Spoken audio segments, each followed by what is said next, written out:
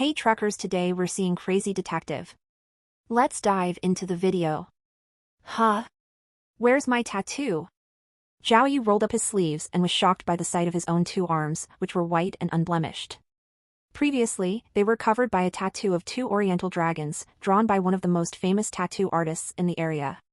They looked intimidating, to say the least. But, where were they now? Zhao Yu raised his head and found himself sitting in a brightly lit office that was split into many small cubicles. At the moment, the office was in a state of chaos, phones ringing non-stop, documents flying around, and a flurry of office workers running through the hallway, each of them with anxiety and exasperation written all over their face. All right, everyone, gather around. A middle-aged man clad in a brown jacket appeared and directed everyone's attention. Team leader Chu Ping shall now describe to us the situation regarding taser rape cases. Tonight, we're moving out, so everyone listen carefully. Another person quickly pulled over a whiteboard which was filled with words, along with many pictures posted on it. Upon hearing the announcement, many workers quickly crowded around the whiteboard, pulling up chairs whenever convenient before sitting and watching intently. As for Zhao Yu, he merely remained in his own seat. At the moment, he was still in a state of shock. Zhao Yu touched his right ear, perfectly intact. As he remembered, his right ear should have been split in two during a scuffle with some runt. Zhao Yu wished he could see his own face with a mirror or something. He looked around and his eyes fell on a photo sitting on the office desk. The photo depicted a young, handsome man wearing a police uniform, but the man looked exactly like himself. Holy **T. The shock was finally passing, and the man felt foreign memories flood his mind. Zhao Yu finally realized, could it be that he had encountered the legendary mind crossover? He could still clearly remember that he was previously the top strongman for the Qinglong Mafia, a true ruffian to the bone.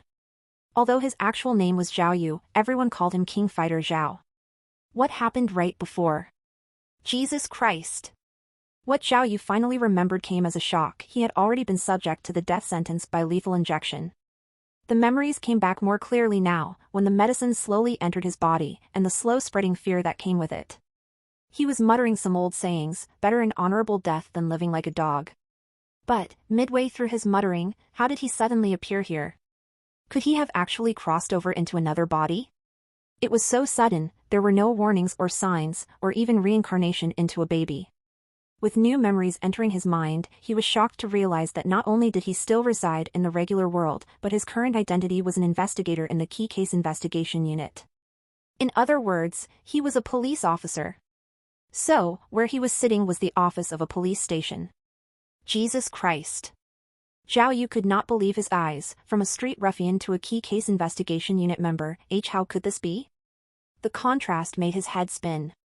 The man ran a hand over his head. He previously had many blade injuries on his head that messed up his hairline. That has led to his baldness, both for convenience and intimidation.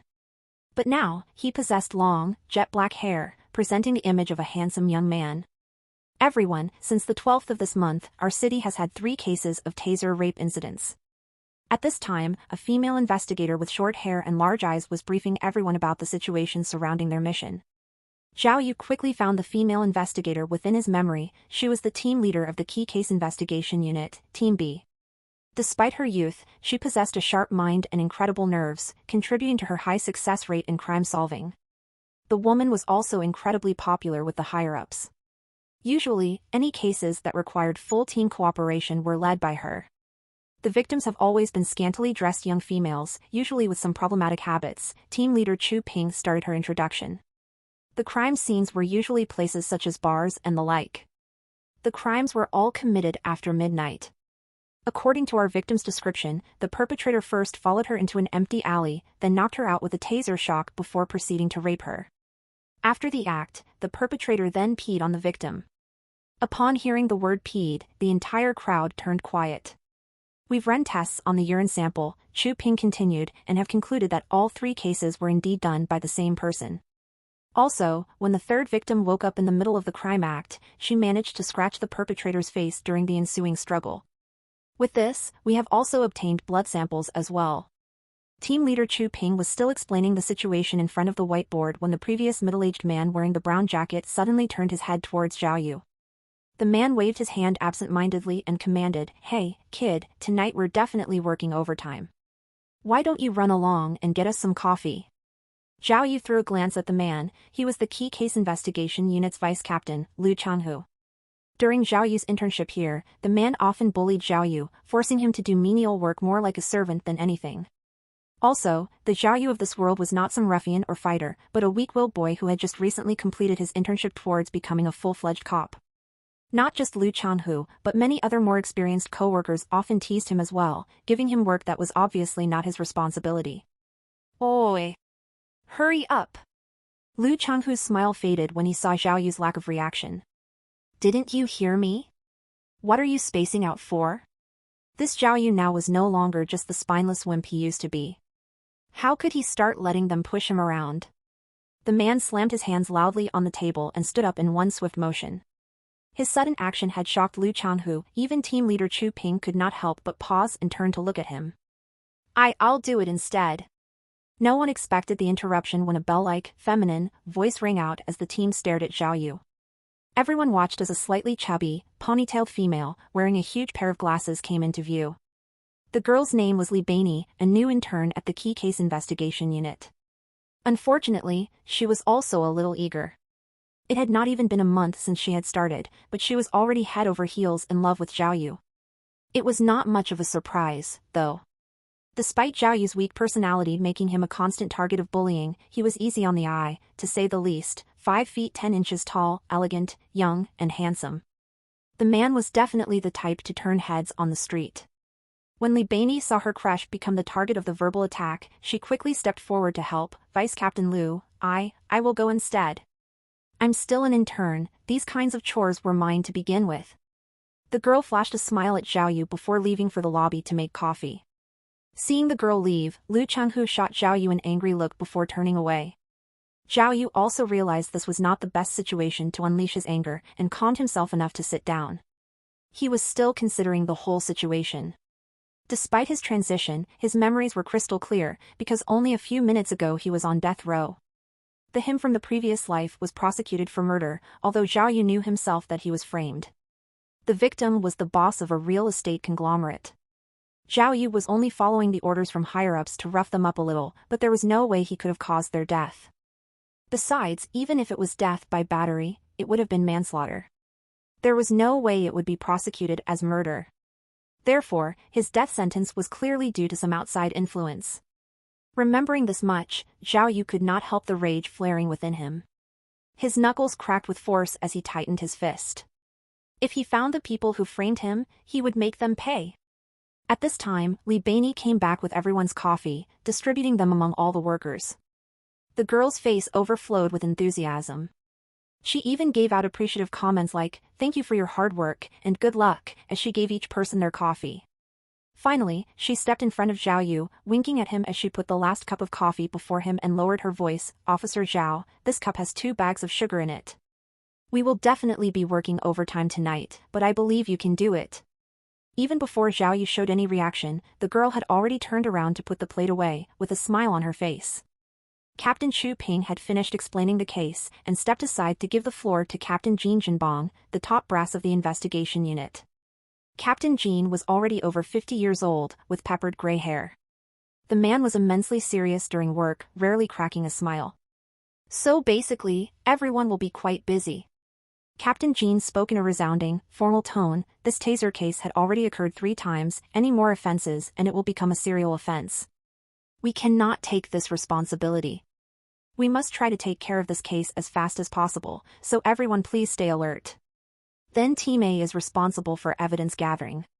Since the culprit followed the victims, he must have appeared at the bar the victims had frequented. Search through all the camera recordings, find this person. Not only that, but also check all the cameras near the bar and car registrations. Do not let a single trace of evidence escape. Understood, all the officers confirmed. Team B, your responsibility lies in cross-examination, Captain Jean commanded. We don't have any data on the culprit's blood, so we cannot use blood comparison. However, the culprit's urine is an important piece of evidence. Even though we cannot find any match with the basic tests in the station, we can ask hospitals and other medical centers for possible matches. As long as the culprit has had a body examination before, we can definitely pin him down. Of course! T/his chapter is up.d by nvel bin.co/m. Also, the taser used by the culprit, all the cell phone signals within the area, and the victim who saw the culprit's face, this evidence cannot be ignored.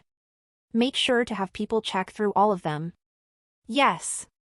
Alright then, now that every team has been assigned their job, there shouldn't be any problems. Please head out as soon as possible. The man finished up his speech and closed his notes, ready to turn around and leave right away.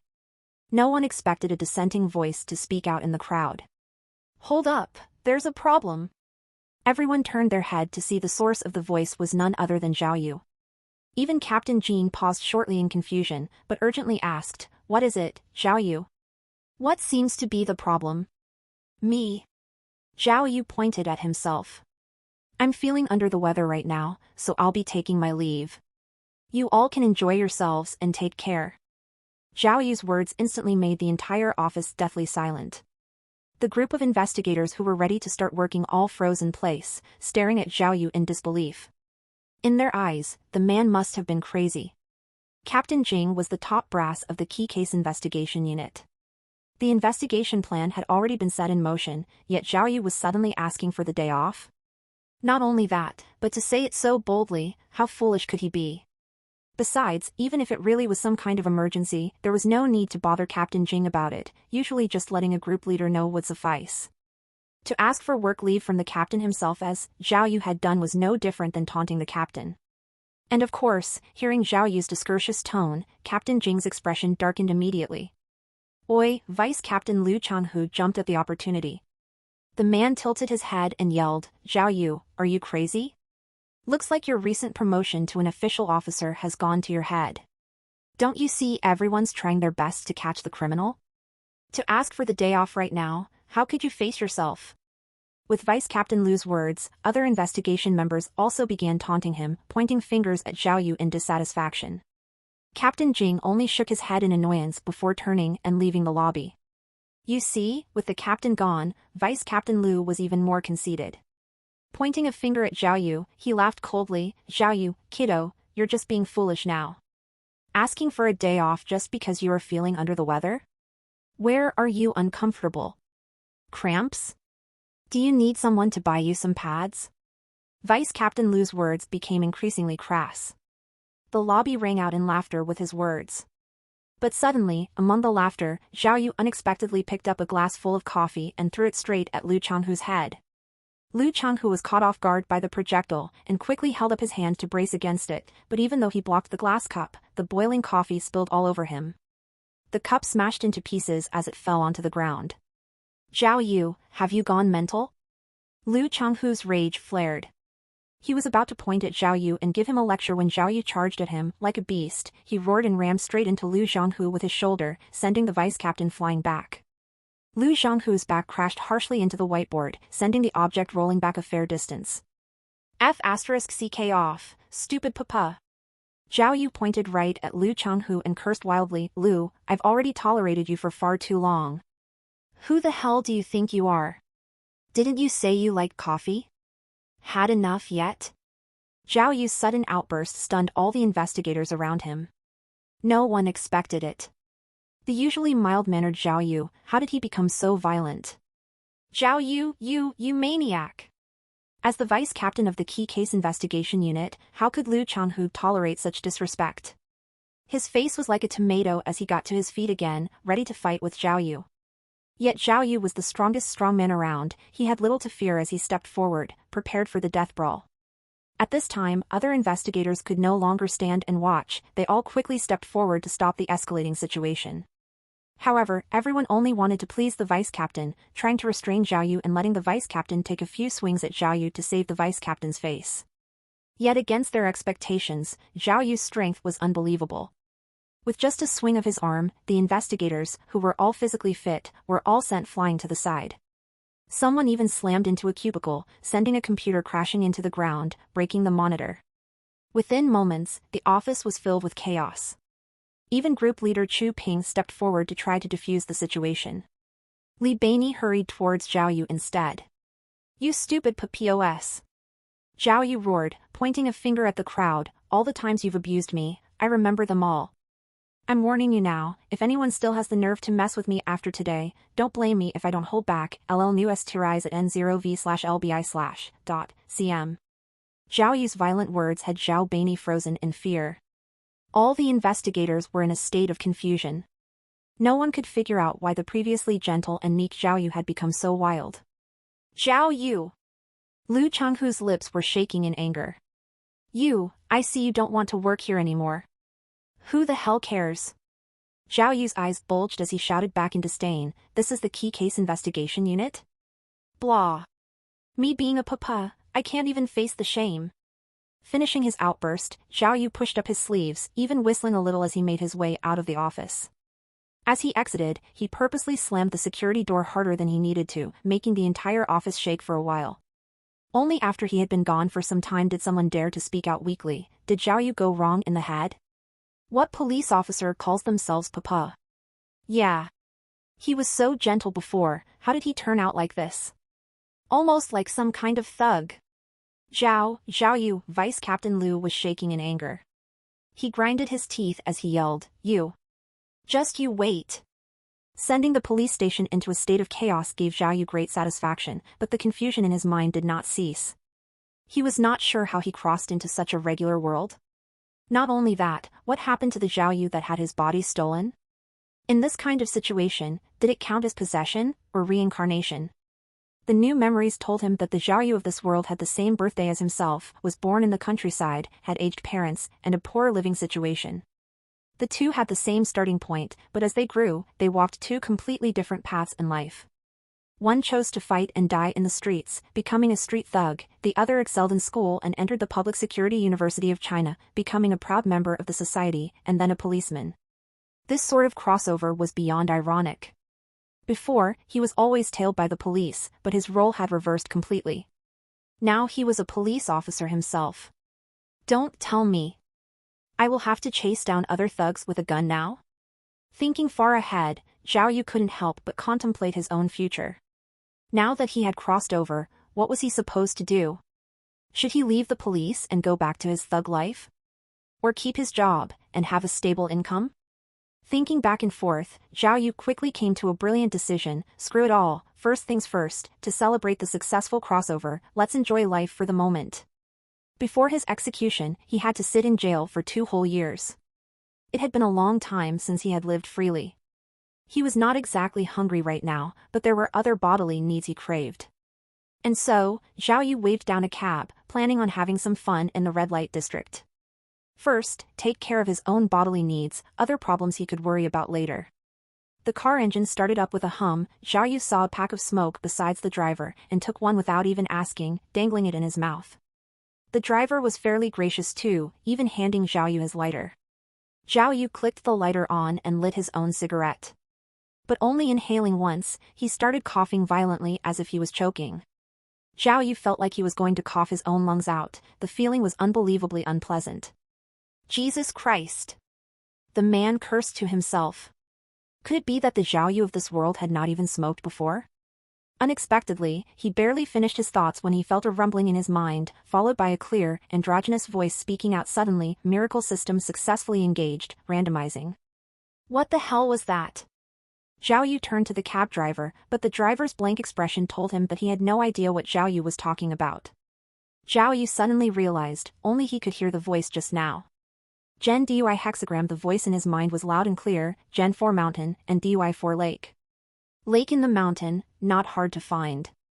You are blessed. Good luck with come. Take it easy. The words were spoken quickly, and stopped within a few seconds, returning to silence. Zhao Yu gaped, he didn't remember a single word of what was said. What the hell was that? Why were there voices in his head? Am I going crazy? Wait! Suddenly, Zhao Yu remembered the first few words, miracle system. Miracle system? Oh! Zhao Yu finally remembered the familiar routine. In all the crossover dramas he had watched, there were always some magical system that appeared. Using this system, promotions, and escaping crimes were all easily achievable. Aha! Holy sh*t. He had obtained the miracle system? But, this miracle system, what does it do? Since this is the miracle system, should there be some sort of introduction? But when Zhao Yu tried to search through his mind, there was no such thing. He could not even recall the strange voice that had just spoken to him. LL new rise at N0V/LBI/.cm. He angrily slapped his head over and over, but there was no change. What the hell is this? Just now the voice spoke too quickly. He did not even hear it completely, only remembering a few words related to the lottery. He could not help but think, could it be that the so-called miracle system was just some lottery system? If so, did I win the jackpot, or the complete opposite? Zhao Yu could not help but feel a little disappointed. Even if he had won some sort of system, it was probably the easiest one to win in history. He tried to smoke a few more puffs, but realized that after his violent cough session just now, the cigarette was already extinguished. He sighed heavily. He returned to searching through his memory, and realized the Zhao Yu of this world was in a terrible financial situation, living in the work dorms, eating in the police station cafeteria, and he did not even have $1,000 worth of savings. Looking at the situation, it seemed like his only source of income was the salary from the police station. How sad! Back when he was a thug, every day was a feast. Even though he did not live in any fancy houses, there were hot girls here and there, and every night was always a party. His life could have been compared to that of a king's. Compared to now, it seemed like his old life was much better. But back then, every day was deathmatch after deathmatch, the danger level was much higher than just being a policeman. Also, there were too many scums, it was easy to just die because of some hidden agenda. He was a living example of such. Zhao Yu quickly scanned through his memories, and realized the current world and his old one were not very different except for a few details. Although they lived in the same city, there were not any familiar faces or places from his previous life, none of the old gangs existed, and of course, none of his old friends or underlings. But even if they did, none of them would recognize Zhao Yu now, because the current Zhao Yu was a policeman. He sighed again. Let's not think about this anymore.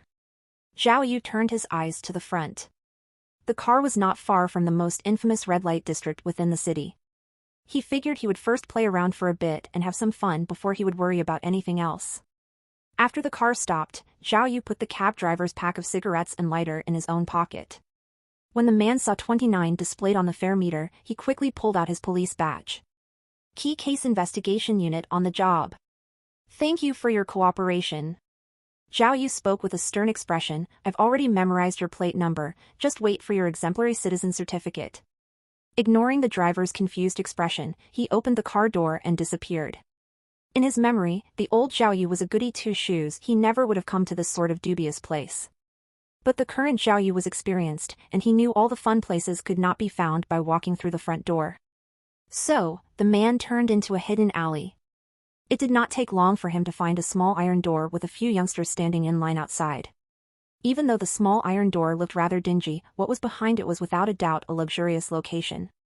Zhao Yu had no patience to wait in line, and walked straight towards the entrance. The door was guarded by a muscular staff member with a nose ring who blocked his path. Sir, our bar is members only. Are you a member? F***CK off. Zhao Yu simply cursed him out, nearly spitting on the man's face. He pushed the man aside, then pulled the iron door open and strutted in without a care. In Zhao Yu's perspective, some rules simply did not apply to him. Despite the burly build of the staff member with the nose ring, he was not sure what to make of Zhao Yu, so he could only watch as the fearless man disappeared out of sight. Inside was indeed a luxurious private bar. Many colored lights reflected on the wine glasses, magnificent decorations all around, emotions ran high, and scantily clad youngsters were enjoying themselves on the dance floor, shouting non-stop. Zhao Yu knew these sorts of bars usually were not run by upstanding businesses, but by some powerful mafia groups. From property rights to management, everything was within their control. Back when he was on the streets, Zhao Yu commanded many of these kinds of places just by himself. He could be considered a pro at this. Of course, he also knew that within some of these darkened, private rooms, there were always many illegal activities occurring. If you wanted to catch criminals, it was like a dime a dozen in these places. But today, Zhao Yu was only here to enjoy himself. He only wanted to satisfy his manly urges. After making a few rounds around the bar, he quickly found his target. Sitting in front of the bar was a slim, dainty female. The woman wore a black and white striped, business casual outfit. She was slightly plump, elegantly postured, with a face to match her beautiful figure. Her cheeks were reddened, with many wine glasses laid before her. It was clear she had been drinking more than a little. Girls like these were easy targets.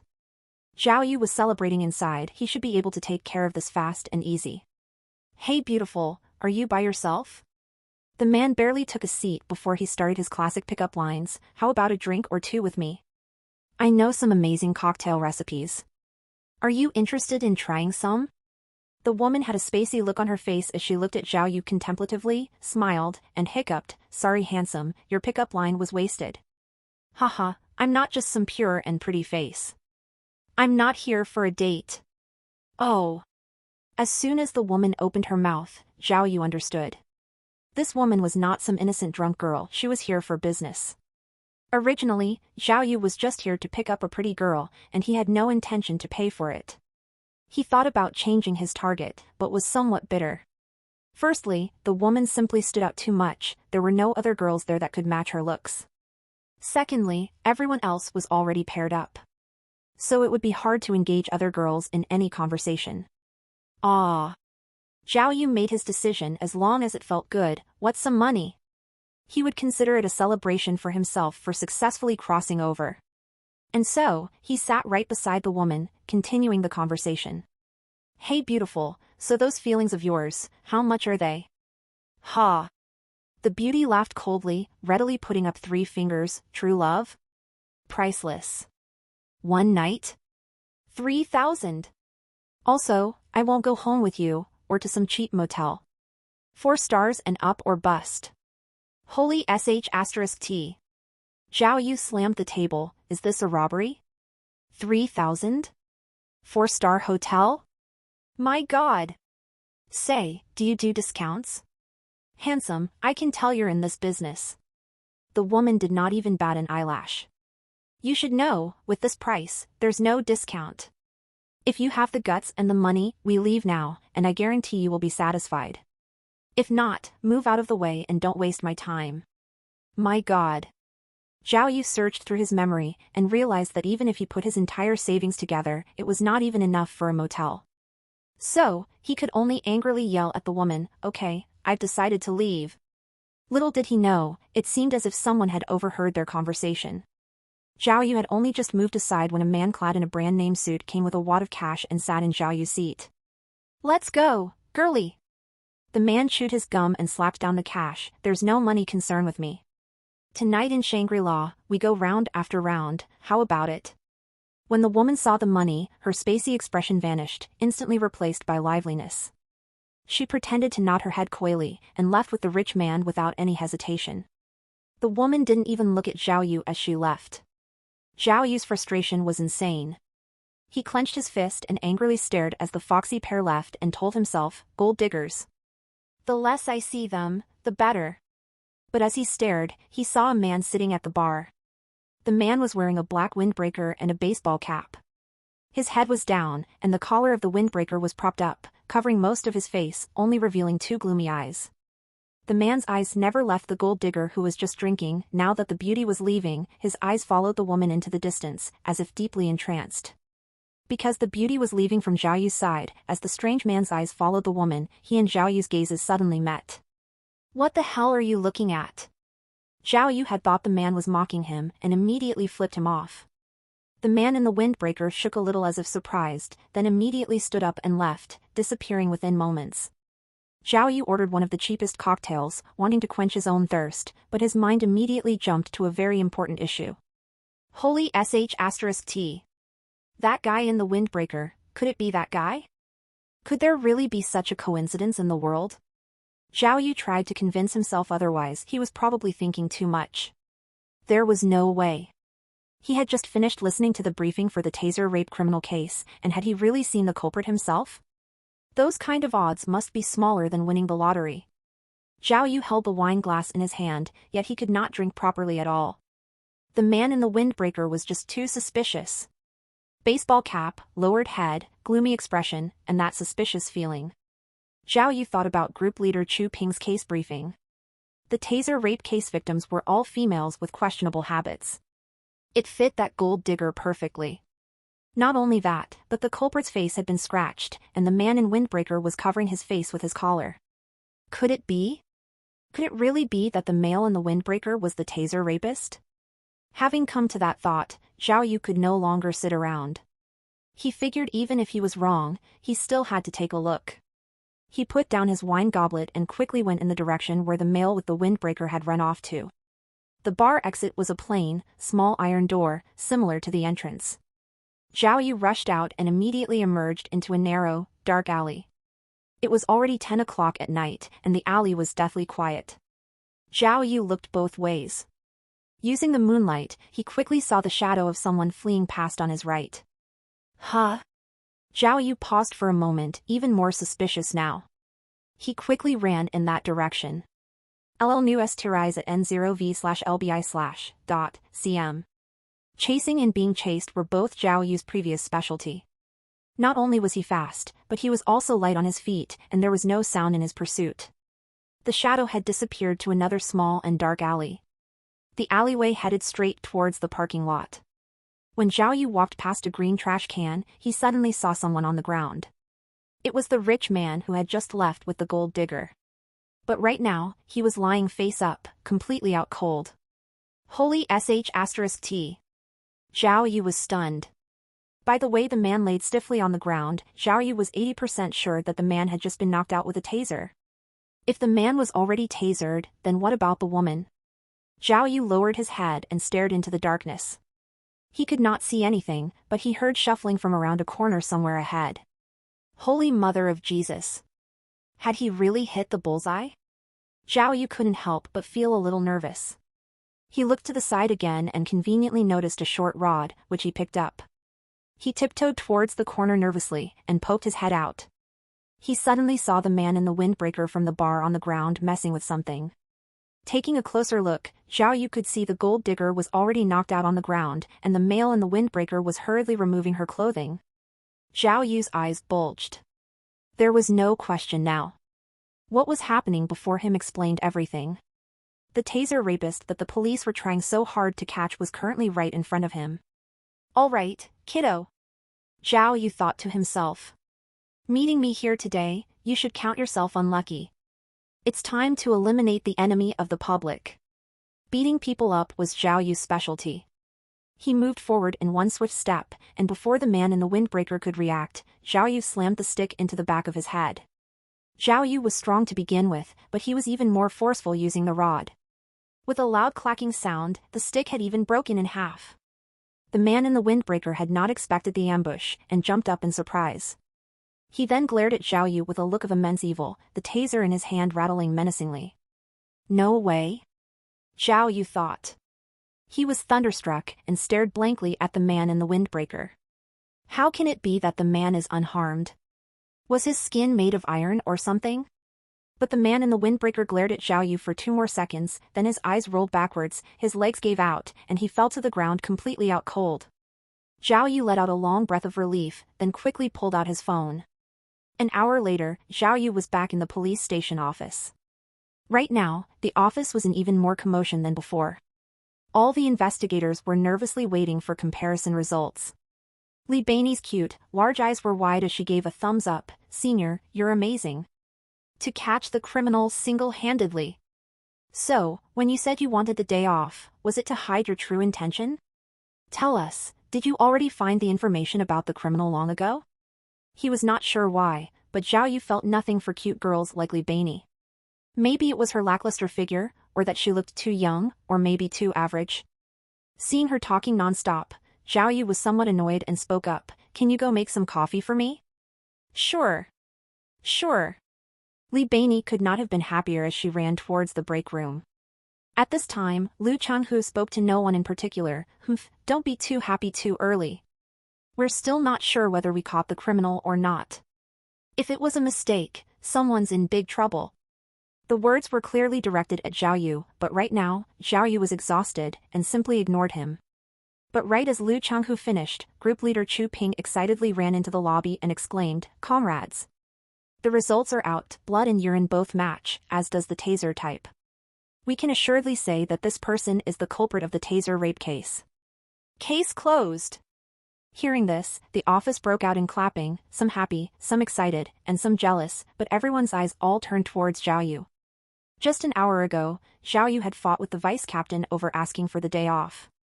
No one could have expected that only an hour later, the person who solved the case so quickly was also Zhao Yu. Everyone was definitely confused. Everyone wondered what kind of method Zhao Yu had used to catch the culprit. Yay! That's great, Officer Zhao. Li Beinei placed the coffee in front of Zhao Yu, complimenting him excitedly. Congratulations. Once you get your reward money, don't forget to invite us out for some food. Reward money? Zhao Yu thought back. Indeed, the investigation unit had a rule. Usually the officer who caught the criminal would be awarded prize money based on the situation. Not only that, but it would also be recorded in their records, greatly helping them with promotions or exams later on. There's money to be made catching criminals? Good. Good. The side of Zhao Yu's mouth tilted up, and he threw a glance at Vice Captain Lu. Lu Changhu was unhappy to begin with.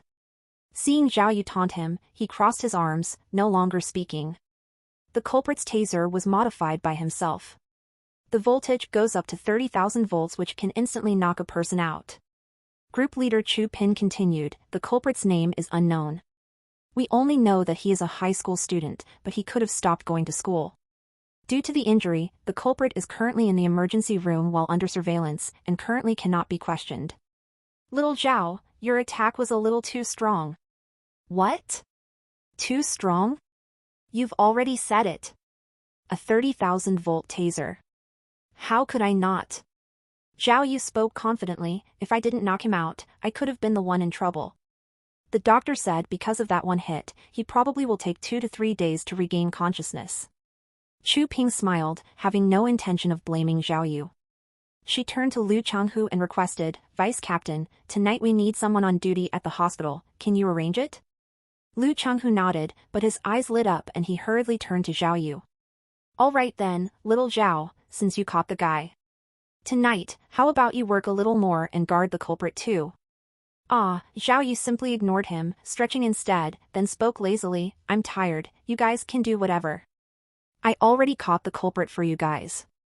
I'm going to go and take a good nap now. Aha. You. Lu Changhu's face twisted in anger. Zhao Yu, this is a police station, we have our rules, what kind of attitude is that? What? You caught a criminal, and now you're the king of the world? Humph.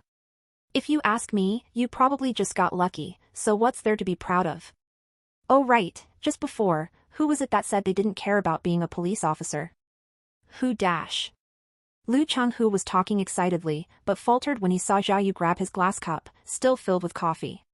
He flinched, then reflexively backed away, ducking behind the side of a cubicle. Zhao Yu picked up the glass cup quickly but raised it to his mouth and took a gulp, having no intent of throwing it. With this, Lu Changhu felt even more awkward hiding behind the desk. Zhao Yu had wanted to tease Lu more, but as the coffee entered his stomach, a clear, crisp voice suddenly spoke, today's adventure was completed. Completion rate, 75%. Congratulations, obtained 1 invisible item, please accept. Another voice. Again? Zhao Yu was caught off guard. He had wanted to listen more carefully, but the voice disappeared as suddenly as it came, returning to silence. Reward? The man only remembered the word reward. Reward, reward, where are you? Just as he was thinking of the word, his mind suddenly displayed a virtual image. There was a small, round black ball displayed on the image in 3D. Zhao Yu clicked on the black ball using his thoughts, and a voice suddenly rang out in his head, invisibility eavesdropper device. One-time use. After usage, allows for invisible eavesdropping, completely undetectable. Lasts 48 hours, newest to rise at n/vel/b/i/n.co. What? What? Zhao Yu was puzzled by the sudden introduction, and hurriedly clicked on the ball again, causing the voice in his head to replay the description of the invisibility eavesdropper device. Officer Zhao, I put 2 bags of sugar in this cup of coffee again. Li Beinei watched Zhao Yu's spacey expression and assumed he was simply enjoying the coffee too much. Zhao Yu was instantly pulled back to reality and was dismayed by the crowded noise around him. He wanted to find a quieter place and pondered this new development. Ignoring Lu Changhu's unpleasantry and Li Beinei, he stood up and left the office. Yet, as he exited the room, he came face to face with Captain Jing Zhenbong. Zhao Yu had never been close with the captain, so he lowered his head and tried to walk past him. Unexpectedly, Captain Jing blocked him from leaving and asked, "Zhao Yu, didn't you say you wanted to take the day off? How come you caught the criminal instead?" The captain asked very seriously, "I don't understand. How did you know that the culprit would appear in that place tonight?" "Captain Jing, I really do not feel well today. Can I tell you some other time?" Zhao Yu spoke quickly and tried to leave again, but Captain Jing suddenly patted him on the shoulder and spoke wisely, "Little Zhao, no matter what, if you can catch the criminal, then you're worthy of the uniforms we wear." "Good job. Keep up the good work." Captain Jing's words shocked Zhao Yu. In his memory, the stern and strict captain rarely praised anyone. What was wrong with him today? Captain Jing walked into the office after he finished talking to Zhao Yu. As soon as he entered the room, Lu Changhu's ill-intentioned complaints started up yet again. Zhao Yu did not care to argue anymore and headed straight for his own dorm. While it was technically a dorm, the room was more like a small office behind the main building. The living space was tiny and shared among 3 people, and there was not even a private bathroom. Zhao Yu's roommates were 2 of his co-workers from the patrol section. The younger roommate was all right, but the older one had a thunderous snoring issue every night was quite a headache. Luckily, the snoring one had night shift tonight, otherwise, Zhao Yu was sure to have a sleepless night. It was already 4 in the morning now, nearly dawn. Zhao Yu returned to his dorm, but went to bed without washing up. He climbed on his bed right after taking off his shoes, ready to hit the hay. Yet the night of this magical adventure had already doomed him to sleeplessness. First, executed by lethal injection, then crossing over to a different world, swapping his identity completely, and obtaining the mysterious system and item reward. All these strange encounters swirled in his mind endlessly, preventing him from sleeping. Especially this weird miracle system. Zhao Yu had a feeling that his amazing luck today, catching the taser rapist, was not some strange coincidence, but was set up by the miracle system. Maybe when the miracle system was engaged, something was changed, allowing Zhao Yu to coincidentally capture the criminal? After the case was closed, the system even told him his completion rate was 70-something%. This completion rate probably referred to the completion rate of the quest given by the miracle system. Back when he was at the bar, had he not chosen to chase down the man in the windbreaker? If he had not chased him, could his completion rate have been drastically lower? Then that meant, no matter how many opportunities the miracle system set up for him, in the end, it was up to him to take those opportunities in order to succeed. Thinking up to this point, Zhao Yu could not help but feel somewhat excited. By having this miracle system, if he met similar cases in the future, could he also solve them magically like he did today? Wow! If this was really the case, then won't I end up being a master detective? The reward for that is massive. Only after that thought did he finally start falling asleep. In truth, being a policeman was not an easy job. Despite most of the key case investigation unit working practically overnight yesterday, most people still came to work today. Nobody would take a day off so easily. This was because new cases could happen at any moment, and they must be prepared for them always. Of course, that did not apply to Zhao Yu. The next day, Zhao Yu was barely waking up at 10:30 a.m. In the end, he was awoken by the thunderous snoring, otherwise, he would have slept even longer. The elder roommate had come back from his night shift, and was happily snoring away. Zhao Yu really wanted to pummel the snoring man. He scratched his messy bed hair and looked around. The room was messy, not to mention smelly, definitely not a suitable place to live. Seeing this, Zhao Yu suddenly had an idea. Living like this was just depressing, so why not rent a different house starting today? Because he lived in the police dorm, the old Zhao Yu was often assigned extra work from the senior investigators. If he left, then naturally he could avoid this type of problem. Besides, the current Zhao Yu still was not used his new identity. Going to work was still tolerable, but if he had to live in the police station too, that would just be too awkward. First the bathroom, then washing up, Zhao Yu did not feel much like cleaning up. After combing his bed hair, the man headed straight for the police station. He did not go in order to do work, but only wanting to use the computer at the office to find a good house to rent. As he climbed the stairs, he ran into a few officers smoking along the way. The smell of the smoke aroused his own old addiction. Stopping by a corner at the stairs, Zhao Yu took out the cigarettes he had confiscated from the cab driver, dangling one in his mouth as he lit it. The result was as expected. With just one breath, he started coughing violently again. But between the violent coughs, a clear voice rang out in his head again, "Miracle system engaged, currently randomizing." My God! This time Zhao Yu was more prepared. As soon as he heard the voice start, he focused on the words, carefully trying to remember each of them. DUI Sun hexagram. DUI 4 lake, and Sun 4 wind. Wind on the lake makes small waves. Smooth sailing regardless of your choice of way. The voice stopped as soon as it finished the line. Even though Zhao Yu tried his hardest to remember, he still failed to remember much. The only thing he remembered was wind, and smooth sailing. The last word especially made Zhao Yu feel much better. It looked like this game of roulette treated him well. Even though he could not quite understand it, he still connected it to roulette. Could it be that this miracle system made use of some sort of roulette wheel? If so, then he must be sure to research it well, so he would be well prepared when his luck failed him.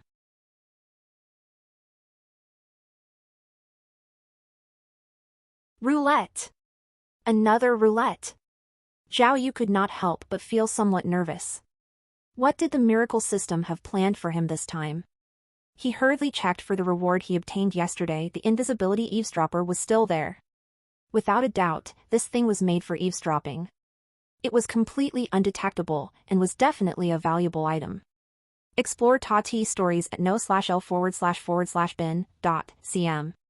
Zhao Yu trekked back to the office, but saw that the office was not nearly as crowded as before. There were only a few investigators working in their cubicles. People like Liu Changhu and Chu Ping were not there. Seeing Zhao Yu's arrival, a few of the investigators could not help but awkwardly stare at the man. No matter how they saw it, yesterday Zhao Yu was just out of ordinary. The usually meek man-child had acted like such a violent thug, but then had single-handedly solved the Taser rape case. It was hard to imagine. But Zhao Yu could not care less about the stares, and headed straight for his work computer. His neighbors were Zhang Jingfeng and Liang Huan. The two were responsible for investigating cold cases. The so-called cold cases were those that happened a long time ago, but were still unsolved. As a part of the key case investigation unit, these cases were naturally of significant importance, usually involving robbery if not murder. In these cases, due to the long downtime, most evidence or important personnel tended to disappear, drastically increasing the difficulty of the cases. Some cases could be left unsolved for over 20 to 30 years without a lead. Because of this, the cold case investigation department was one of the least popular departments, and everyone avoided being transferred over. Not only were the investigations often fruitless, but there was often much pressure from the higher-ups. If there were not enough results in the allocated time, they would be punished. Zhang Jingfeng and Liang Huan were a pair of unfortunate souls. Due to various reasons, the two had been transferred to the department this year. At the moment, the two were looking at a stash of photos and poring through some file records with difficulty. Zhao Yu was waiting for his computer to turn on, so he snuck a peek out of curiosity, only to see the photos were all of bloody corpses. Bro, what the hell was this? Hella brutal. Zhao Yu asked with minor interest. This. Zhao Yu's words were crude to say the least, making it hard for the other two to accept. This, Zhao Jingfeng spoke first. This was a murder case from 10 years ago in the uptown area. The victim died very brutally, got slashed 40-something times. Oh. Although the computer had booted up, Zhao Yu had become interested in the case. He hurriedly picked up a photo, looking at it carefully. This case made a huge commotion at the time, Liang Huan said. The victim was a jobless wanderer, walking around aimlessly, not to mention a gambling addict as well. Probably due to his debts with loan sharks, after being hacked to death, return debts were written all over the wall, as well as things like an eye for an eye. Because of the brutal death, this case was named H-Gang murder case. Yeah. Zhang Jingfeng followed up. According to the previous policeman working on the case, the victim's blood was all over the house. His wife even ended up with mental issues thanks to this. After the case, half the people uptown moved out in fear. The government had to enact their plan ahead of time and demolish the place early. Zhao Yu examined the picture intently, and asked, with this much commotion, how come the case still hasn't been solved? Zhang Jingfeng sighed helplessly. If this case was already closed, us two wouldn't be here suffering right now. In the beginning, the station pretty much mobilized everyone, searching day and night, even taking down quite a few gangs in the process. But the weird thing is that there wasn't a sliver of the killer's identity anywhere. The case ended up going cold like that, and now it's just a headache for Captain Jing. And now, Liang Huan spoke again, the area was already demolished. Other than these photos and some incomplete file records, we don't have any other evidence. Where could we go and investigate? This is already a dead case. Because it's almost the 10-year mark, the higher-ups especially want us to investigate this case. Zhang Jingfeng sighed again, if we can't solve it, then the two of us are probably going to be demoted to traffic duty. Yep, Zhang. Liang Huan smiled bitterly, let's just go practice now. He made a slamming motion, first thing I do, is to go down to those cars parked illegally near my apartment building, and ticket them all. Ha ha ha, Zhang Jingfeng could not help but laugh, then copied the same motion for ticketing. Say, Zhao Yu drummed on his nose as he looked at the two, then picked up one of the photos. Bro, I have a few things to say, dunno if I should dash. Go on, go ahead. Zhang Jingfeng noted, we've accepted our fate at this point. That, Zhao Yu furrowed his brows, it's like this, I think this H-gang murder case isn't right, or at least the name is wrong. What? The other two were more than a little shocked, exchanging a glance with each other.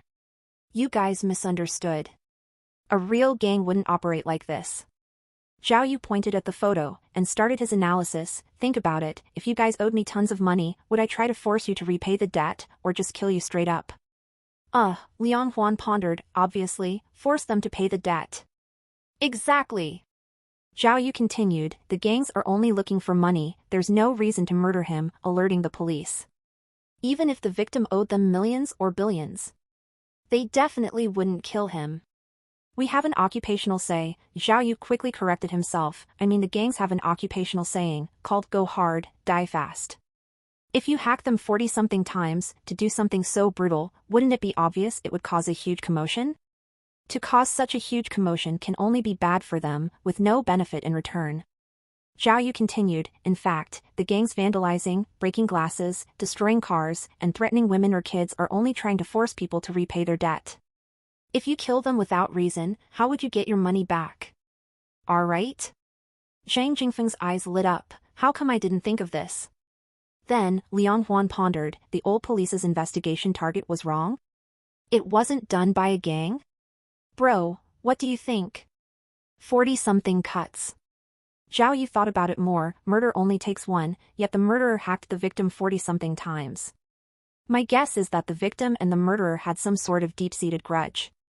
The killer purposely made this especially brutal just to mislead the police into thinking it was gang activity. This is called a diversion. Oh. Makes sense, Zhang Jingfeng considered the possibility, but the record already showed that the victim was a jobless bum and had quite a temper too. He had many enemies and bad relationships with the neighbors too. To investigate this much is, he paused, at a loss for words, difficult. Is the victim's wife still around? Zhao Yu suddenly asked, are they still crazy? Nope. Liang Huan thought back on the records and answered, already remarried, with a kid now too. Apparently she's doing pretty well. Then why don't you guys ask her? If the victim had any enemies, she would know. If she doesn't, then it's not too late to start practicing ticketing people. Zhao Yu turned back to his own computer, not to mention, maybe the wife and the murderer could have some sort of connection. What? Liang Huan almost knelt in front of Zhao Yu in gratitude, you mean? 40-something cuts. A crime of passion is possible, right? Zhao Yu started searching up rent information on his computer, why don't you guys look it up, it's not like. Before Zhao Yu could even finish his sentence, Zhang Liangfeng and Liang Huan rushed out of the office. Zhao Yu was truly penniless, he did not even have money to buy data on his phone, and had to look up house rental information on a computer instead. In the end, among the massive advertisements, he randomly picked a few that were near the police station. Showing no regard for work hours, the man threw on his jacket and left the workplace. As for Zhao Jingfeng's investigation, he did not have high expectations. If just a few of his words could solve a cold case that had been plaguing the investigation unit for 10 years, it would really be the joke of the century. Executed by lethal injection but having escaped death and crossed over, and then obtaining the magical, so-called miracle system had put Zhao Yu in a great mood. As he strolled down the street, the sun beamed upon him warmly as he walked with an extra spring in his step. He started realizing that being a key case investigator might not be so bad. Catching criminals and getting rewards, not to mention some special privileges. That kind of life did not sound bad at all.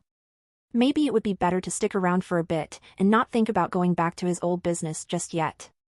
Zhao Yu's first rental possibility was in a shopping district near the police station.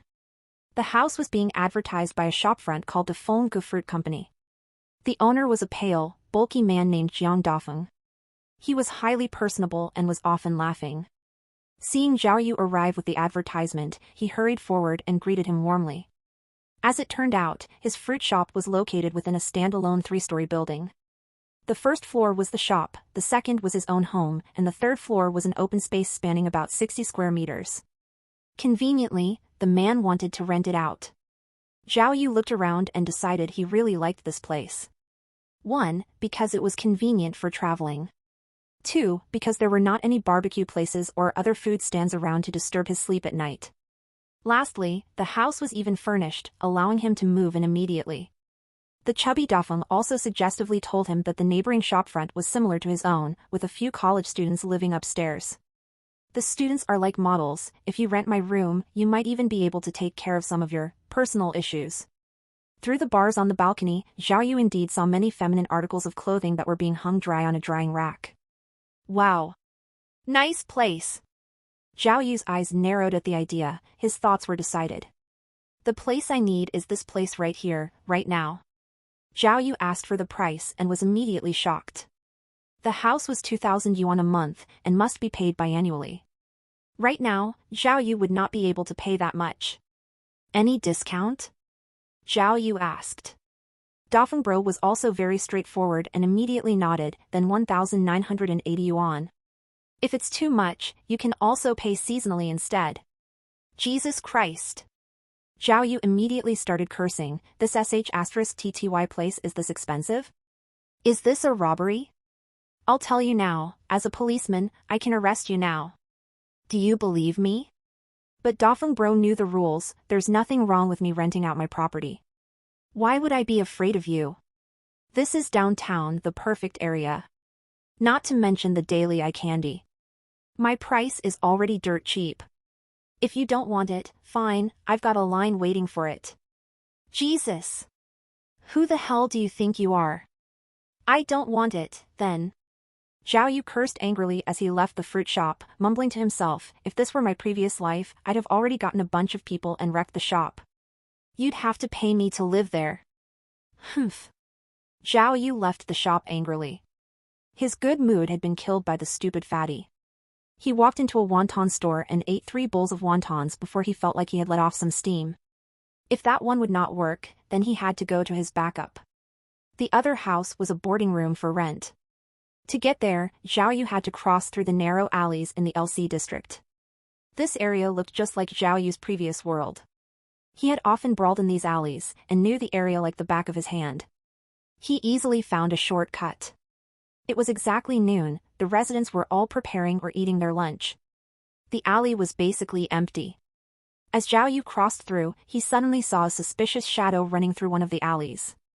Zhao Yu was not sure why, but he reflexively hid before whoever it was saw him. The kid was wearing a dark green hat. He was of average height and skinny, almost like a student. Yet he looked very nervous, as if he were doing something questionable. Interesting. Zhao Yu used to deal with these delinquents often, and followed the kid out of curiosity. Despite the kid being on high alert, constantly checking left and right, Zhao Yu was experienced in stealth and avoided all detection. Finally, Zhao Yu followed him into a dark corner. There was a tattooed man with dyed blonde hair waiting. The two exchanged no words when they met. The youngster immediately handed the other man some sort of black USB, while the blonde pulled out an envelope in exchange. Huh. Zhao Yu watched from the sideline. Even an idiot could tell that the two must be making some sort of illegal deal. If Zhao Yu rushed out now, he could definitely catch them red-handed, adding more credit to his criminal catching record. But Zhao Yu was used to this sort of activity. He knew there were other, more beneficial ways to deal with this. So he simply waited silently in the shadows until the blonde disappeared with the USB. Zhao Yu then strode forward and immediately pinned the youngster with the green cap against a wall. Freeze! Police! Zhao Yu spoke with confidence. He thought, now that I am a police officer. No need to fear. The young boy nearly collapsed upon hearing the word police and suddenly broke down and started sobbing. When the cap came off, Zhao Yu realized that it was not a boy at all, but a short-haired girl. Judging by her childish appearance, at best, she was a middle schooler. Zhao Yu was taken by surprise, but still darkened his expression and scolded, "Do you know why I caught you?" The little girl was shaking non-stop. She raised her head and begged, "Mr. Policeman, I know I was wrong, I won't do it again. Save it! Tell me the truth now, or I..." Zhao Yu paused for a bit, then started again, "I'll call your parents." "No. No." The girl looked much more anxious now. "Please don't tell my parents. If my dad finds out about this, he'll kill me." Zhao Yu saw the girl was not a threat and let her go, but snatched the envelope. Opening it, he saw that there was a huge wad of cash. Find new Tories on nov/elbin.com. Whoa! Zhao Yu had assumed the envelope probably contained money, but he did not anticipate it would be this much. He questioned the girl in a hurry, "Quick, this money, how'd you get it?" Hearing this, the little girl started wailing. She grabbed Zhao Yu's arm and begged pitifully, "Mr. Policeman. This was really my first time, please let me go. I know I'm wrong, I won't do it again." "Oi, you're getting your snot on me." Zhao Yu pushed the girl off, "Don't cry anymore. First tell me, what did you just hand to the other guy?" Apparently the thing the little girl handed to the blonde really was a USB. The USB contained 2 game accounts' usernames and passwords, both for a currently popular game. So, it was just about game account theft, he thought. Zhao Yu was secretly relieved that he did not dash out just then to catch them red-handed. The Grand Key Case Investigation Unit officer coming out to catch 2 measly game account thieves? If it ever got out, he would never be able to live it down.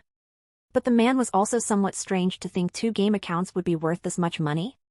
According to the girl, there was 10,000 yuan in the envelope. That was his salary for the next few months. "Sir, this was honestly my first time. The money, I don't want it anymore." The little girl was still talking through her tears, "Can you let me go? I honestly won't do it again." "Pfft," Zhao Yu spoke abrasively, "that deal just now was completely wordless and smooth, yet you say that's your first time?" The little girl could not retort. "Say, if you're stealing game accounts, why with cash? Isn't it easier to just do online transactions?" Zhao Yu was rather curious. "Mr. Policeman," the little girl answered honestly, "I still don't have my social security card. I can't open a bank account. Besides, online transactions always can be traced." "Oh." Zhao Yu was a little surprised, couldn't tell, "But are you a pro at this? Say, with all the money you got from hacking, what do you do? Go buy more equipment for games?" "No. No." The little girl must have seen an opportunity because she had stopped crying and answered very honestly, "The money is for my mom's illness. She has uremia." "Humph." Zhao Yu huffed. Obviously he did not believe these sorts of amateur lies. "It's true." The girl was serious. "One examination needs a few thousand yuan. Just the money from my dad selling fruits really isn't enough. He's so concerned, he wants to rent out the floor above our house." "Wait!" Suddenly Zhao Yu stopped dead in his tracks. He examined the girl carefully and realized she looked a little familiar. "Tell me the truth, what's your name? And your dad's? If you lie, I'm taking you to the police station." "I'm really not lying. My name's Jiang Shaoqing," the girl answered. "My dad's name is Jiang Dafeng. Dafeng Fruit Company on Shunfeng Street is also my house." "Holy, no way." Zhao Yu's thoughts were replaced by exclamation marks. The second biggest coincidence in the world had just landed in his lap. He had just fought with the owner of the Dafeng Fruit Company, and now he had caught the daughter red-handed, doing illegal activity. This sort of coincidence must be second to none. This time Zhao Yu no longer doubted the power of the miracle system. It had to have something to do with it. "Mr. Policeman, sir?" The girl saw Zhao Yu spacing out but was too afraid to run, so she stood obediently in front of him and asked weakly, "Say, can you let me go? The money, stolen fee, I don't want it anymore." "Oh." Zhao Yu returned to reality. Looking at the envelope in his hand, he suddenly had a plan. He hurriedly returned the envelope to Jiang Shaoqing. What do you mean you don't want it? Here, you take it. It's all right, since we're all friends. Here, this is no problem at all. Oh, you, the girl was shocked this time instead. You know my dad? You see. Zhao Yu's thoughts changed. He spoke, I just rented out your house. Now that I know your house situation, if it's to save your mother, then I can turn a blind eye. There's no worry, just continue on your way. Really? Really? The little girl stood there stunned, feeling like her entire worldview had been turned upside down. You aren't playing with me, right? Do I look like I'm kidding? Zhao Yu was all smiles, a model example of someone with hidden agendas. Hehehe, just so you know, I know all about this area. If you have any problems later, Uncle here can take care of it for you. Just this, he pointed at the envelope in the girl's hand, you see? Oh. The little girl knew immediately, I see, so you want a protection fee. Eh? Zhao Yu put his hand over her mouth in a hurry, what protection fee? That just sounds rude. This business is our cooperation. You're the technician, and I run the business. Since we're cooperating, then obviously we should split the reward. Mister, I think, the little girl asked rather meekly, I'm also doing the business side, right? Zhao Yu wrinkled his brows. It's fine, I'm the subordinate in this discussion anyway. Jiang Shaoqing was blunt and concise, you not arresting me is already good enough. Then, how much do you want to split? The rule on the street is you, 30, me, 70. Zhao Yu was a pro in this field, but, since I know your dad well, I'll be nice. You, 40, me, 60, how about it? Huh? No. The little girl argued helplessly, my mom really needs the money, that won't be enough. Zhao Yu frowned, then 50-50, that's final. Just do your thing one time every month. Gotta teach those addicted kids a lesson anyway. Every day, wasting their parents' money on games and equipment. They deserve to lose their account. This way, they can learn their lesson. Even though he was trying to convince the girl into doing more questionable activities, Zhao Yu spoke as if they were on the side of justice. The way he talked, full of confidence, spoke volumes for his god-level shamelessness. Jiang Shaoqing was only an inexperienced child, how could she win against Zhao Yu? In the end, she gave up. 20 minutes later, Zhao Yu was holding the 5,000 yuan reward he had obtained from Jiang Shaoqing. The man was walking back to Dafeng Fruit Company as he planned to rent out the house. As it turned out, after he left someone else had come for the house. 2 young men had set their eyes on the property. When Zhao Yu arrived, they had just paid the rent. The chubby Jiang Dafeng was standing there laughing as he thumbed through the bills. Stop! Zhao Yu immediately roared as he strode over, causing everyone to jump. What kind of situation is this? Jiang Dafeng raised his head to see Zhao Yu. Get the latest chapters on n/velbin.com. He did not even have time to react. Zhao Yu was already inches from him, savagely yelling, holy sh*t, you stupid fatty. Didn't you say you already rented the house to me? How come I come back with the money and you've already rented it to someone else? Do you still want to live? Huh? Zhao Yu's fierce expression intimidated the 2 young men, who were too afraid to open their mouths. No, Jiang Dafeng was confused, didn't you say you didn't? Didn't King WH, as he cursed, Zhao Yu grabbed hold of a piece of sugar cane. Look here, you want me to crush your stupid shop? When he finished, he pointed the cane at the 2 men, I'll say it right now, whoever it was that wanted to rent this house, you should reconsider. I'll be watching your every King move, if you guys have some unfortunate. Jiang Dafeng was enraged as he yelled, if you keep this up, I'm calling the police. Zhao Yu immediately pulled out his own police ID. You want to King call the police? First I'll search your shop. Just now, someone reported you're selling rotten fruit. The 2 young men already took their money and disappeared before Zhao Yu could finish. Jiang Dafeng raised his hands in defeat. All right. Bro, you win. You can take the house, all right? He sighed in defeat, geez, the shameless are truly invincible. It was 5:30 in the morning, with the sun just peeking over the horizon, and most of the city still shrouded in the shadows. Zhouhe Street's KFC was open 24 hours. The shop was currently only occupied by 2 middle schoolers trying to catch their morning recitation. The two were sitting near the entrance, quickly chewing through their delicious chicken sandwich. Suddenly the door opened. A person wobbled into the store. It was a woman wearing a brand-name windbreaker, yet the windbreaker was stained with blood.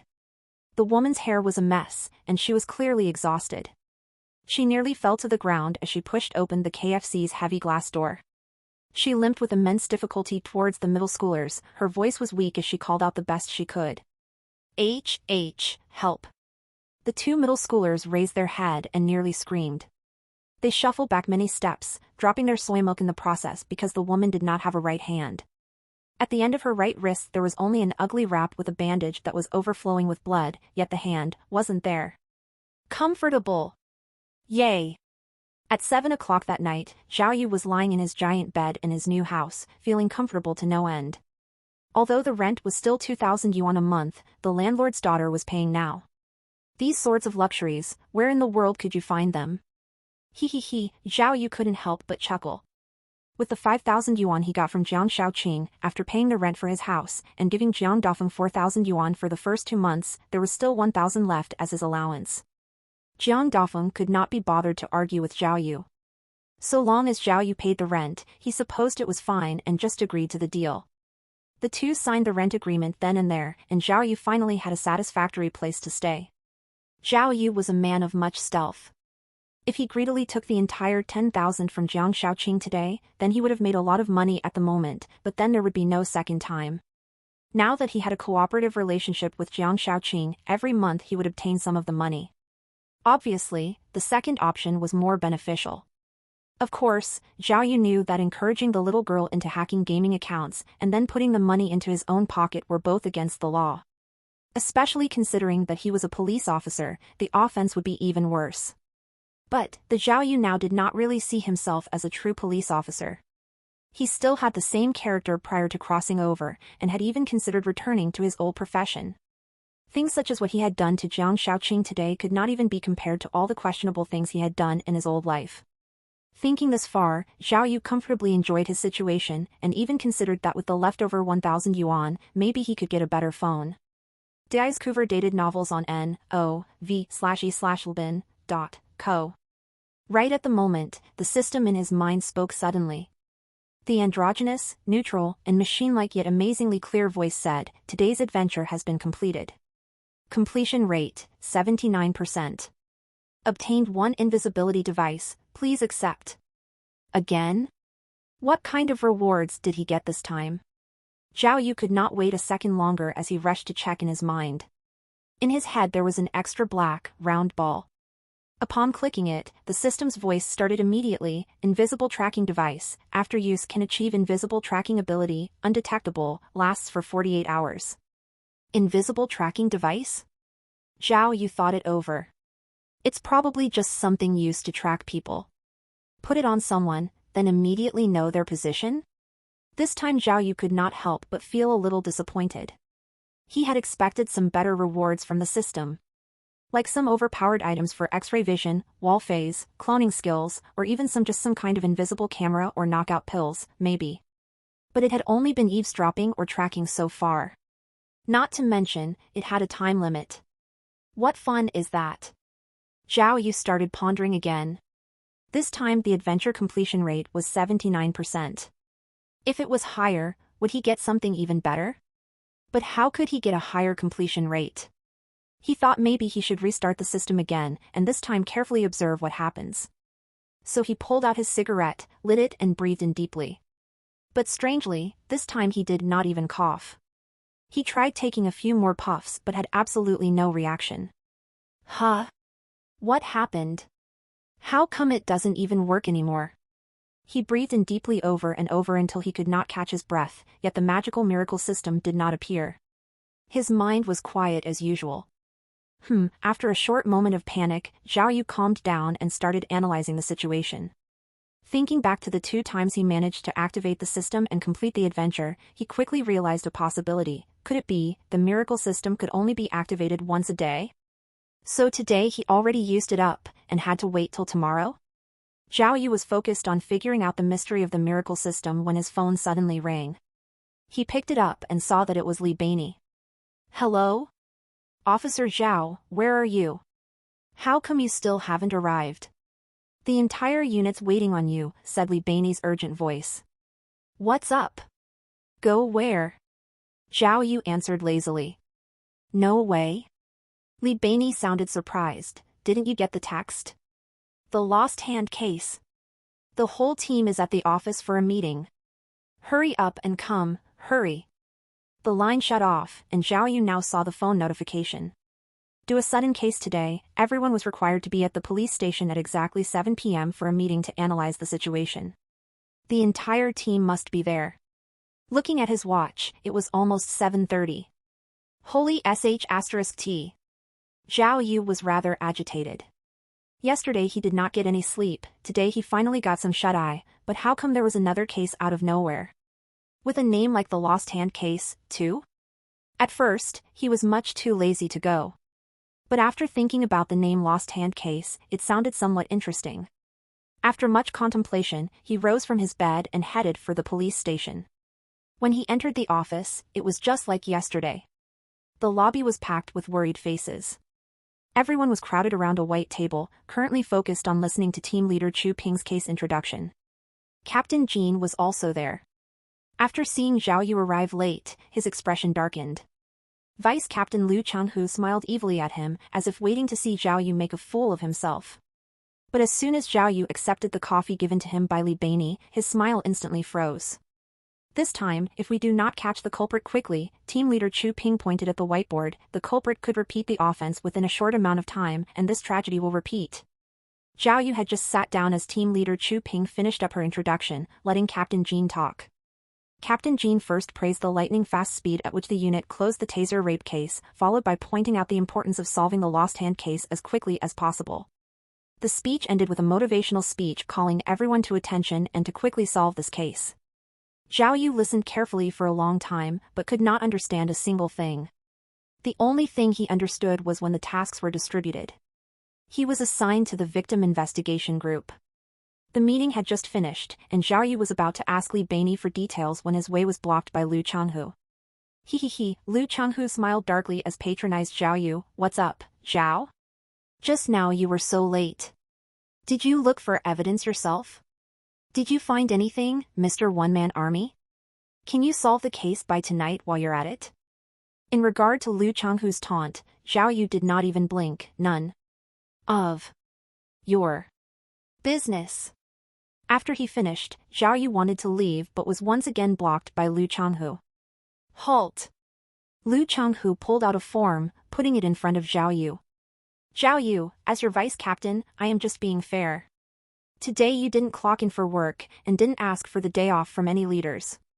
Not to mention, you arrived at the investigation meeting half an hour late. According to the rules, I must mark you down for absence." Che. Zhao Yu had thought it was something important. But, just an absence? He looked lazily at Liu Changhu, but could not be bothered to care. However, Li Bainey and the others were very surprised, because in the police station, very few people ever got marked for an absence, since being absent had severe consequences. Because the key case investigation unit's investigators were often doing field work and working overtime, their attendance was not documented by something simple like signing their name on a card, but rather, they were noted by every team's team leader personally. Based on the overtime situation, they were given breaks accordingly. This allowed for some wiggle room for the workers. Zhao Yu was a part of Team A, so his attendance was naturally managed by the Team A leader. But Team A's leader, Mao Wei, was currently injured and hospitalized. Thus, the attendance duty for Team A had temporarily been given to Vice Captain Liu Changhu. Despite the strict attendance rules, there was still some breathing room. Usually taking a day off here and there was reasonable. Unless there were emergency cases, people normally would not care too much. But today, Liu Changhu clearly had something against Zhao Yu to decide to mark him down for an absence. In regular jobs, being absent usually did not have many repercussions, but in the police department, absence reflected on your attitude. The higher-ups gave very strict punishments: absent once, lose 1 month worth of salary, and stripped of the possibility of being yearly model investigator; absent twice, denounced in front of the entire investigation unit, and on the third time, you would be transferred out of the key case investigation unit. The repercussions of an absence could not be ignored. Lu Changhu doing such a thing was clearly an act of revenge. That was not even the extent of Lu Changhu's actions. Lu Changhu also took a slip from the attendance sheet and smiled. Oh, also, last night you went crazy and smashed one of our computer monitors. Here's the bill, 1,800 yuan. I've already asked the higher-ups, and they all agreed that you should pay it. Later just submit the money to the finance department. Hey, new rise at n/vel/b/i/n.co. Seeing Zhao Yu putting a hand on his coffee cup, Lu Changhu retreated in a hurry. You better watch your attitude. If you go crazy again, I'll report you for assault. The office has cameras, don't be rash. Vice Captain Lu. Li Bainey could not watch anymore, her expression was determined as she argued with Lu Changhu. Last night we all saw it. The computer wasn't smashed by Officer Lu. How was it not him? Lu Changhu craned his neck condescendingly. If it wasn't him going crazy, how would the computer have been smashed? Right. Another young investigator chimed in. If it wasn't for Zhao Yu pushing me, I wouldn't have bumped into the computer. This was definitely his responsibility. Yeah. A few other investigators took Lu Changhu's side. The atmosphere within the office immediately turned hostile, everyone was ready to fight. Seeing the start of a fight, Zhao Yu smiled instead. He gently put down the coffee cup then walked right in front of Lu Changhu, his voice strangely calm. Vice Captain Lu, we have an old saying back in my hometown, always leave a way open for yourself, and victory will be yours. Do you want to push it this far? Humph. You are the one who doesn't respect authority. I don't like you, so what? Lu Changhu raised an eyebrow, giving a very definitive answer. All right. Zhao Yu smiled. Zhao Yu, ain't afraid of you. Since you aren't afraid, then you and I can have a standoff, and see who lasts longer. Kiddo, Lu Changhu was shocked, and took some time to digest what Zhao Yu said before roaring against the other, his eyes bulging. You little rascal, who do you think you are? I'm the Grand Key Case Investigation Unit Vice Captain. Me? Scared of you? Watch me wipe you off the face of the earth. Sure. Zhao Yu smirked, even whistling a little. Nozunity. I've never been afraid of authority, come at me. That monitor's 1,800 yuan, think I'll give it to you? Also, if you dare mark me down as absent, make sure to watch your back and your ancestors' grave. One day it'll be gone and you won't even know it. Oh, check your wife's closet, in case someone put a skeleton in it. Zhao Yu's chain of insults stunned not only Lu Changhu but also the entire investigation team. These people had never seen such crude insults in their life. They could not even fight back. The group was completely at a loss of what to do. After his long speech, Zhao Yu had no change in his expression, yet Lu Changhu looked like he was about to have a heart attack, his face red with anger. Zhao Yu, you little rascal, you, Lu Changhu huffed and puffed yet no words came out. He knew Zhao Yu had a violent temper, but had no idea how skilled Zhao Yu was using such crude language. Zhao Yu smiled, satisfied. He had wanted to continue, but the office door suddenly swung open and Captain Jing Jinbong walked in. His expression was of immense dismay as he shouted at the group, "Do you guys think this is appropriate?" Huh? The old man's eyebrows were raised high as he angrily yelled at the group, "Everyone's on the same investigation unit. Now that there's a case, the people are waiting for us to catch the criminal, and you guys have the energy to fight each other? What kind of image are you painting of the police?" Seeing the old man truly angry, the group went silent. No one dared to make a noise. Zhao Yu. Jing Jinbong turned to Zhao Yu and yelled, "Your problem, I've already heard it. You youngsters are just too rash, try to look at the big picture more, got it? Don't keep trying to always solve problems with your fists, people will laugh at you." Here, as he spoke, the old man pointed to Lu Changhu. "Lu, cancel Zhao Yu's absence. It's been more than a decade since we've had an absence mark. If the bureau chief found out, how could I face the shame?" But Captain, Lu Changhu began to argue. "Shut up." The old man's voice was thunderous, and with one look silenced the vice captain. Then, he turned to Zhao Yu again, "As for the computer, you can't avoid it. Destroying public property, and for personal reasons too, this one's on you." Hearing this, Lu Changhu's face once again showed a triumphant smile. Zhao Yu clenched his fist and nearly yelled out, "I'll pay you my ass," but Jing Jinbong raised a hand to stop him. "I've always tried to be fair with what I do. Kid, when you solved the Taser rape case, you truly surprised me. How about this, we'll make a bet.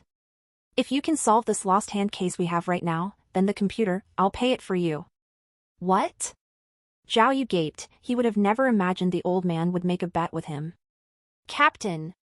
No, Lu Changhu's eyes became alert, and he spoke up. We simply can't bother you with such a foolish bet. How about this? I'll bet with Zhao Yu instead. If Zhao Yu can solve this case within the allocated time, I'll pay the computer fee. Ah. Holy sh*t? Zhao Yu thought.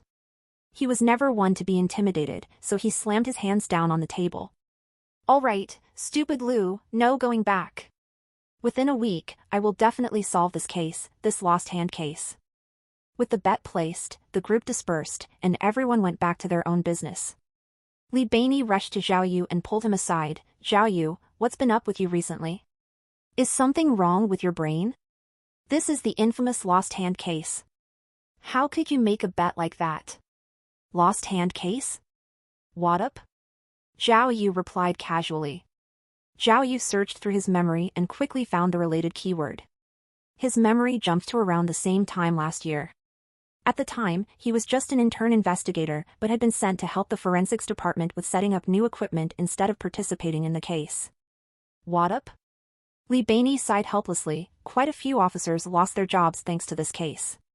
If the case was this easy, we wouldn't be talking about it today.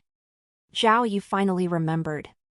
Last year around the end of April, Qinshan City had 2 cases of a serial lost hand case, causing a huge commotion. The victim's right hand had been chopped off using a sharp tool without mercy. Due to the slow progression of the investigation, one of the victims continued to complain. That added with the paparazzi's interference, the case became wildly public, dragging the police department's name through the mud. Including the previous leader of Team B, quite a few police officers were forced to quit. Team leader Chu Ping had been promoted during that time as a replacement. Despite the massive effort from the police department, the case was still cold to this day. You really don't know? Or are you just messing with me? Li Beinei's eyes were wide. This morning at 5:30, near Jiueqi Street, another lost hand case happened. What? Again? Zhao Yu was surprised. Yeah. Li Beinei replied, otherwise, why would we have an emergency meeting? Didn't you see we were all prepared for the worst? Especially team leader Chu Ping, she hasn't even eaten yet. Oh, Zhao Yu finally remembered. No wonder when he had come to look up houses to rent, most of the investigators were missing. It was because of this case. Just now, team leader Chu Ping already explained, Li Beinei continued, there was a 1-year gap, but the modus operandi was exactly the same. If there isn't some unknown factor, the crime must have been committed by the same person. Interesting, Zhao Yu looked at the case record. According to the record, the victim of the current lost hand case was a 36-year-old housewife. The husband worked with construction materials and was fairly well off. At the time of crime, the lady had just finished attending a party. She had been knocked out while walking to her BMW. By the time she woke up next morning, her right hand had been chopped off. The culprit had even gave her simple first aid to prevent her from bleeding out. The 2 cases from last year were about the same. The victim was always a female around 30 years old. No way. Zhao Yu muttered to himself as he looked at the information. With this sort of case, how could you not catch the culprit? With cameras everywhere, there should at least be photos? You aren't wrong. Li Beinei shook her head and sighed, but there really wasn't any video evidence. This culprit is like a ghost, and now he's got quite the reputation. If you ask me, just save up some money and pay for the monitor. You can't win this bet. Bah. Little girl, don't go raining on someone else's parade. It's discouraging. Zhao Yu spoke calmly, if the culprit is really bold enough to repeat the offense again, I guarantee he will be captured. I'm not afraid the case won't be solved. Li Beinei wore an expression of worry. I'm worried that you won't solve the case. What do you mean? Zhao Yu didn't understand. Just now your bet with Vice Captain Lu was clear. Li Beinei furrowed her brows, only if you solve the case, and catch the culprit by yourself, does it count as your win? If team leader Chu Ping solves the case, you still lose. Humph.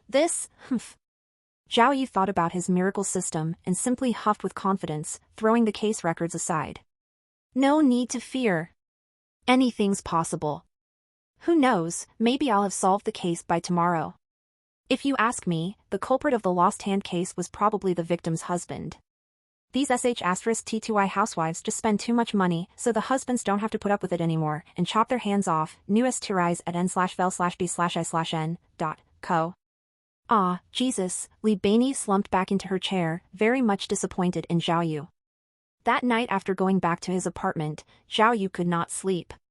He was worried. Could his miracle system have actually disappeared?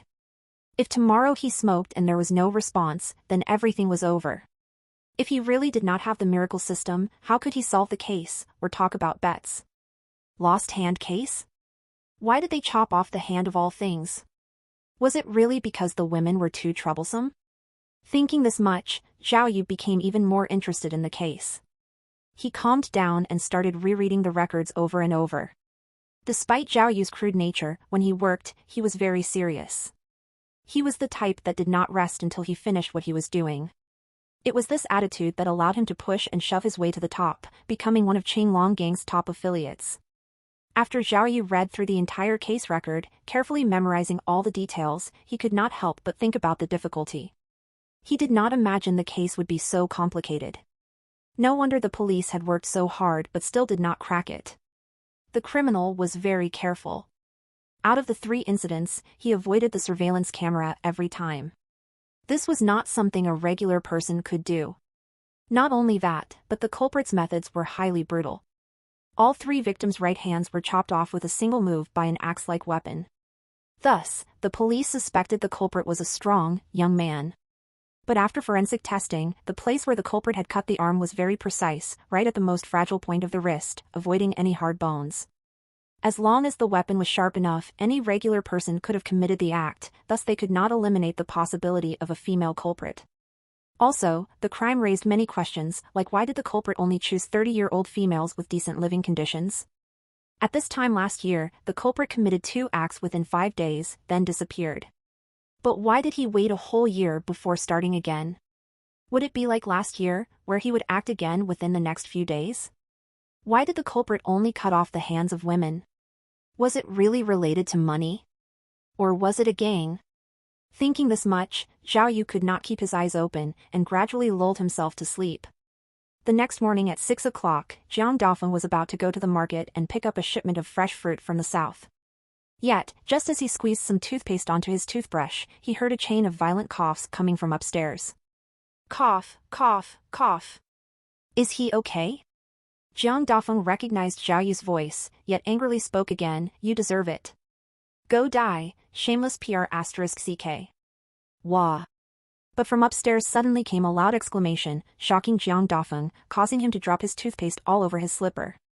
All he could hear was Zhao Yu from upstairs, there. Finally!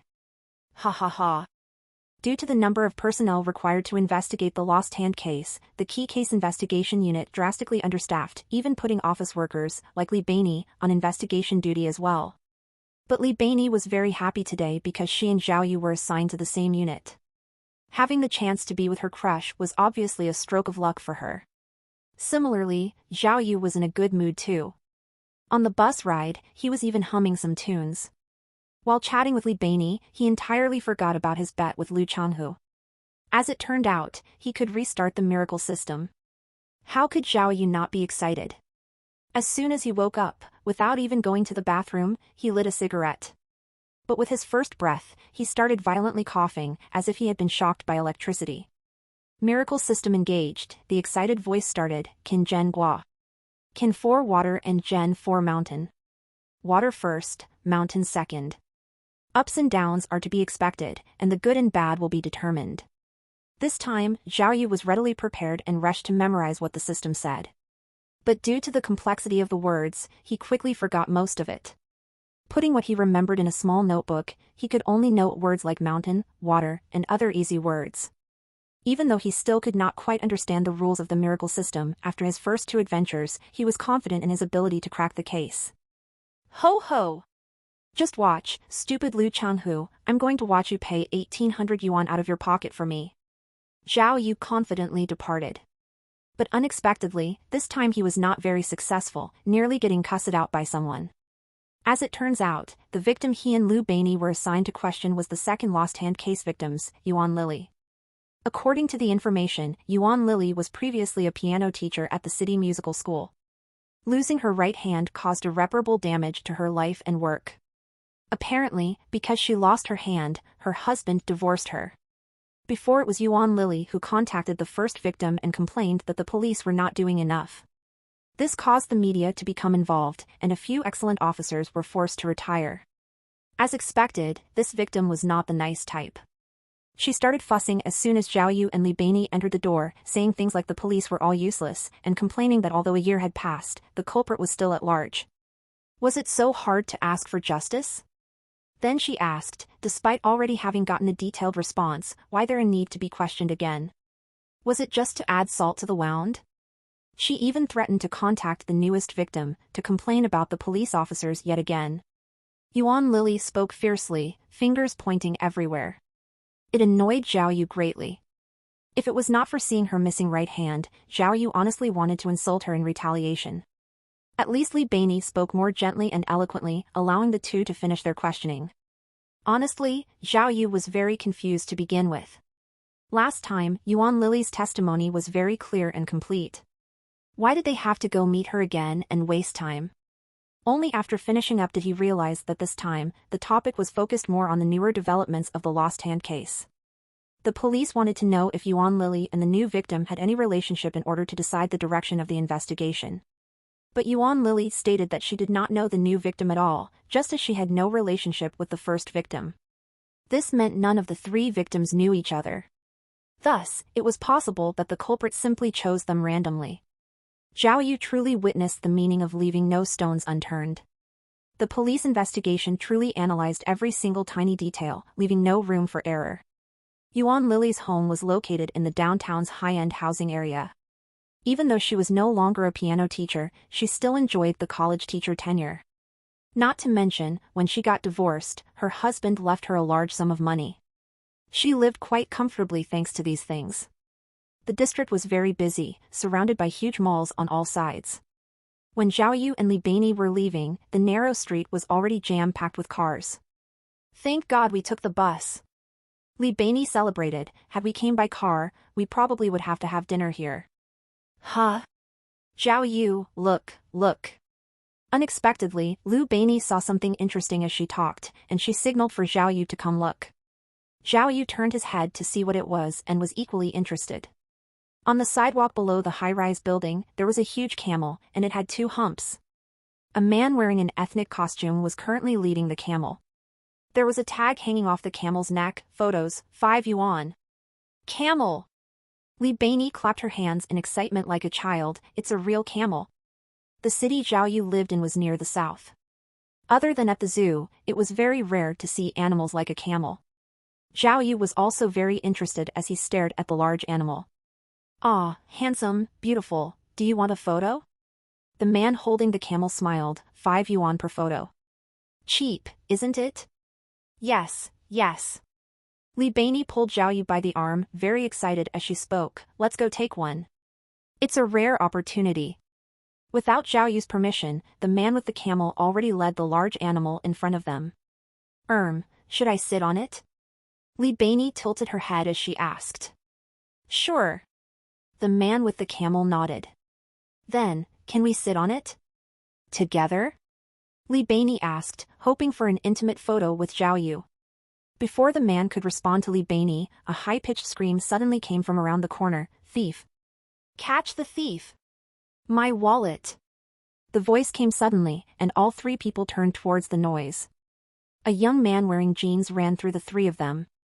Zhao Yu saw clearly that the youngster was clutching a woman's bag that clearly did not belong to him. Without a doubt, whoever it was that yelled thief was referring to that boy. Huh? Thief? Li Bainey finally reacted and pointed at the thief. Hey! Stop! Halt! Stop running! The thief was not dumb and picked up the pace. Li Bainey rushed and pushed Zhao Yu. What are you waiting for? Go! Chase the thief! But Zhao Yu did not move and spoke slowly. Are you kidding? We're key case investigators. Catching thieves and the like, does that look like our job? What kind of talk is that? Li Beinei was agitated. We're still police officers. Everyone's responsible for catching thieves. Go, go. Seeing Zhao Yu's lack of drive, Li Beinei rushed to hail a cab, but the traffic was awful. Even if she found a cab, there would be no way to move. All right, all right.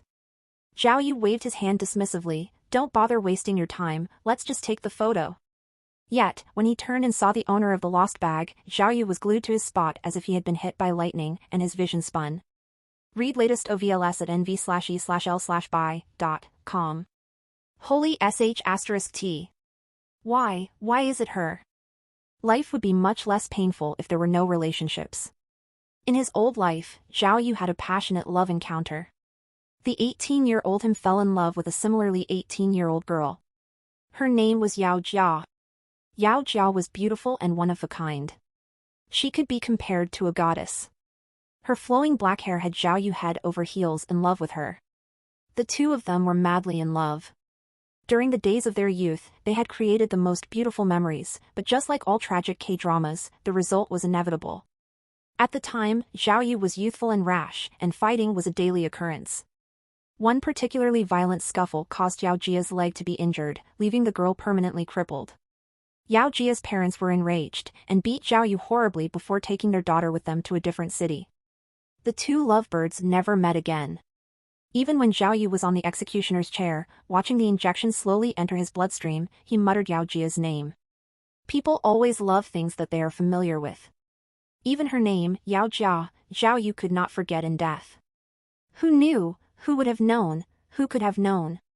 Zhao Yu's lost love suddenly appeared in front of him again. She was the owner of the stolen bag. Seeing his lover again, Zhao Yu felt as if he were alive again, even though he was alive. The Yao Jia in front of him was wearing a long pink dress with her hair in a ponytail. Even though she looked more mature now, she was still gorgeous and elegant. Despite her bag having been stolen, her movements were still very ladylike, drawing everyone's admiration to her. Thief! Thief! My bag! Yao Jia had an agitated expression as she glanced at Zhao Yu from the side of her eyes but did not look directly at him. It was as if deep in her mind, she did not expect the man to help her catch the thief. Huh? Zhao Yu came back to reality, startled. No way. If it was Yao Jia's bag that was stolen, then this is a whole different matter. Why am I still standing here? Zhao Yu quickly started running after the thief, but saw that the thief had already ran far away. If he just relied on his speed, it would be too difficult to catch up. But the street was jam-packed with cars, even bicycles would not be able to move. There was simply no suitable mode of transportation anymore. What should he do? Zhao Yu turned and suddenly saw the large animal, the camel. Huh? There! Zhao Yu did not even think twice as he snatched the leash from the owner and hopped onto the camel in one swift motion. Ha! He had rode horses before. He squeezed the camel's side with his legs, he slapped the camel expecting the animal to move. Yet no matter how much he struggled, the camel was like a mountain, absolutely immovable. Bro, what are you doing? The owner became nervous. Get down. You can't do this. Shut up, I'm the F***king police. Zhao Yu roared, I'm doing my job, can't you see? Right now, I'm using your camel for public business, tell me how to get it to run. Hurry!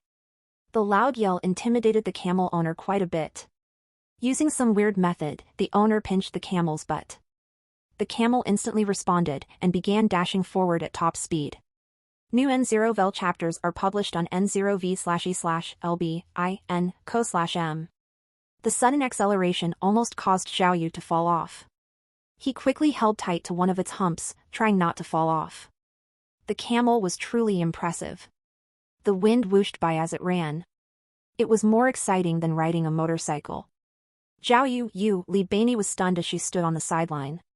She stared for a long while before yelling out, "You, careful." Li Beinei's voice did not reach Zhao Yu at all. The camel's speed allowed them to pass Yao Jia within the blink of an eye. Yao Jia was also stunned. She raised her head to see the large camel and Zhao Yu awkwardly riding the camel. The image was out of the world. The camel ran along the sidewalk. Despite the narrow sidewalk, the camel was surprisingly flexible. It did not decrease in speed at all. Before long, the camel had caught up with the thief. At first, the thief thought he was safe. But when he turned around, he saw a gigantic mass coming towards him. His eyes bulged out in shock and he started to speed up again. The camel was just about to catch the bag thief when the thief turned a corner and fled into an alley. Zhao Yu pulled on the leash, and the camel turned into the alley in pursuit. The alley was filled with small shop stands selling pots and pans, snacks, and advertising fortune-telling. The thief was quick on his feet and easily ran past the small shops. But the large camel could not run through with such ease. Instead, it merely ran into everything in its path, sending stuff flying everywhere. Within seconds, pots and glass stumbled onto the floor, chairs and tables broke, even the blind fortune teller was flipped into a wall. The alley was complete chaos and confusion. Despite this, the camel's speed did not decrease at all. Finally, at the end of the alley, it caught up with the thief. The bag thief was completely exhausted. He panted louder than the camel. Just as they caught up with the thief, Zhao Yu noticed a huge problem. Crap! He forgot to ask how to stop the camel. How do I stop? Stop! Stop! Zhao Yu tried many classic braking methods in quick succession, but the camel did not respond at all and continued barreling forward at lightning speed. Within moments, it had passed the thief and continued forward a few meters. Huh? The bag thief looked up and saw the man riding the camel had not even tried to stop him. He quickly turned around and ran the other way, but was simply too exhausted and could only muster a saunter. Holy sh*t. Zhao Yu felt his heart stop. In a moment of helplessness, he pulled fiercely on the leash and made a huge loop at the end of the alley and managed to turn around. No way. The bag thief wanted to die, but could only clench his teeth and tried to speed up again. This time, Zhao Yu did not give him a chance. When the camel caught up with the thief again, he jumped off in one smooth motion. Making a magnificent leap through the air, Zhao Yu landed on the thief. After the chase, the thief had already lost all hope. By the time Zhao Yu got up, he was already raising his hands in defeat. But Zhao Yu was still angrily ignoring the thief's declaration of defeat.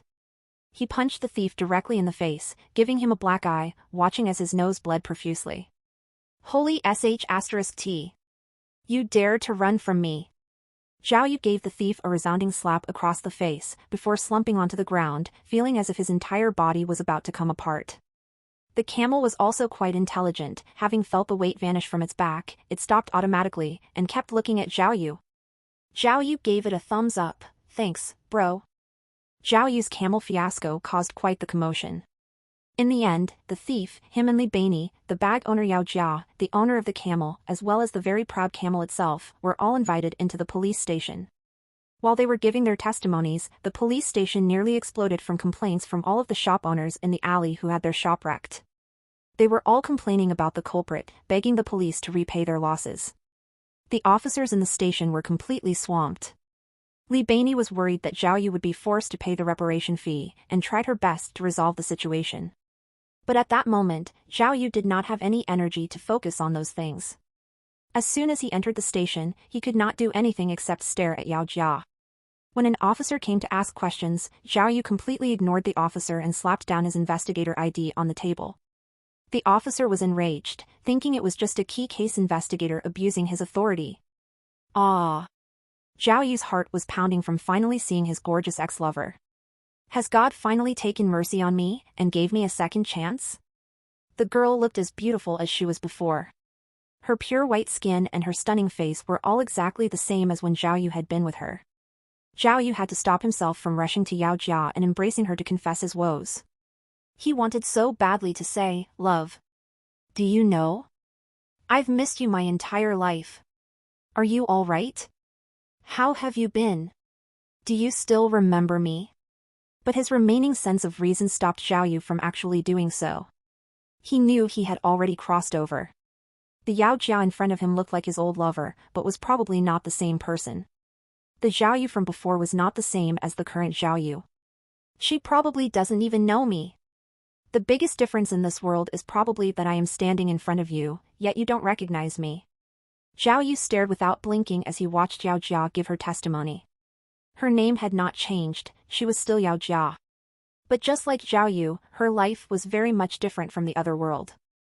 She was now a nurse in the downtown hospital. A head nurse too. Read latest OVLS at nv/e/l/by.com. The old Yao Jiao would faint at the sight of blood. There was no way she could have become a nurse. Zhao Yu's stare already caught everyone's attention. Even Yao Jia felt like his gaze was unnatural as her face turned a bright shade of red. After her testimony, she daintily held the bag Zhao Yu worked to get back and coyly walked in front of him to thank him. "Thank you, truly. I didn't think you were a policeman. If it wasn't for you, then," Yao Jia threw a glance at the camel outside, "I would have lost so much." Ah, hallelujah, Zhao Yu felt drunk from hearing her very familiar voice, and started swaying like a madman. Yao Jia clearly had no idea what to do, and could only thank him again, then turn to leave. "Wait!" Zhao Yu stopped her, holding a sliver of hope. "Yao Jia, Jia. Think carefully, do you remember me?" "Huh? Do we know each other?" Yao Jia was shocked. She examined Zhao Yu up and down, but surely shook her head. Zhao Yu sighed in his mind, but did not want to give up. He quickly called for Li Bainey to come to his side. "Junior, hurry. Call my phone." "What?" Not only was Li Bainey very confused, Yao Jia was also puzzled, not sure what Zhao Yu meant. "I told you to do it, so just do it. Hurry up." Ignoring the sad state of his generic brand phone, Zhao Yu put it in front of Yao Jia. With Zhao Yu's constant urging, Li Bainey called his phone. Soon Zhao Yu's phone rang. Zhao Yu's ringtone was unusual. The music was one of the ancient classic tunes from the 80s. It was the theme song of the kung fu drama, Lu Xiaofeng. The song's name was "Leaving My Sweet Dreams." Thriving for life within difficulty, with a forceful smile. "Ah, hero, please accompany me in my dreams. Ah, hero, please leave me my sweet dreams." When this old tune played in the lobby, the entire station went quiet. Everybody looked at Zhao Yu as if he were a maniac. How's this? Zhao Yu looked expectantly at Yao Jia. "Do you remember something now?" "This," Yao Jia's eyes were large as she yelled, irritated. "This, what kind of stupidity is this?" F***CK. Zhao Yu exclaimed in his head. Zhao Yu shook where he stood and nearly fell over. This song was old, but it was Yao Jia's favorite. Zhao Yu remembered this, which was why it was his ringtone. Yet the Yao Jia in front of him had no reactions, meaning that she and his ex-lover really were not the same person. Her interests and personality were definitely different from the old Yao Jia. Finally understanding the situation, Zhao Yu hurried and stood up. His expression was much more serious, and he looked like a normal person again. He was very polite as he spoke. "Miss Yao Jia, if you don't mind, can we exchange contact info?" "Oh," Yao Jia showed reluctance, as she was clearly unwilling. Zhao Yu saw her reluctance, and followed. "If I need to go to the hospital later and such, maybe I can contact you?" Oh, okay, Yao Jia finally relented, and pulled out her phone in a hurry. "How about WeChat? This is my QR code, you can scan it." "All right." Zhao Yu hurriedly turned on his phone, but remembered he did not have any data, so there was no way for him to use WeChat. Zhao Yu's reaction was very fast, though, as he turned on his camera and snapped a picture of the code, so he could add it later. "Officer Zhao, honestly, thank you." Yao Jia generously shook Zhao Yu's hand. "If you really stop by downtown for something, feel free to find me. But obviously I hope you don't end up hospitalized." Haha, Yao Jia turned around and left the station. Zhao Yu watched her leave, feeling the lingering warmth in his hand tugging at his heartstrings. In that moment, he made up his mind. No matter if the Yao Jia of this world was not the same as the other. No matter what her situation was, married, boyfriend, whatever, he would use any and every method to obtain her. Everyone could see Zhao Yu's obsession with Yao Jia.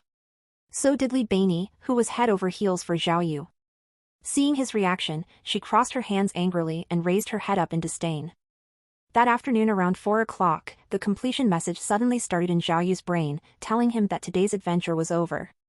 The completion rate was 72%, obtaining him another invisibility device. Upon opening the item and obtaining it, he saw it was another invisible tracking device, the same as last time. What's this? Why couldn't it have been something newer, more fun or exciting? Despite feeling somewhat disappointed, Zhao Yu finally had the time to ponder about the miracle system. Up until now, he had used it 3 times. Despite not fully knowing the rules, he still learned certain things about it. He pulled out his little notepad and started analyzing the information he recorded. First, the miracle system could only be activated once a day, with the ending time unknown. Zhao Yu estimated the ending time had something to do with the completion rate. The faster he finished the adventure, the faster it ended. Secondly, the adventure was random and was not really according to his wish. Like today, he had hoped the miracle system would help him crack the lost hand case, but today's adventure was mainly meeting Yao Jia and riding the camel to catch the thief. Another point is, the difficult words spoken when the miracle system engages may have some kind of meaning. Like the third time, it had something to do with destiny and red string of fate, which appears to be very much related to Yao Jia, and the word about going up and down seems to refer to him riding on the camel. Could it be that the complex word's meaning was alluding to the adventure he would have later? The word's theme also seemed to have some sort of meaning. He remembered vaguely the words Zhen Dui Gua and Can Zhen Gua. Can, Zhen, Dui were all words used in the five-element Bagua. Zhao Yu looked them up online and saw that it was in fact a match. Can represented water, Zhen represented mountain. Back-facing water. Zhao Yu vaguely felt that if he could understand the theme and the complex passage, maybe then when he used the miracle system, then he could drastically increase his success rate. It looked like he would have to do some more research to completely grasp the system. Once he did, he would be able to use it to his benefit and do whatever he wanted. Throwing the system aside, Zhao Yu had to shift all his focus towards the lost hand case. Looking at it now, even if he had the miracle system, it might not help him solve this case at all. Not only that, it might even do things like today, adding some random adventure and wasting his time. If it's like this, Zhao Yu began to think. After much consideration, he made a brilliant decision. From now on, he would use his own power and expend all his energy to solve the lost hand case by himself. He did end up betting after all. Losing and paying 1,800 yuan was not a big deal.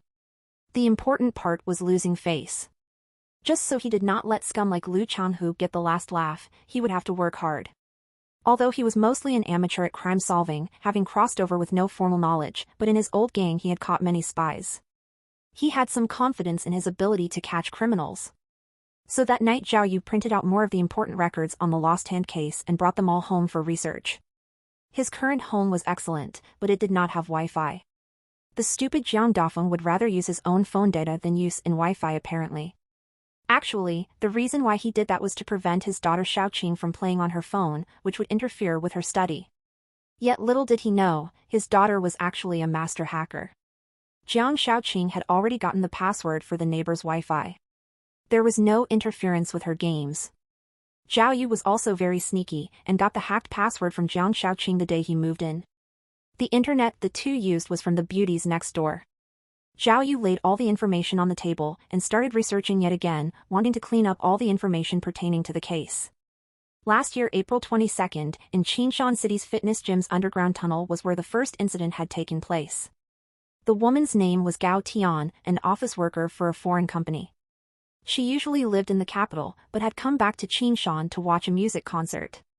According to Gao Tian herself, once the concert was over, she was following the crowd through the underground tunnel but was knocked out by someone. When she came to, her right hand was gone. After the culprit chopped her right hand off, they even gave her first aid to prevent her from bleeding to death. The strange thing about this case was that after the culprit committed the crime, there was absolutely no evidence. Even with all the surveillance cameras in the fitness gym, there was not a trace of evidence. The victim had been knocked out despite the fact that the area had been full of people. In addition, there was a lack of light, not to mention, it was late at night and everyone was tired, thus there was no good witness that could help. At the time, the police mobilized full force to solve the case, yet within 5 days on April 26th, another lost hand case struck. The victim this time was Yuan Lily, who Zhao Yu and Li Baini interviewed. Yet Yuan Lily's circumstances were even more mysterious. She was laying in her own bed when her hand was chopped off. That day nothing happened, and Yuan Lily had simply finished washing up and went to sleep. Yet when she woke up, her right hand was gone, the shock and terror were expected. At the time, Yuan Lily was not living in the current high-end district as she was now, but where she had lived also had quite a few surveillance cameras. The weird thing was, no matter how the police searched through the footage, there were no suspicious personnel. They even pulled up the video from 7 days before the case and looked through them carefully to no avail. According to the records, Yuan Lily's door did have signs or forced entry, but by using forensics methods they realized that the door had indeed not been forced open, but that the culprit had her house key. Yuan Lily was home alone that day. A few days before, she and her husband had a fight, and she kicked him out of the house. At the time, the police naturally focused on her husband. But those few days her husband had been out on a business trip. Yuan Lily and her husband had a rocky relationship. After this struggle, it was not a surprise when they divorced. After Yuan Lily, the lost hand case stopped for a whole year. Yet the third case suddenly happened again 1 year later. The date was still April 22nd. The third case victim was Luo Mena, a classic housewife, her husband, a classic uneducated rich man. That night she attended a party, but on the way back home in her car she was knocked out. When she woke up in the morning, her right hand was gone. At the time she was laying in her own BMW. The car was stopped in an alley on Jioichi Street. The shocked Luo Mena ran out of the car and asked for help from a KFC nearby, and was found that way. Similar to the two before, other than the BMW being in the surveillance camera, there was not a single sign of the culprit themselves. Visit novelbin.c.m for updates. According to the field research, the culprit probably laid in wait inside of Luo Mena's car, then knocked her out once she entered. Then the culprit drove the car into the alley on Jioichi Street and chopped off Luo Mena's hand, then put her back in the car. And then disappeared. Holy sh*t. Seeing the data that he organized, Zhao Yu could not help but remember Li Bei's words. This culprit was like a ghost, but he did not think it would be this bad. Could it be, this case is really unsolvable? When he woke up the next morning, the first thing Zhao Yu did was pull out a cigarette. He did not want to smoke for the pleasure of smoking, he had an alternative reason. Ever since the miracle system, Zhao Yu felt a lack of attraction toward smoking. If it were not for getting to play the lottery, he did not really want to smoke at all. He felt like he had been influenced at least somewhat by the other Zhao Yu. Today was the Canli hexagram. Water reigned as fire weakened. The exact words were, fire and water coexist. Yin and yang combine. Positive and negative both persist in harmony. Zhao Yu memorized the words. It meant that the fire element had left the Bagua. This was the first time that had happened. What would he be doing today? In his previous life, Zhao Yu had always loved pondering needlessly. Despite knowing that there would be a new adventure today, his mind was still focused on the lost hand case. He truly did not want to surrender and let Lu Changhu and others see his embarrassment. He did not believe that there was no way lost hand case could be unsolvable. After a night of intense research, Zhao Yu realized that in order to solve this entire case, he must use the current case as the launchpad. Because the previous two cases had already been researched thoroughly by the police, there would be no point in doing the research all over again. He planned to ask team leader Chu Ping for some information when he got to work in order to see if she had any other news. After all, she was the person in charge of the lost hand case. He woke up too early, so there was still a long time before work. Zhao Yu had too much time on his hand, so he took out a can of beer and sipped it as he went out on the balcony. This was one of Zhao Yu's small habits. When he needed to think, he liked to think over a beer. The balcony on the third floor was about 60 or 70 square meters. Zhao Yu sat on a chair, thinking intently as he sipped his beer. The warm sunlight poured in from the east. Zhao Yu felt highly satisfied as he enjoyed the warmth, basking his face in the sun's golden glow. Suddenly, there was a loud noise from the neighbor's balcony. The two balconies were originally connected, but were now separated by an anti-theft net. Zhao Yu saw a tall, long-haired woman appear on the neighboring balcony. She looked young, at most a little over 20. She was currently holding the newest iPhone, the speaker under her ear as she listened to messages on WeChat. Shockingly, she only wearing thin, revealing white pajamas. The semi-transparent fabric showed off her beautiful figure. Zhao Yu could clearly see that she was not wearing any underwear. Regarding the neighboring beauties, Jiang Dafeng really was not kidding. Zhao Yu had just moved in, and only saw them once. They had a room with 4 people, who were all thin, tall, and beautiful girls. Their figures could be compared to models.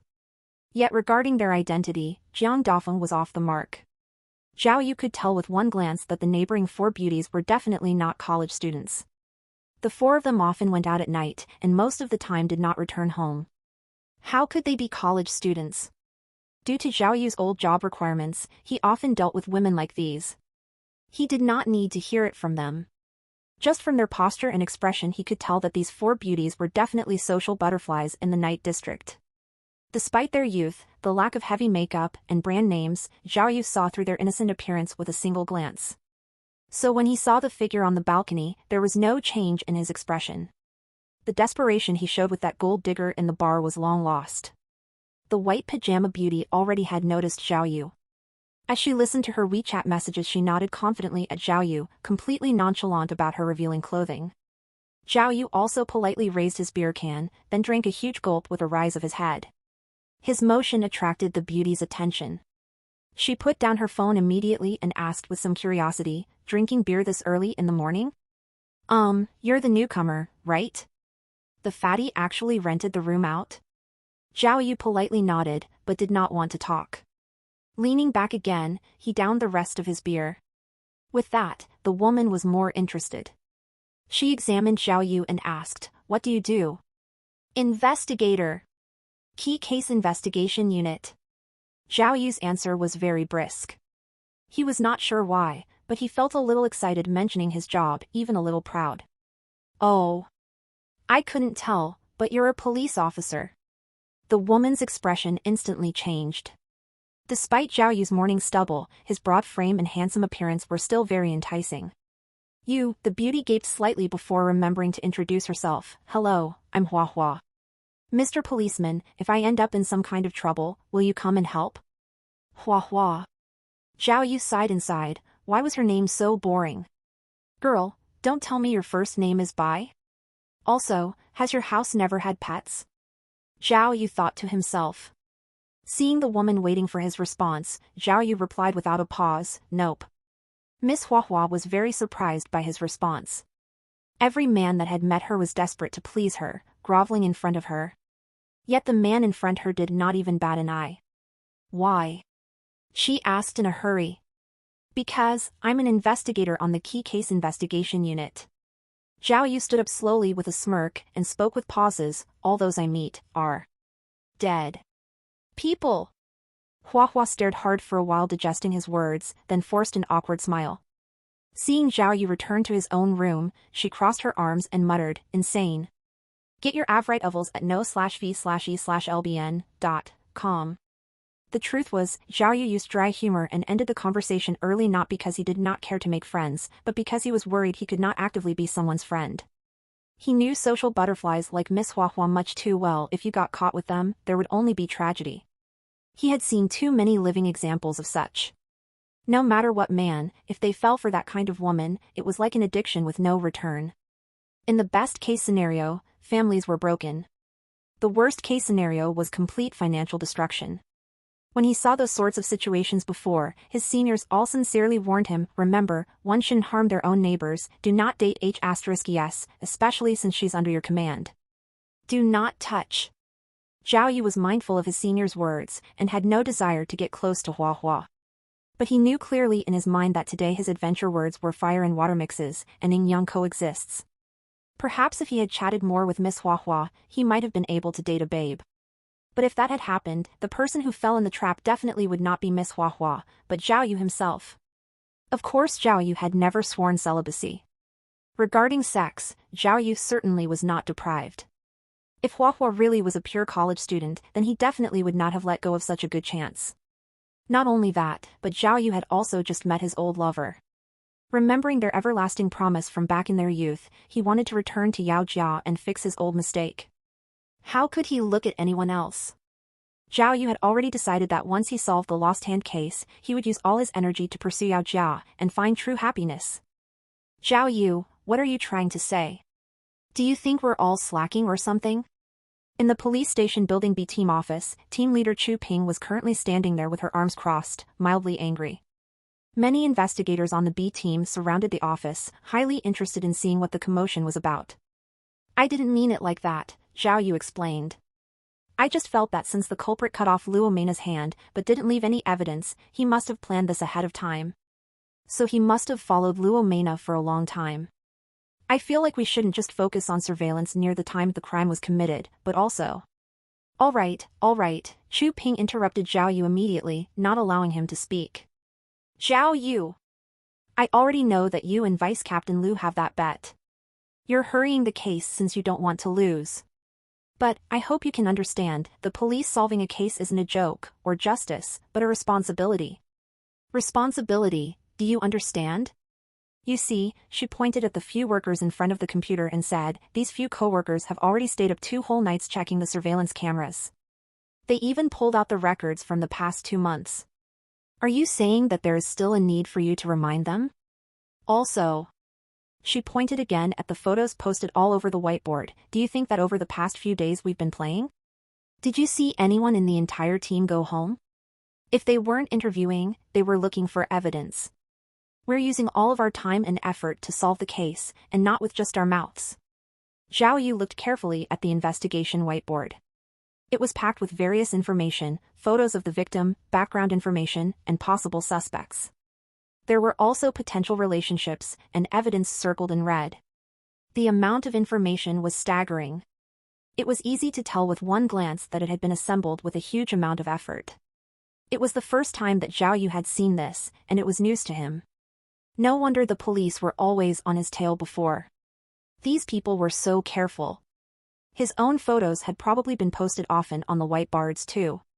Seeing Zhao Yu spacing out staring at the whiteboard, Chu Ping reflexively stood in front of the whiteboard, blocking it from his view as her expression darkened. What? Don't tell me you want information from me? Do you need my help? What? Zhao Yu did not think that Chu Ping, as the team leader, would say something so selfish. What did that even mean? Could it be that not only Liu Changhu, but the entire key case investigation group was waiting to laugh at him? Within that moment, Zhao Yu felt that all the investigators around him were smiling evilly at him. He clenched his fist and roared at Chu Ping, "Holy sh*t, you think you're so great?" He pointed at the whiteboard behind Chu Ping. You guys were so hardworking, so focused, so capable, yet still didn't solve the case? God! If you dared to give all that information to me, I'd solve the case before you guys. Unexpectedly, his intimidation did not scare any of the investigators, but instead made them laugh. Even Chu Ping was unaffected. She uncrossed her arms and said, "All right, Zhao Yu. All the information here, take them as you will. Later I'll tell Liu to make a set of complete information for you, without a single word or photo left out. We'll see how this great detective Zhao solves the case before us, okay?" Find the new ST Ovals on n/velben.com. Hearing Chu Ping's words, the investigators on Team B made even more expressions mocking Zhao Yu. Okay. Zhao Yu did not care at all. What he truly needed was the newest information on the Lost Hand case, so he agreed immediately. When Zhao Yu went back to his office desk holding a whole crate full of investigation materials, the investigators on a team looked at him with bewildered eyes. No one knew what Zhao Yu was thinking. Zhao Yu pulled a whiteboard in front of his office desk and imitated the other one, putting up stickers and information from his book. Humph. What's the big deal? Zhao Yu thought. Don't pretend like you guys are the only professionals. I'm not bad either. In his old life, when he needed to catch a traitor, Zhao Yu had sat in the snow for a whole month. Just sticking pictures on the whiteboard in front of him, how hard could that be? But it had not even been an hour before Zhao Yu felt completely clueless. He finally understood that sorting through these complex bits of information was not something that everyone could do. Despite all the information in front of him, to transform them into evidence was not as easy as it seemed. There was a need for a sharp mind and great analytical ability, things Zhao Yu lacked greatly. Gradually, Zhao Yu felt like he could no longer add to the whiteboard, as if his brain had short-circuited. He sighed and raised his head to see Li Bei's empty office desk. Where did the girl go? Maybe she could help him with this. But today was the day to officially conclude the Taser rape case. As a member on the information team, Li Bei went with Captain Li to the city police station to report the case.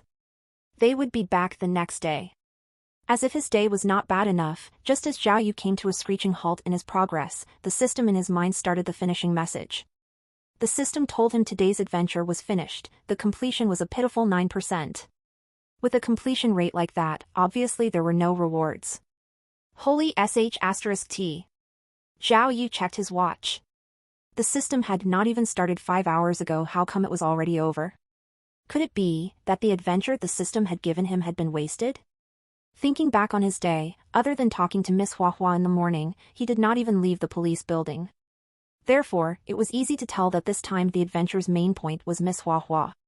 If Zhao Yu had not chosen to end the conversation quickly with his dry humor, maybe something would have happened with Miss Hua Hua. But not getting close to Miss Hua Hua did not make Zhao Yu feel the least bit of regret. He was only a little frustrated.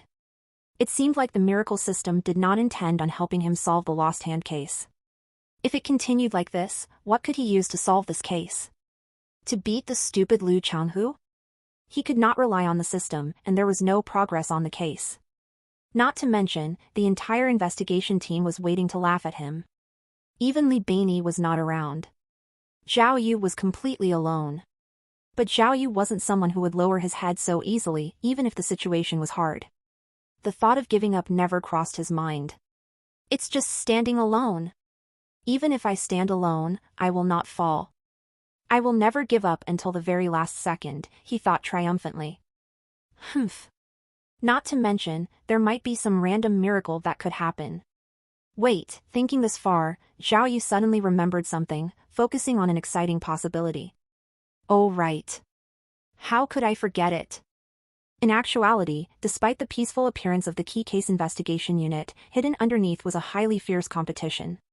The rule within the unit was that other than huge cases requiring the two teams to work together, the normal cases were given to individual groups to be taken care of.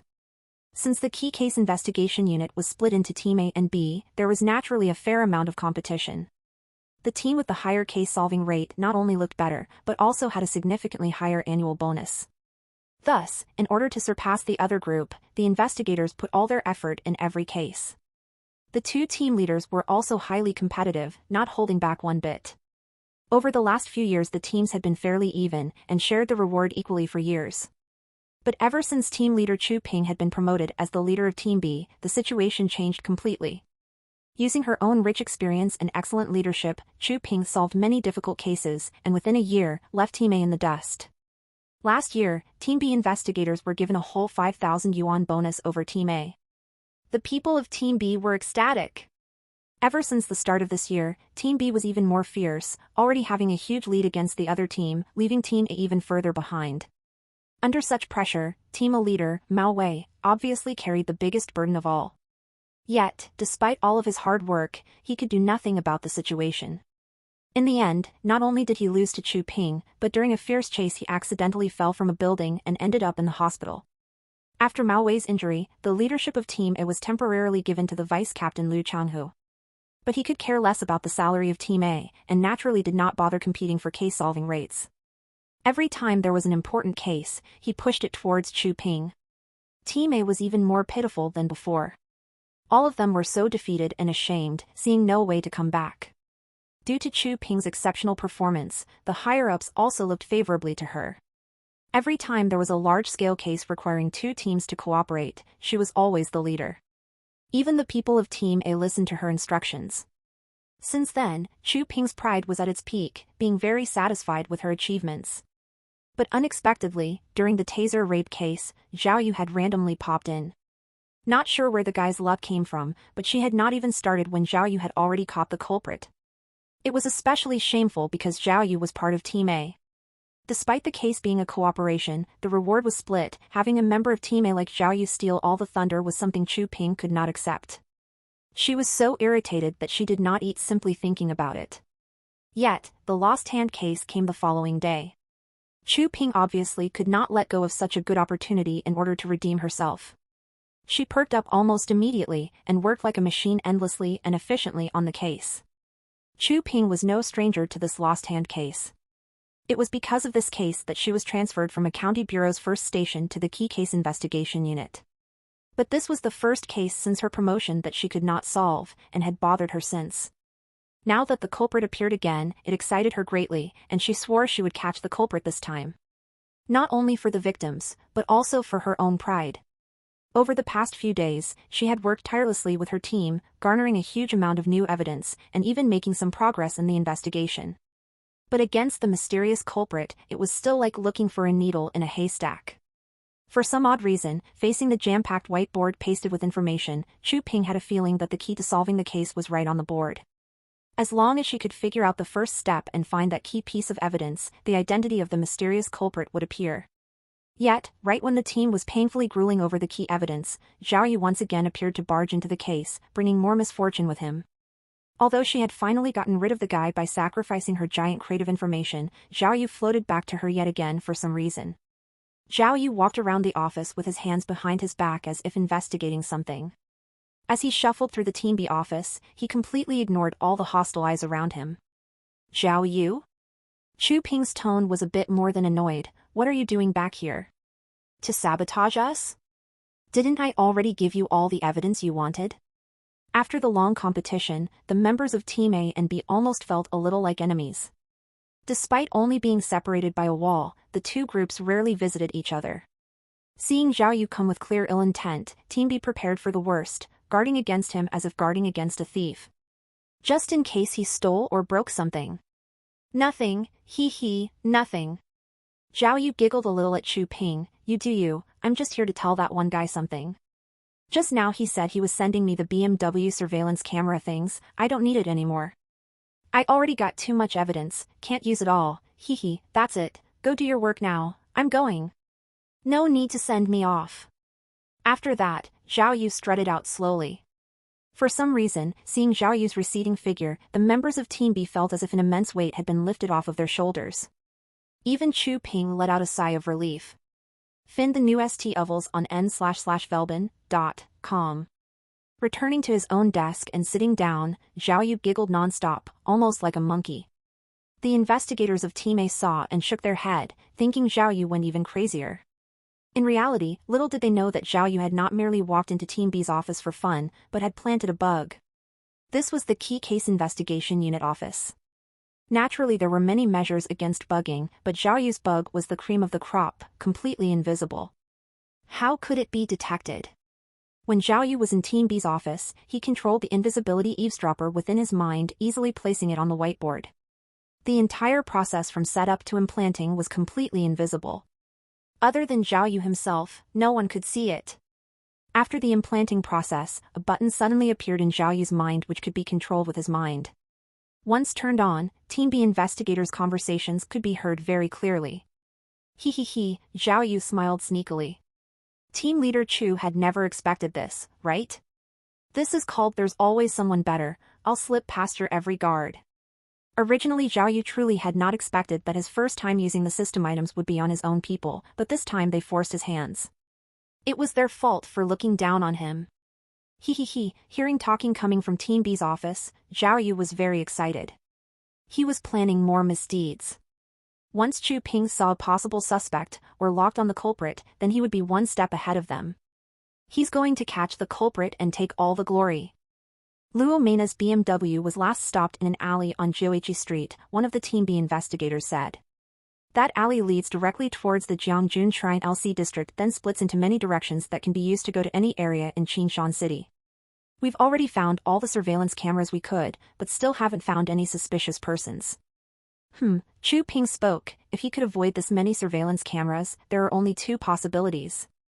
Either the culprit is very familiar with this area, or he lived around here, and after cutting Luo Mena's hand off, he went straight home. Team leader, another investigator spoke up. Jiangjun Shrine area is very complicated, with at least 900 residents, not to mention many part-time workers with their houses rented out. It will be very difficult to investigate thoroughly. However, Yao Hui and De Peng have already started. I see, try your best. Chu Ping paused for a moment as if pondering something, then spoke up. Lu, what does Luo Mena's blood test say? Yes, team leader, the investigator called Lu immediately answered. The test showed that there were two types of anesthesia in Luo Mena's system. One is a high concentration of ether, which works through inhalation. The other is an injection-based drug named compounded thiamine, which works intravenously. So first the culprit used ether to knock her out, then injected her with the other drug. Chu Ping remarked. Exactly the same as the first two victims of the lost hand case. The components of the medicine are Longping, ketamine, phencyclidine hydrochloride, and bucinazine, Lu continued. This sort of anesthetic is also known as the treasure of the sleeping deer. It is used for sedating large animals. *T. Zhao Yu was currently sitting at his desk, not even needing earphones to clearly hear Team B's discussion. As he heard all this, he also logged information down on his own whiteboard, putting down all the useful evidence. He had not known, and was shocked by the fact that the medicine used to anesthetize Luo Mena was used for animals. I've already done some research. This type of anesthetic is usually fed to animals for sterilization. It is often used in urban villages, Liu continued. We can't track down the source of this medicine. Yes, the report also said that the dosage the culprit used on Luo Mena was nearly fatal, causing Luo Mena to be knocked out cold for nearly 5 hours. If it was used on someone with a weaker condition, I fear. Team leader Chu Ping pondered. I remember that the first 2 cases of the lost hand case also used the same anesthetic and dosage. Just like this time, the victims were knocked out for nearly 5 hours. Logically, there would be no need to use such a high dosage to cut off a hand. The culprit, why would he use such a high dosage? Maybe because he's new at using the anesthetic, one investigator suggested. This is already the 3rd case, Chu Ping rebuffed the idea. Even if he's a new user, he would have figured it out by now. Not to mention, aren't there also instruction manuals? Could it be, another guessed, the culprit had some kind of grudge against the victims? Purposely using large dosages and hoping they would die? Even less probable. Chu Ping quickly refuted again.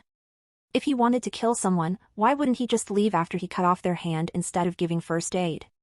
If you ask me, the culprit used such a high dosage because he was afraid that the victim would wake up too quickly, which may have led to the victim recognizing his identity or his escape route.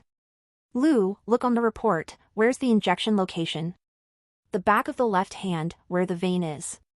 It is a common area for injection, no special notes. Hearing Chu Ping and others' analysis, Zhao Yu was also secretly learning their methods. It was why they were professionals at their job. Zhao Yu had to learn it well. Discover NW Chapter SNN0EL by.com. Yet, as he listened, Zhao Yu felt even weirder. Why was it that all the information and details he heard through eavesdropping, he was not able to find in the information Chu Ping gave him? Oh, Zhao Yu finally realized, holy *T. It was on purpose. The information they gave me was all useless, unneeded information, he thought to himself. Really? Zhao Yu could not help but be agitated. He could not believe that the key case investigation unit was this shady. This sort of sabotage and guarding against their own was almost a match for his old job. Che! Zhao Yu made a sound of annoyance. After he calmed down, Zhao Yu quickly relaxed, thinking, since you guys sabotaged me first, don't be angry when I return the favor. This time, I'll take all the glory for sure. Holy *T, I definitely will catch the culprit before you guys. Aren't you guys hardworking and serious? Then I'll just be more so than you. At noon, Chu Ping led the Team B investigators and continued the busy investigation. They rushed for some takeout and continued their work. Zhao Yu was even simpler. In order to continue jotting down all the information he heard, he took a box of instant ramen from someone's table which filled his stomach somewhat. With the increasing quantity of information, Zhao Yu's whiteboard was not full of scattered pieces of information. He had learned how to draw connecting lines between pieces of information and how to analyze some simple evidence. Maybe it was Chu Ping's influence. Looking at these tightly packed evidence analyses, Zhao Yu also had the feeling that the culprit of the lost hand case was close at hand. Yet, every time he had this feeling, the evidence would suddenly come to a screeching halt, with no way to continue. Why is it like this? Did I miss something? Missed something very important? As he thought like this, Zhao Yu could not help himself anymore. He started looking through the evidence over and over, almost memorizing it all. Around 4 o'clock in the afternoon, the neighboring Zhang Jingfeng and Liang Huan had just came back from patrol. The two were shocked to see Zhao Yu's massive pile of evidence. Zhao? Zhang Jingfeng asked, what, did we miss something? Zhao Yu could not even bother looking at them and continued to stare at the whiteboard as if spellbound. Oh, isn't this the lost hand case? Liang Huan recognized it instantly and took a sip of water, sighing, ah. Because of this case, we couldn't even finish investigating the other case. Say, do you think a hand is more important than a life? Liang Huan's words finally attracted Zhao Yu's attention. He asked, "What do you mean?" Zhang Jingfeng sat down, ranting, "See. The higher-ups want us to help Team B to investigate the lost hand case and told us to temporarily put the brutal murder case on hold. You guys are investigating it too? What did you guys find?" Zhao Yu saw that they had just come back. Maybe they had new evidence, so he was curious. Zhang Jingfeng rushed to answer first, "Just talking with the traffic department and the forensics department. We followed the captain's orders and investigated the victim's BMW. Wasn't it already investigated? Why again?" Zhao Yu questioned further. "The day of the case, a lot of traffic surveillance cameras got shots of the BMW," Liang Huan answered, "but the weird thing is, none of them could see the driver. It's not that they could not see the driver clearly, but that they could not see the driver at all." "Why?" Zhao Yu was interested. "Was there a reason?" "Yeah." Zhang Jingfeng and Liang Huan nodded in sync eagerly. "Apparently." After an entire afternoon of investigation, Zhang Jingfeng and Liang Huan had finally figured out why the cameras couldn't not see the BMW's driver. After the forensic department's repeated investigation, they saw that on the inside of the BMW's windshield, there were signs that something had been stuck on it with glue. Testing showed that the residue of glue had been left by some sort of glass stickers. The professionals in the forensics department suspected that on the day of the crime, the culprit probably had done something to the windshield. He may have used some sort of one-way mirror. After taping it to the windshield, one could only see from inside, but no one could look in from the outside. Although some expensive car films could have similar effects, there was no way for it to be as opaque as it was on the BMW on that day, to the point where the driver's silhouette could not even be discerned. So, the culprit must have used some sort of special tape. In the end, after endless work from the forensics department, they finally found the brand of the film. Unexpectedly, this sort of one-way film was used by magicians for magic tricks. They were used during grand illusions to increase the effects. This sort of material was very special. Currently it was not produced within China, and could only be imported from another country. If you ask me, Liang Huan saw there were not many people in the room and lit a cigarette, lowering his head and taking 2 deep puffs. "This lost hand case is pretty much solved. The senior told us that the more effort the culprit put into making this a perfect crime, the more evidence is left behind. This time is definitely life that." "Why?" Zhao Yu was curious. "If the sticker material is that special, once we look up the source, no matter if it was bought online or in person, we can find the target right away." Liang Huan blew out a smoke ring. "Zhao, if you ask me, your whiteboard is full of shenanigans. It's useless." "Oh," Zhao Yu thought carefully. It seemed that a perfect crime was not that easy to achieve. The more there was to consider, the more mistakes you could make. If the culprit was caught because of the glass film, he would have many regrets. If it was like this, then Chu Ping must have already grabbed a hold of this evidence. "All right, I'll monitor them and move right away once the target appears." At this time, Zhang Jingfeng and Liang Huan cleaned up the office and pulled out some documents. They put on their jackets, ready to leave. "What? Is it time to leave?" Zhao Yu looked at his watch. There was still about an hour before it was time to leave work. UW Evils up Tez on nov/l/bi.com. Liang Huan smiled. "If it wasn't for Team Leader Chu's orders, we would have already gone home." Zhang Jingfeng patted Zhao Yu on the shoulder. "Don't work too hard. Even if we work as hard as we want, in the end the reward for solving the case just goes to Team Leader Chu and Team B. Just rest up. Come on, how about we go play some pool?" Zhao Yu examined the two in front of him and felt rather conflicted. It looked like every police officer was also different. At least the two in front of him were not that serious about their job. No wonder the higher-ups transferred them to the long-term cold case investigation group. "It's fine, I have something to do, you guys go."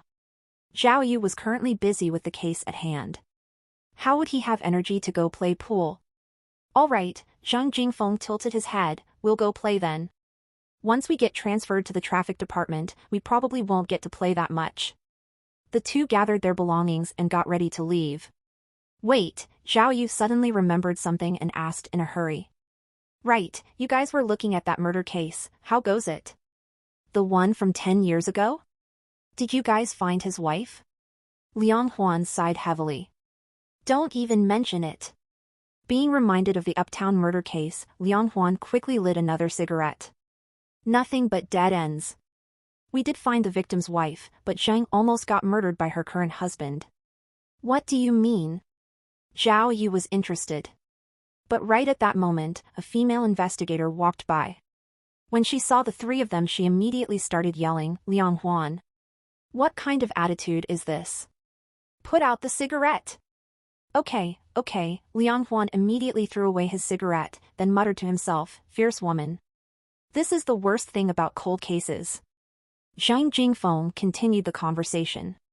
Think about it, the victim's wife finally returned to normal, made a new family, and even had kids. Then we come in and rub salt in the wound. Who would like that? Oh, Zhao Yu shook his head, so you're telling me, you guys got kicked out before you even got to investigate? Not really, Liang Huan took over the conversation, this was work after all. We're working for the people. With some persuasion, we managed to get some information. But the wife told us the same thing as before, the victim was a terrible person with a lot of enemies. People often broke their windows, and their door would be vandalized with paint. Other than that, nothing new. Actually, according to the neighbor's testimony, the victim had a huge temper and often hit his wife when he was angry, Zhang Jingfeng continued. If you ask me, his wife couldn't wait for him to die. Then, another lover? Possibly? Zhao Yu asked. He really wanted to know if his guess was right or not. Definitely not. Liang Huan answered definitively. We already read through the huge amount of evidence and even found some witnesses. The victim's wife was abused by the victim. Forget a lover. Every day, she was almost afraid to leave the house. Her and the current husband also met 2 years ago. Before that, she was single. Hitmen are even more out of the question. Zhang Jingfeng answered. The two were insanely poor, with nothing but debt. They wouldn't even be able to shell out $5. This is the same as before. Just like a huge loop, we're back to the start again, Liang Huan said. Other than getting hostility, we didn't learn anything. In the end, we are still going to end up directing traffic on the street. Bro! Zhang Jingfeng spoke emotionally to Zhao Yu. Remember, no matter what method, don't ever end up on this team. This is basically a hole. There's only in, no out. You take care of yourself, we can go now. Zhang Jingfeng waved his hand, Liang Huan followed, and the pair of unfortunate guys left side by side. Watching their backs walk further and further away, Zhao Yu felt some sort of sadness for them. After a few years, would he end up like them too? No way. The stubborn Zhao Yu woke himself up again. No matter what, he would definitely not lose the chase for the lost hand case.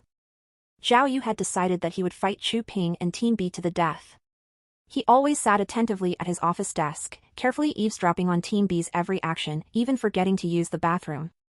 As he expected, Chu Ping and Team B focused mainly on Zhang Jingfeng and Liang Huan's newest evidence and immediately focused on figuring out the source of the one-sided film. The type of one-sided film was rarely imported. Within a few hours they had already found all of the people who had recently bought the product. Immediately afterwards, they quickly started investigating the buyers. Team leader Chu Ping almost mobilized the entire team for this.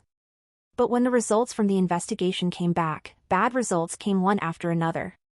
As it turned out, the one-sided film had been purchased by performance groups, some used it for magic, and some for setting up the stage. Even though not many performance groups purchased it, every group that did purchased a huge amount. According to the distributor, the one-sided films were not cheap, but most people had no use for it. Within the groups they were not guarded by any specific personnel, and were usually thrown in the storage room. Regardless of who they were, workers, other performers, or even audience members, anyone could take some and leave. Because of the chaotic situation, if they really wanted to continue down this road, the workload was going to be difficult. From the looks of it, this evidence was pointless, and they were back to square one. Hearing this, not only Chu Ping and her team members, but even the eavesdropping Zhao Yu felt despair. It seemed like they were still underestimating the culprit's abilities. This person's execution and planning were flawless, with no openings at all. He was a genius of crime. Even though following the trail of the one-sided film was almost useless, Chu Ping did not give up completely. She still left 2 investigators on the scene to continue the investigation, but everyone else was transferred back to the office. This time, Chu Ping undoubtedly felt great pressure. If she failed to solve the lost hand case, it was very possible that she would follow in the previous team leader's footsteps and be forced to resign. But Chu Ping had already exhausted all of her strength, having already pulled out all of the evidence and thoroughly examining them. But by this point, besides not even having caught the culprit, she could not even give a decent description of them yet. Compared with her spotless record, this was unprecedented. Soon, it was almost dawn, and despite the team continuing their tireless analysis, the talking slowly died down. Zhao Yu was the only person in the Team A section of the office. He laid down on the desk for a long time, but heard nothing from the eavesdropper. It seemed that Chu Ping's crew were at their limit. Holy sh*t Zhao Yu turned around and carefully stared at his own whiteboard. On the center of the whiteboard was the number 4.26. This number represented April 26th. Last year, the first case happened on April 22nd. The second case occurred 4 days later on April 26th. Coincidentally, this year's incident had also happened on April 22nd. Thus, the investigators were all worried that this year would repeat the last, and that there would be a 4th incident on the 26th. If a 4th incident occurred, then the consequences would be heavy. The media would surely stir a huge commotion, and the police officers involved would be heavily criticized. Right now, the entire office was covered with a thick gloom. It was already past dawn on April 25th. If the culprit really was readying for another attack, then there really was not that much time left for the police. But the culprit, who is it?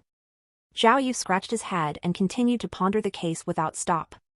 Regarding this case, besides following Chu Ping's ideas, Zhao Yu also had his own ideas. He held on to an incomplete idea, feeling that the reason why this case was taking too long to solve may not have been because the culprit was sneaky, but because of Chu Ping's idea being wrong from the start. Such as the fact that although Chu Ping and her team had never said it aloud, the team had already come to the conclusion that the culprit was a male. This was because during the first case, the culprit was out in a crowded area but managed to pull the victim into a small electric supply room in the underground tunnel. Not to mention, chopping off a person's hand with one stroke took a lot of strength. If the victim was female, then those 2 things would have been very difficult to accomplish. But, what if they were wrong? What if the culprit wasn't a male? What would happen? Using the BMW one-sided film as an example, the culprit had taken such advanced measures as not to reveal anything, even their own silhouette. But why would the culprit be so careful so as to not even reveal their own silhouette? Could it be that the silhouette would expose something? Like, exposing the fact that she was a woman? Other than that, Zhao Yu also felt that Chu Ping often had the wrong idea, including the culprit's motive. By this point, the culprit had already cut off the hands of 3 females. But why did he cut their hands off in the first place? Chu Ping and the team had always thought that the lost hand case's victims were randomly chosen. They were sure that there were no connection between the culprit and the victim. Their reasoning was sound as the 3 victims had never met each other.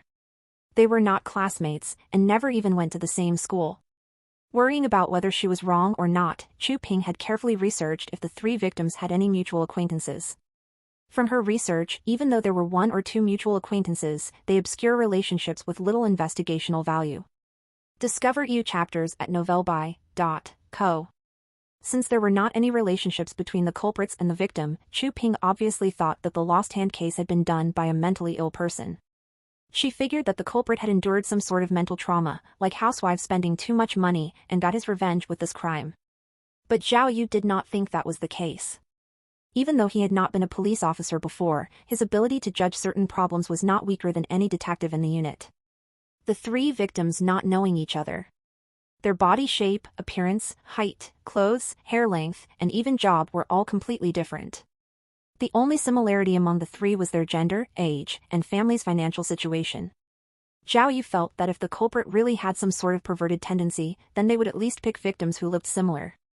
If they were cutting people's hands off because their housewife was a large spender, then they would at least pick victims who looked like their wife.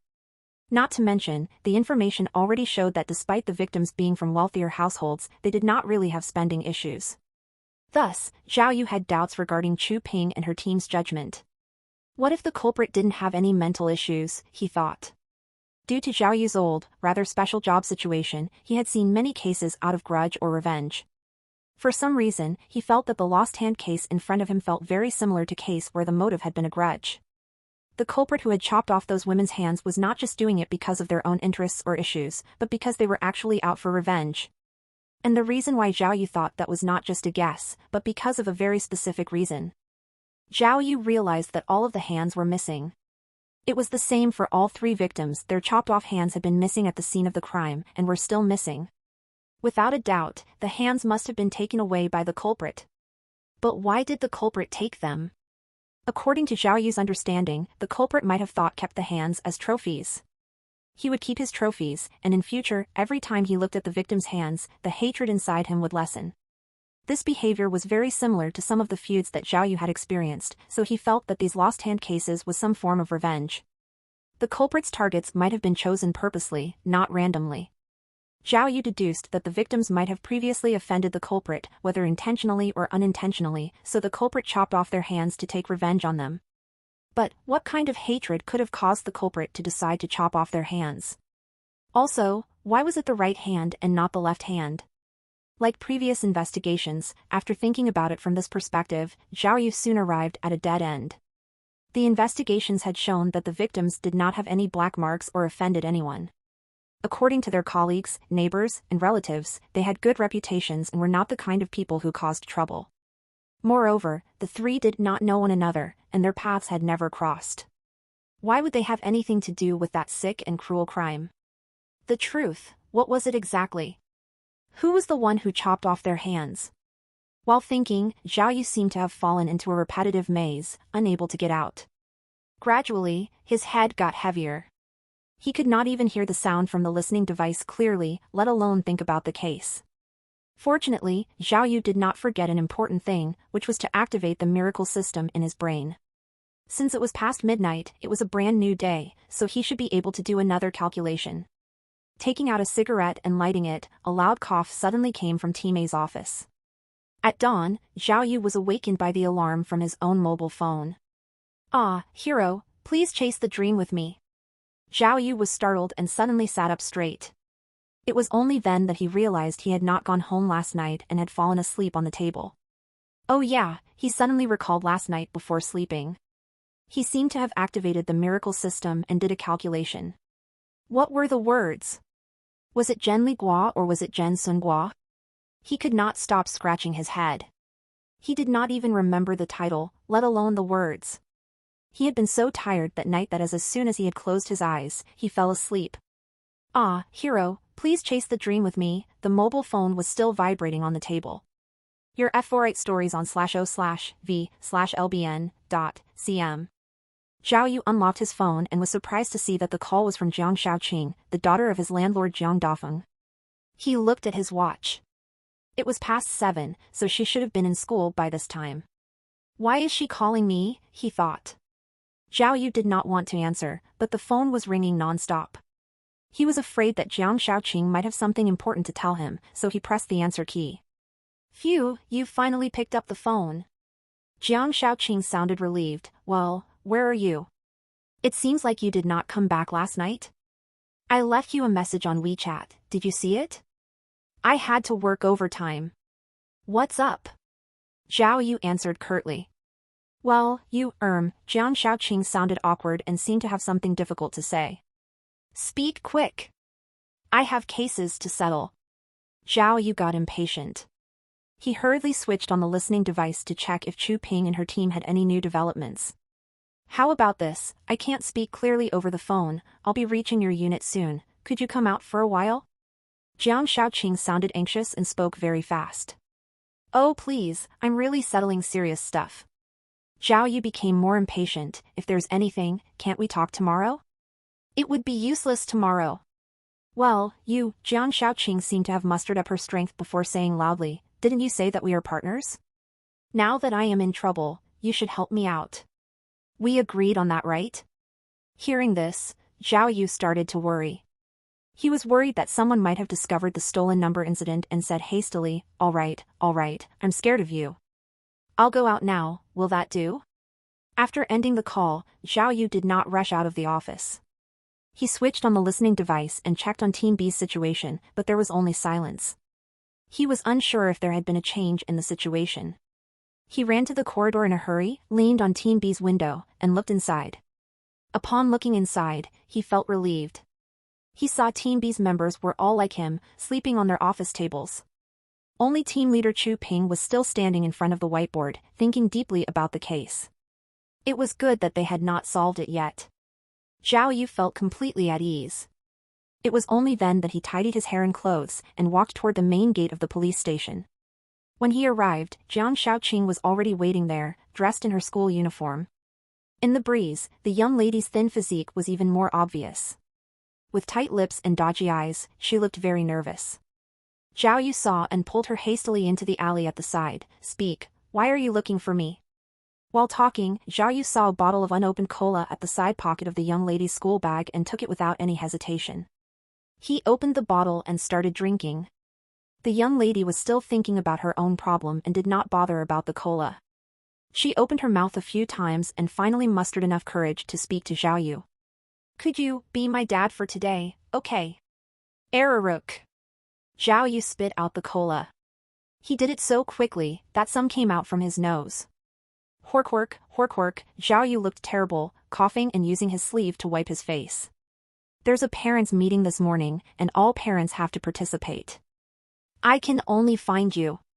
Jiang Shaoqing said hastily, "If my dad goes, I'll be dead." "Stop." Zhao Yu was perplexed. Your dad? Am I that old? Can't I be your brother?" "You can only be my dad." Jiang Shaoqing said seriously, "I've already intercepted my dad's mobile phone information and copied it to your phone. My teacher won't be able to tell." Holy sh*t, Zhao Yu was about to kneel down. "Big Missy, should I give you a job at the police station?" "You're so professional." "Please." Jiang Shaoqing begged, "The parents' meeting starts at 8 o'clock, I'll pay for the cab fare, okay?" "Enough." Zhao Yu shouted with a stern face, "If your real dad knows about it, I'll be chased out of the house, do you know that? Why don't you hire a person? It's impossible for me to go. Let me be frank, I really have an important case to investigate today. Get going, quick! Quick! If not, you won't be able to make it in time for the bus." Zhao Yu had lost his appetite for the cola. He closed the cap and gave it back to her. Looking at Qinshan Second Middle School's solemn and magnificent gate, Zhao Yu felt his legs become heavy, gluing him to his place. Qinshan Second Middle School was one of the biggest, most famous middle schools within the entire district. Many people would give up everything just to get themselves into the school. Zhao Yu never would have dreamed that Jiang Shaoqing would be attending the second middle school. Not to mention, she was in the 8th grade, and that in a month and a half she would be taking the high school entrance examination. He was even more surprised that Jiang Shaoqing did not want her own father to come to the parent conference, not because her grades were too low, but because her grades were too good. As it turned out, Jiang Shaoqing was the second middle school's genius. Every mock exam that she had taken, she was always ranked in the top 3 among the entire school. The little girl was very interesting. She told the school that night recitation did not fit her learning style and that she wanted to study at home. The teachers did not even dare to say no to their best student. With just a simple notification to Jiang Shaoqing's father, she was allowed to skip her night recitation. But the teacher did not know that Jiang Shaoqing's so-called father was not actually Jiang Shaoqing's father. Even before Zhao Yu, the kid had already faked her parent contact information multiple times. The reason she did not want to show up for night recitation was because she went to study hacking in internet cafes, teaching herself how to scam people's accounts. Although she did these things, her grades never slipped, so her actions were not noticed by the school or her parents. Jiang Shaoqing's grades and capabilities almost put Zhao Yu to shame. He was not sure why, but as he stepped through the school gate, he had a feeling that he did not fit in. His heart sped up and he started sweating buckets. Even back when he walked into another mafia's territory to taunt them, he had never been this nervous. At that moment, he truly regretted agreeing to pretend to be Jiang Shaoqing's dad. With the lost hand case taking up so much of his time, he did not have any energy left to spare for this. But Jiang Shaoqing had pulled out her trump card and had stumped the experienced and street-savvy Zhao Yu. Jiang Shaoqing had said it like this, "Think about it. Both of our lives are at stake here. If you don't come to the parent conference with me, my scamming will be exposed. And when it does, you won't get any money. Also, you might even face heavy repercussions since you're a policeman. Her move had been checkmate for Zhao Yu. Of course, Zhao Yu could simply not admit the truth and escape, but he also had a lot at stake and realized it was not worth the trade. With no way out, Zhao Yu could only reluctantly become her dad. Don't worry, seeing the other's reluctance, Jiang Shaoqing tried to make the situation less intimidating for him. It's only a parent conference, all of the parents are going to be there. You just have to sit in a chair and listen. If our homeroom teacher asks you to make a speech, you can just say something random. Just don't say why I don't attend night recitations. Zhao Yu could not do anything except follow the little girl. After Jiang Shaoqing opened the gate with her card, she brought Zhao Yu to the school's music building. The building was fairly old, with many eaves and pillars, almost looking like it was from the 70s or the 80s. You could even see the yellow 5-point stars that were scattered on the walls, somewhat faded from age. New N0VL chapters are published on N0V/E/LB/IN/CO/M. In fear of affecting the students studying, the parent conference was organized in the music building's lobby. The lobby could hold up to 100 people. Using it for the parent conference almost felt like a waste. But the sign-in at the door was very strict.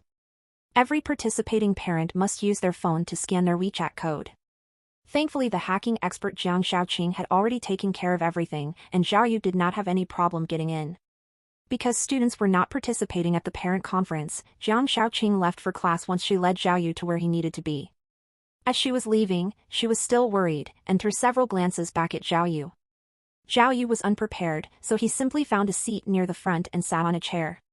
The eavesdropper in his mind was still turned on. Even if he was acting as Jiang Shaoqing's dad, he could not slack off at his real job. He was still keeping an eye on Team B's every move. But even as Zhao Yu was sitting in the music building, team leader Chu Ping was still out of ideas, unable to continue. There was still some time before the start of the parent conference, so there were not that many people yet. Among them, there was a 40-something-year-old mother. When she saw the piano on the podium, she looked incredibly interested and ran up to begin playing a tune. Unexpectedly, she was apparently a pro, playing a gentle and soothing, yet incredibly difficult tune. The clear and elegant music rang through the lobby, lifting the mood of the parents present. Everyone stood by the piano player and listened with great interest. Zhao Yu may have been a crude person, but he was very interested in music. Leaning against his seat, he was also enraptured by the sound of the piano. Zhao Yu sat at the perfect spot as he could see everything that was happening.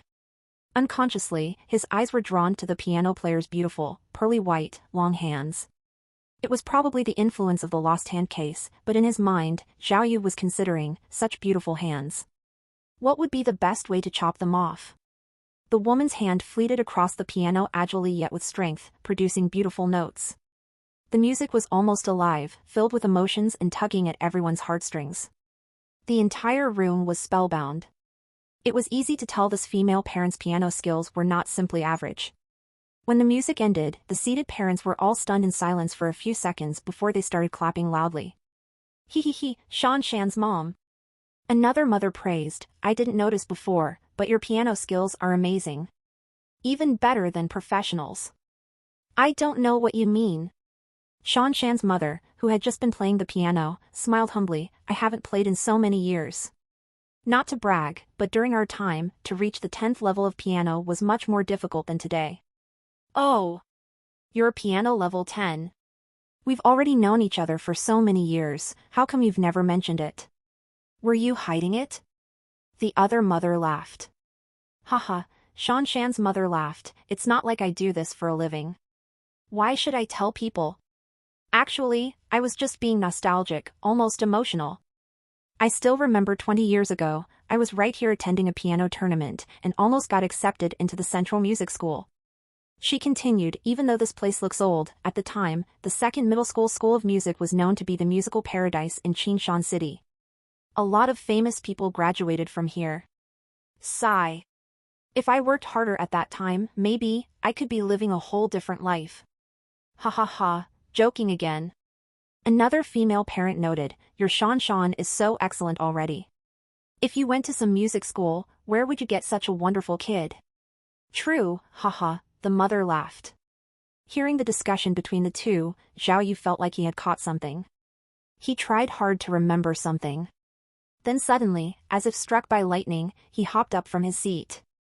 Holy sh**t. Piano. He thought. Piano. Piano. Could it be that the key to the lost hand case was right here? 53 days. Needless to say, I think all parents already know how important these 53 days are to the children. On the stage, a white-haired middle-aged man was knocking on the table with his index finger. The objective of having this parent conference today is to discuss how parents can coordinate accurately with their children and how to dispel their tension. I think. This person was Jiang Xiaoqing's class teacher.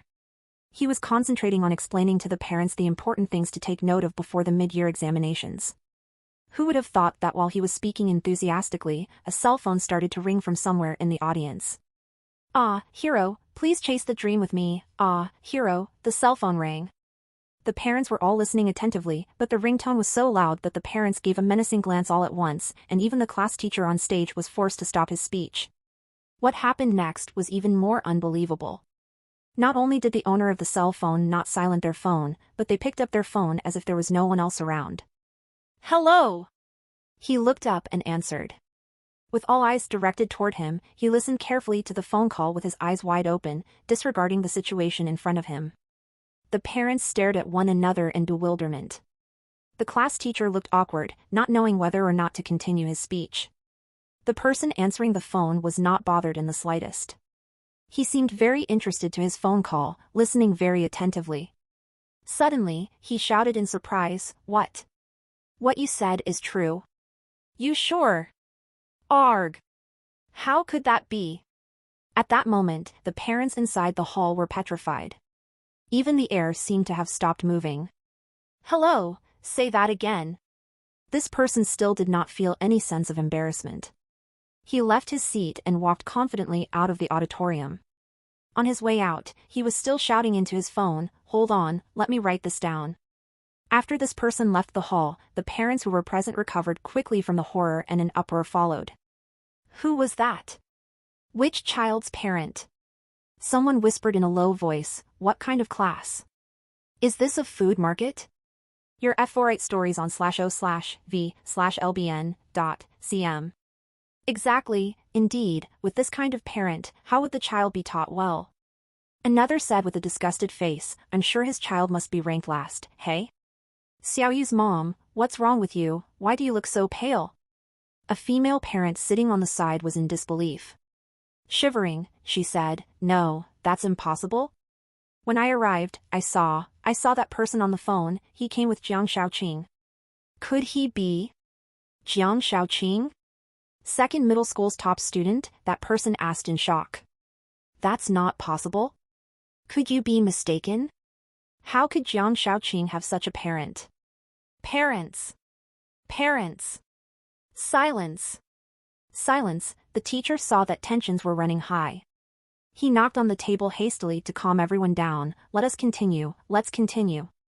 Without a doubt, the person being condemned by the parents was Zhao Yu. Other than him, who would have such energy? Outside the hall, Zhao Yu found a table, took out a small notepad, and recorded the information that Li Beini had gathered for him. While recording, Zhao Yu was filled with excitement to the brim, and he felt the blood in his whole body boiling. Heh, murderer, oh murderer. Finally, I'm gonna catch you, he thought to himself. Lu Changhu. Chu Ping. Open your eyes wide and see how I'm gonna arrest the murderer of the lost hand case. After blabbering, he hit himself hard on the head and praised with sincerity, "The great miracle system, how I love you so." The reason why Zhao Yu was so excited to the point of acting like a lunatic was because he had found a new clue about the lost hand case. Zhao Yu thought that this clue, which had been overlooked by the others, was crucial in solving the case. In fact, when Shanshan's mother had been playing the piano earlier on stage, Zhao Yu had come up with a daring and unusual guess. The murderer chopped off the victim's hands. Other than spending money excessively, could there be other reasons? Such as playing the piano? The murderer saw that one played the piano well and chopped off their hand out of jealousy?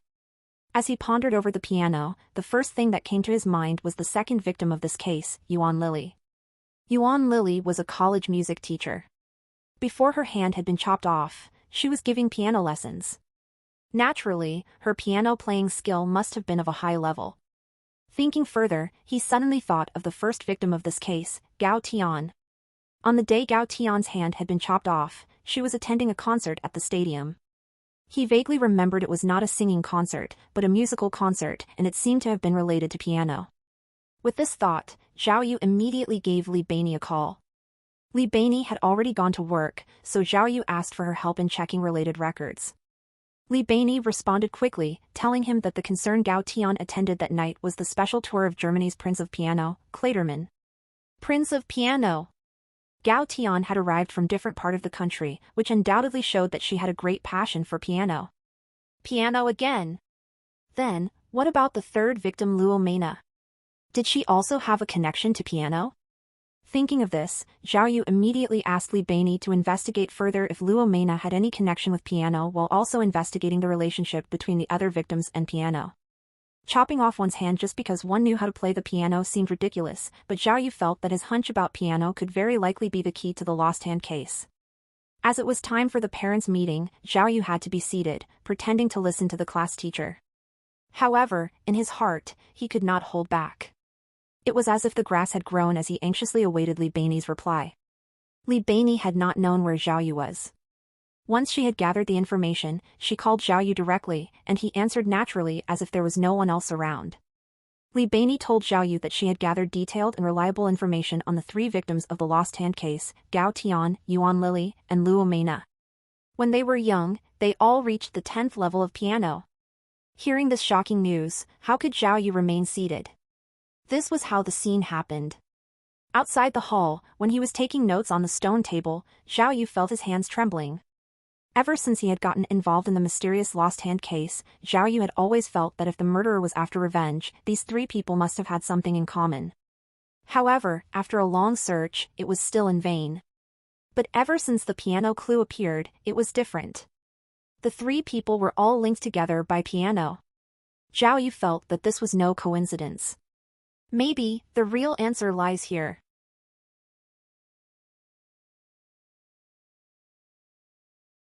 According to the information from the eavesdropper, Chu Ping's team had already changed their focus of the investigation onto the previous two cases.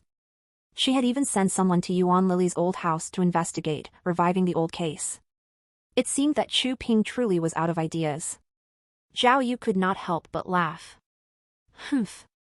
It's your guy's fault for underestimating me. This time, don't expect me to share the wealth either, he thought to himself. He focused on jotting down the newest information in his notepad, and quickly fell into thinking mode. Now, he was sure that the lost hand case had something to do with piano. But, how was it connected? He still was not sure. Zhao Yu felt that since the three victims had some connection with piano, the killer had to be some sort of piano expert as well. The expert must have had some kind of interaction with the victims. According to Li Beini's information, the three victims were all from different piano schools, with different teachers. Even though the three of them were all piano level 10, they had all taken the test at different times as well. In other words, the three may have been piano experts, but they did not know each other at all. Then, could it be that the three of them knew the culprit separately? Thinking this much, Zhao Yu once again called Li Beini, asking her to quickly investigate the three victims' piano history. Could they have studied during the same period? It was not surprising that Li Beini was not too happy with the arrangement. She noted that to finish this, she had to call all of the piano schools. It had been 20 years since the victims were students. Some of the schools had already closed down. It was nearly impossible to search. Please! Now that Li Beini was the only one supporting him, Zhao Yu could only get off his high horse and beg, this information is honestly super important. Once the case is solved, I promise to treat you to something. That's more like it, Li Beini smiled satisfied, I'll try my best then. But, Zhao Yu warned, you have to remember, do not let anyone else know about our investigation. Especially not Chu Ping and Team B, okay? I got it, don't worry. Li Beini hung up the phone impatiently as she finished. Zhao Yu rubbed his hands impatiently, unable to wait. But impatience did not help him at all, he still had an important mission to finish, so he could only go and sit back down in the lobby. The question and answer session was going on. The homeroom teacher was eagerly answering all of the parents' questions, and the parents were listening carefully in return. Not many people noticed Zhao Yu returning to his seat. Zhao Yu had no interest in this. His mind continued to ponder the relationship between the lost hand case and piano. All kinds of evidence, details, and possibilities rapidly spun through his head. In the end, he even connected to his miracle system. Could it be that pretending to be Jiang Xiaqing's father, coming to the second middle school's music room and being inspired by the parent playing the piano was the adventure that day?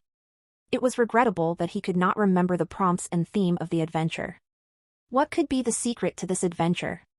He started remembering when he entered the lobby, once Shanshan's mother finished playing piano. Could it be, there were still more to what she had said? Shanshan's mother said she had not played the piano in a long time. Those who did not know her well clearly would not know she played the piano. This aspect was very similar to Gao Tian and Luo Meina. Although Zhao Yu had their information, neither mentioned they played the piano despite being level 10. Could it be, the culprit might have known them for many years? The culprit knew their secret, knew they played the piano? Could it be, the culprit was a long-time enemy of theirs? Wait, suddenly, Zhao Yu remembered an important point. The three victims were not from the same piano school, nor did they know each other, but there was one time and place they could have met up. Huh? Zhao Yu suddenly remembered Shanshan's mother's words. I still remember 20 years ago, I was right here attending a piano tournament and almost got accepted into the Central Music School. Right? Zhao Yu's entire body was covered in goosebumps. Holy sh*t. He had finally found it. The point of contact between the three victims was a competition. The three were all piano experts, from the same city, and of a similar age. They very well could have attended the same piano competition. Yeah. There's no other way. Zhao Yu decided that the culprit of the lost hand case had definitely attended this competition. The culprit must have not done too well and was eliminated, causing him to hold a grudge. Thus, he committed such a cruel act. Humph. Without your hand, how would you play the piano now? He imagined the culprit saying. Zhao Yu felt more and more sure of his thoughts, and became excited. If the culprit and the victims were around the same age, then at the time they had to have been very young. At that time the culprit had no power to exact their revenge. After more than a decade, the culprit finally felt like they had the ability, and started the lost hand case. Holy sh*t, the culprit must have really had a grudge. Just a piano competition, is it really worth it? Zhao Yu was still considering this when his phone started vibrating again. He had been anticipating this, and picked up the phone before it even started ringing. Senior. Through the phone came Li Bei's excited voice, I found it. 18 years ago, the three of them all attended Qinshan's 10th annual high school piano competition. All three of them were finalists. Holy sh*t. Zhao Yu slapped his thigh, and nearly jumped up in excitement. His voice was way too loud. All of the parents once again jumped at his exclamation. The giant lobby suddenly went completely quiet. Tell me, where was the competition? Who else attended? Zhao Yu ignored everyone and continued loudly. LL news tirise at N0V/LBI/.cm. It's been way too long to know how many people attended. I still have to investigate, but I know the location. It's Qinshan Second Middle School. Hearing the name Qinshan Second Middle School from Li Bei, Zhao Yu felt as he had been struck by lightning, and shook violently. How could this coincidence be? Holy shit *. Zhao Yu's unrestrained words once again flowed out. The parents present all shivered as if shocked. Yeah. I felt like, this couldn't possibly be a coincidence. Li Bei was also excited. Senior, the contest was too long ago. I can't get all the information through the phone. If you ask me, you should go there right now and find some evidence. Right, after all this time? Where are you exactly? Zhao Yu did not bother to answer Li Bei's question. After ending the call, he rushed into the crowd and hastily searched for the person playing the piano, Shanshan's mother. Hey! It's you! Zhao Yu quickly found her. He hurriedly asked her, Big sis. Tell me quickly, when you took part in that something piano competition, did you know Gao Tian, Yuan Lily, and Luo Meina? Any of these three people? Shanshan's mother's expression froze. She moved back while shaking her head, as if hiding from a plague. No? It's been so many years. How could you say no straight away? Zhao Yu urged. Think carefully again. Do you know these three people? Did they take part in the grand piano competition with you? I really can't remember. Shanshan's mother was frightened by Zhao Yu's aggressiveness. She turned around and wanted to hide. Zhao Yu grabbed her by the arms and yelled, Big sis, what are you afraid of? I'm investigating a case. Hey! This parent over here, I've been watching you, the white-haired class teacher could not look on further. He pounded the table, stood up and yelled, You'd better stop this. If not, I'm gonna call security. You are simply too low class. Exactly, the fathers started to roll up their sleeves. Can't you see where we are? Who do you think you are? These words reminded Zhao Yu of what to do. He quickly took out his police badge and yelled, I'm a police officer. The Key Case Investigation Unit is doing investigations. There is a big case which could be linked to this lady, so, he looked at Shanshan's mother and said, You have to answer my questions truthfully, or else you have to go back to the police station with me, hey. Upon hearing herself being associated with a big case, Shanshan's mother's eyes rolled to the back of her head, and she fainted. The parents on her side pinched her upper lip and patted her chest, and managed to revive her after much effort. Officer! How do you do your investigation? The class teacher ran over and grumbled, Look, what have you turned our conference into? This is a school. Exactly. The parents criticized Zhao Yu one after another. I've never heard of nabbing someone from a parent conference. Look at how you have scared people. Hey, are you really a police officer? Another man asked suspiciously. You are so vulgar. How could a police officer be like this? Mr. Wang, he said to the class teacher, I think it's better that you check his badge first. Nonsense. Not waiting for the parents to gang up on him, Zhao Yu yelled, Let me tell you the truth. The culprit is likely going to strike again today. If you hinder my investigation and give the culprit another chance to commit a crime, you would be disrupting public service, and all of you will be in serious trouble. The parents were inexperienced in this aspect, and were intimidated by Zhao Yu's words. All of them kept quiet and dared not to make any more noise. Officer! It's been 20 years. Shanshan's mother's face was pale. Shivering, she said, How could I remember who competed? I was nervous enough to perform on stage, let alone remember the others. The three names you said, I really haven't heard of them before. New chapters will be fully updated at novl/bin.com. Zhao Yu gave this a thought and quickly realized why the three victims had not recognized each other. Firstly, a long time has passed. Secondly, a piano competition is about competing one's own ability with no need for interaction with other competitors.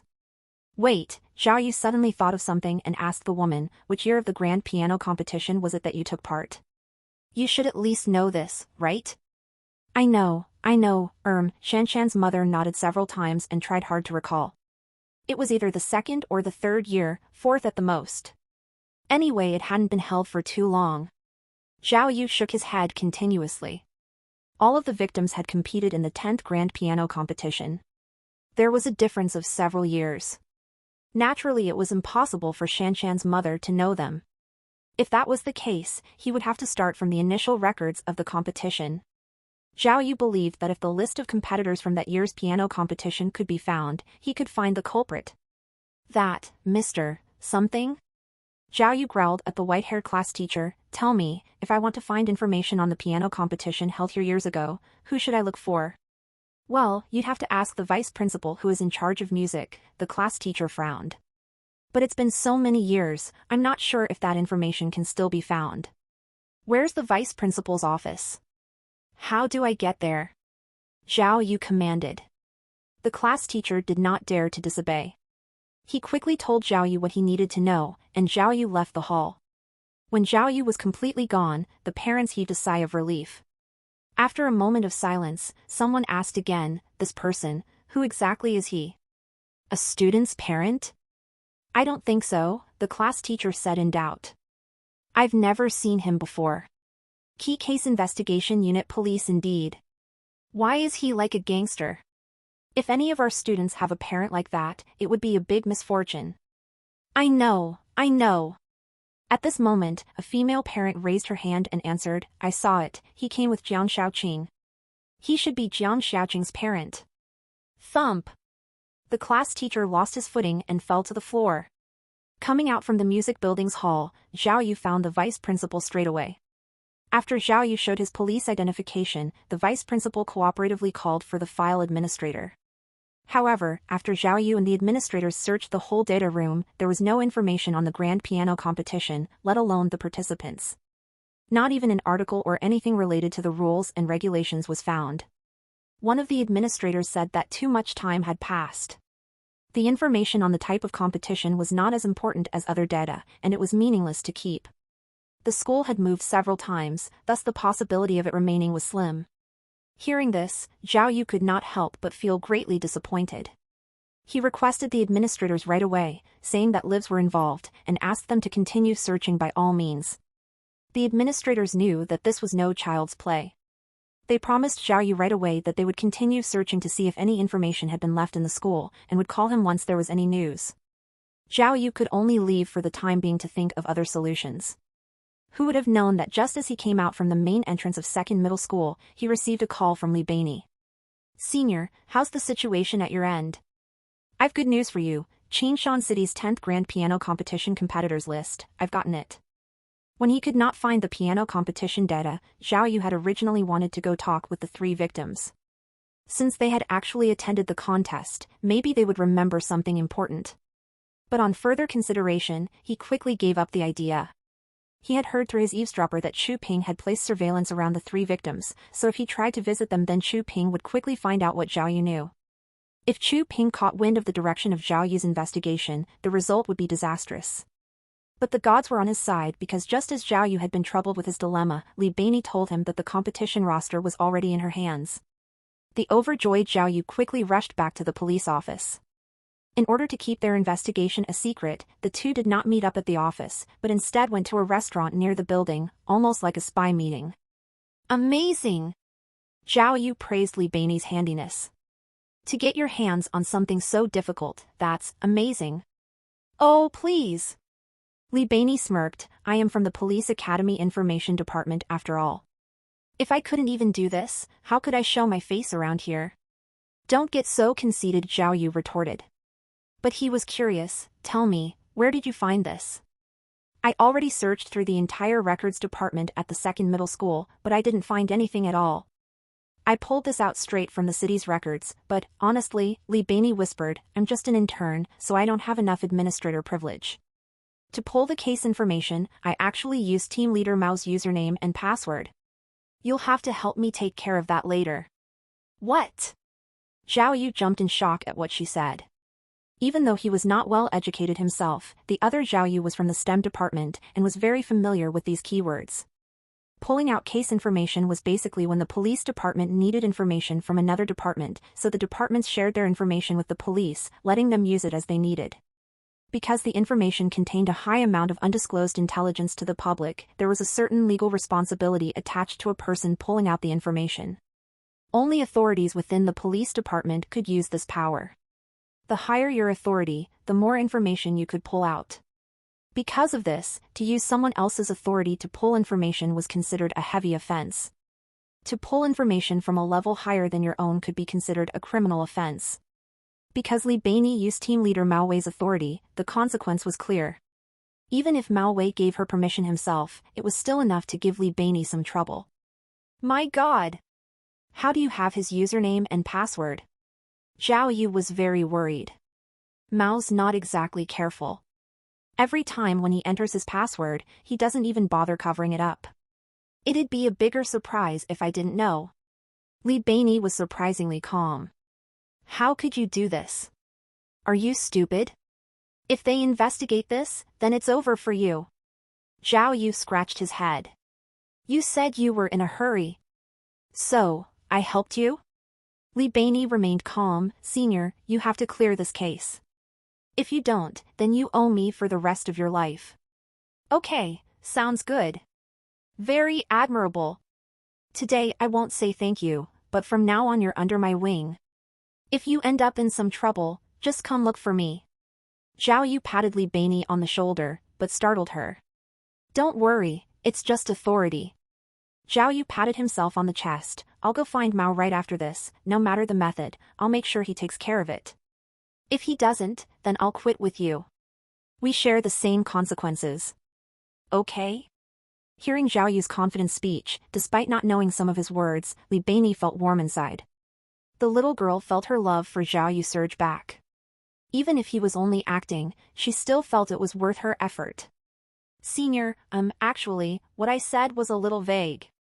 Li Beini blushed as she spoke. I'm not dumb enough to cross the line that easily. Even though I used Team Leader Mao's username and password to pull the case information, I used a virus and erased my tracks. If the higher-up doesn't send someone to investigate, they shouldn't find me. Oh. Zhao Yu gasped, then suddenly realized what happened and laughed. Aren't you sly? I almost got tricked by you. But, this is good, great. To avoid the awkward situation, Li Beini hurriedly lowered her head and asked Zhao Yu, Senior, I'm a bit hungry. How about you buy me for some food? Right. Right. Look at me, not being considerate, please don't mind me. Zhao Yu hurriedly raised his head and shouted in a thunderous voice for a waiter, Waiter, we're ready to order. Zhao Yu was from the streets, hostile to enemies, but very generous to people he considered close to him. Li Beini helped him greatly, so he definitely had to treat her. Soon, a luxurious set of food was placed in front of the two: steaks, salad, clam, abalone. It was so fancy that Li Beini felt dizzy. She kept muttering, I can't eat all of this. Zhao Yu paid over 1,000 yuan out of his pocket for, but that was how it was done on the streets. Some things either you do not do it at all, or you do it well so they can see that you mean it. Even as they were eating, Zhao Yu could not help but mention the case. He asked Li Beini curiously, even if it was from the city's records, why would they have such old information? Of course they have it. Li Beini replied, even though the contest was held at Qingshan Second Middle School, the contest was entirely organized by the city's Culture and Education Bureau.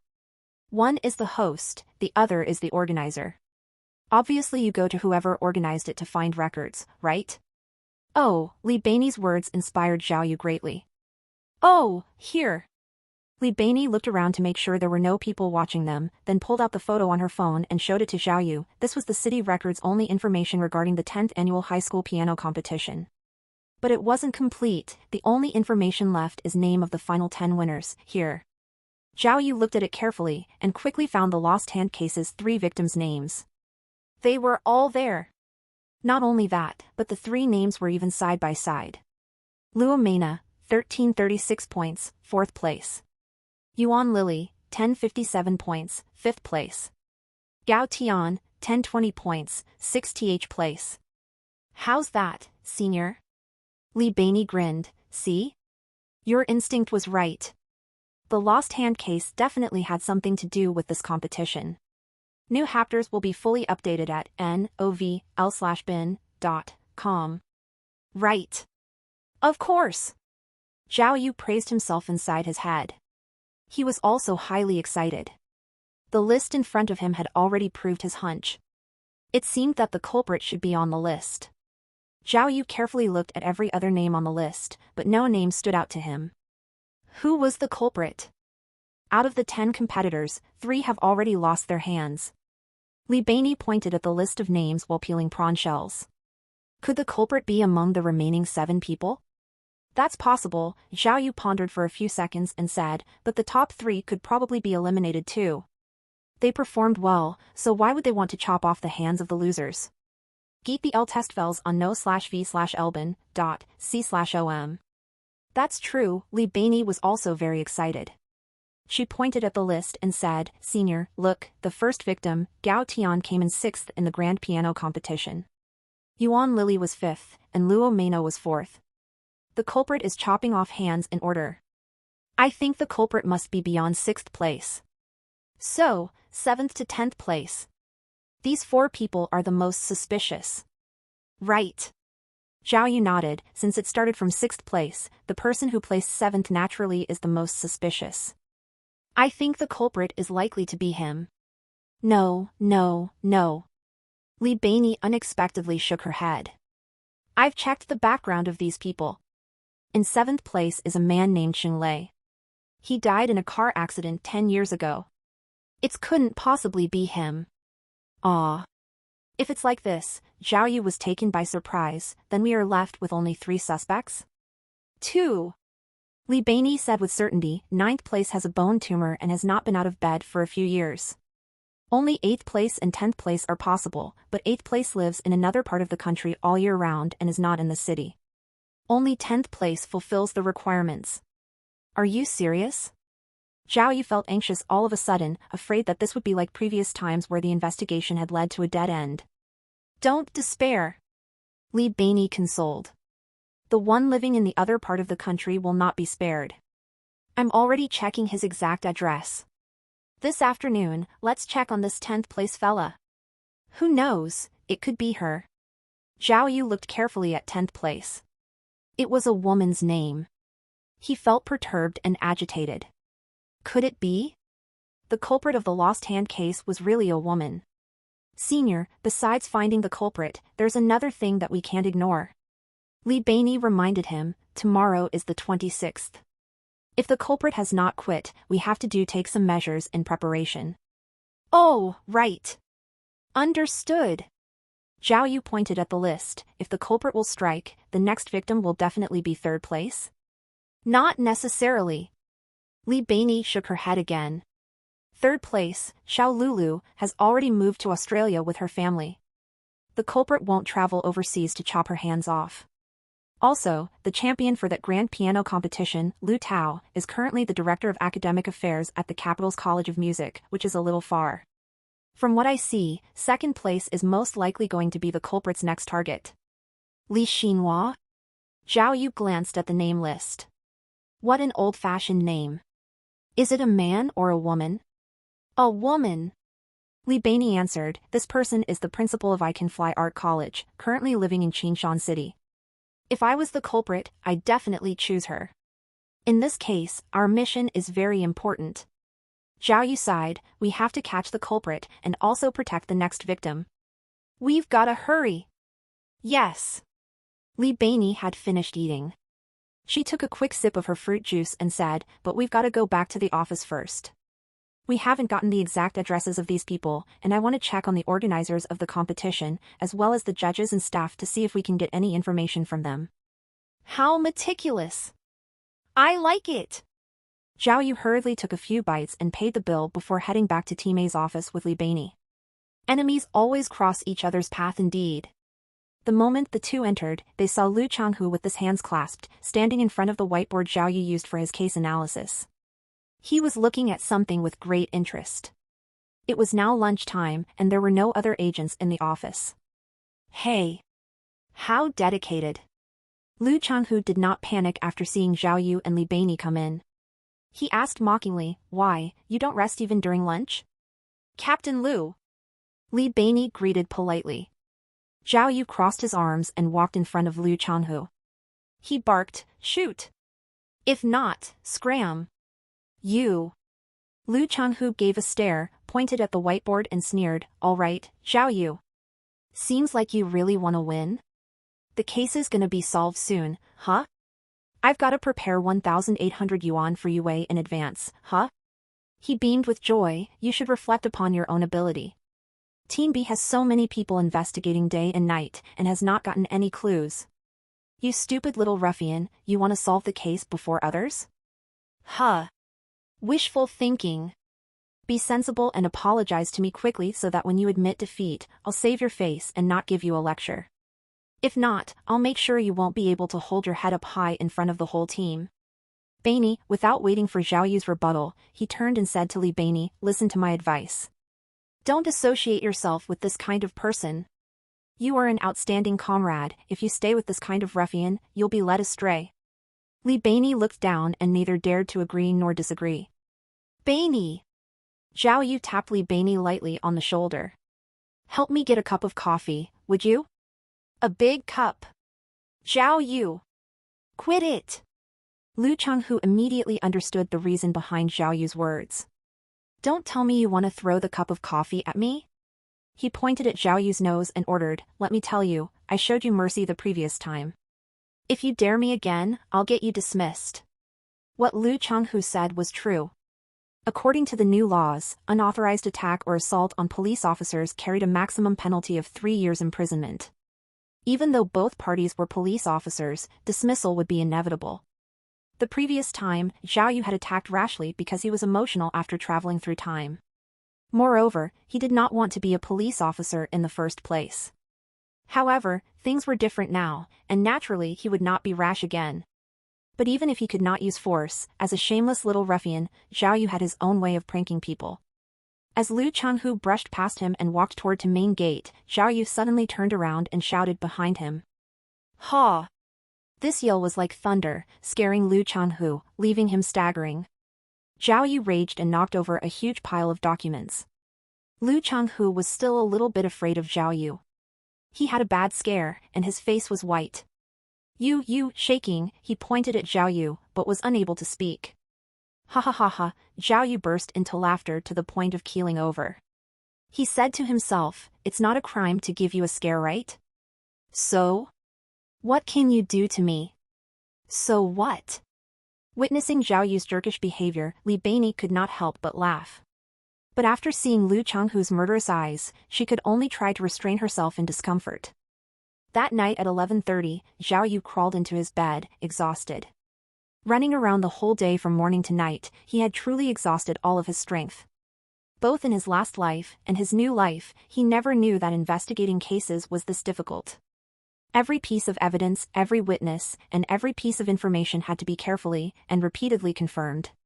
Sometimes, even though he knew that what he was doing was fruitless, he had to stubbornly push forward because the key to solving many cases was often found in unexpected evidences.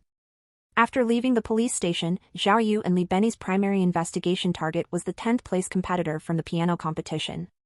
According to the evidence, she was the most likely suspect. Yet when the two found her, their jaws dropped because this contestant was currently pregnant, already in her 3rd trimester. She had been pregnant for 7 months already, and her stomach was like a huge ball. How could a pregnant woman so far along be the culprit behind the lost hand case? With nowhere else to go, the two could only ask her about the piano competition. The lady could not remember anything too clearly. She said she was only 18 years old, just a child. All she knew how to do was play piano, everything else was a blur. She only remembered that the competition was very publicized. Not only did the city and province-level government officials come to watch, but they also invited many professional judges from the famous art schools. It was because the judges' expectations were so high that the contestants' points were very different. With almost a 300 to 400 point differences, this was very rare in professional piano competitions. The competition was also very important to the contestants because those who scored at the top of the competition would most likely be recruited by famous colleges. This was considered a shortcut to highly coveted universities. Hearing this, Zhao Yu suddenly remembered what Shan Shan's mother had said about how she had almost been accepted by the Capital Music Academy. If she had been accepted, her life would be very different. Zhao Yu applied the idea to himself. This was his second life, and it was truly a completely different life. He had made a lot of mistakes in his last life, so in this life, he would try his hardest to avoid them in order to live the life he truly wanted. Since the 10th place contestant could not be the culprit, Zhao Yu and Li Beini could only focus on other evidence. According to Li Beini's friend from another city, they had already confirmed that the 8th place contestant had not returned to Qinshan City for more than a decade, and therefore could not be the culprit. Once again, the investigation came to a screeching stop, since there were not any other suspects on the list. Unable to continue, the two could only split up and look for the rest of the piano contestants. But due to the contest being so long ago, some people were very difficult to find. Some were no longer in the city, some had already retired, and there were even some who had passed away. After spending an entire afternoon, other than getting some information from a retired officer from the Culture and Education Bureau, there were not any other advances in the investigation.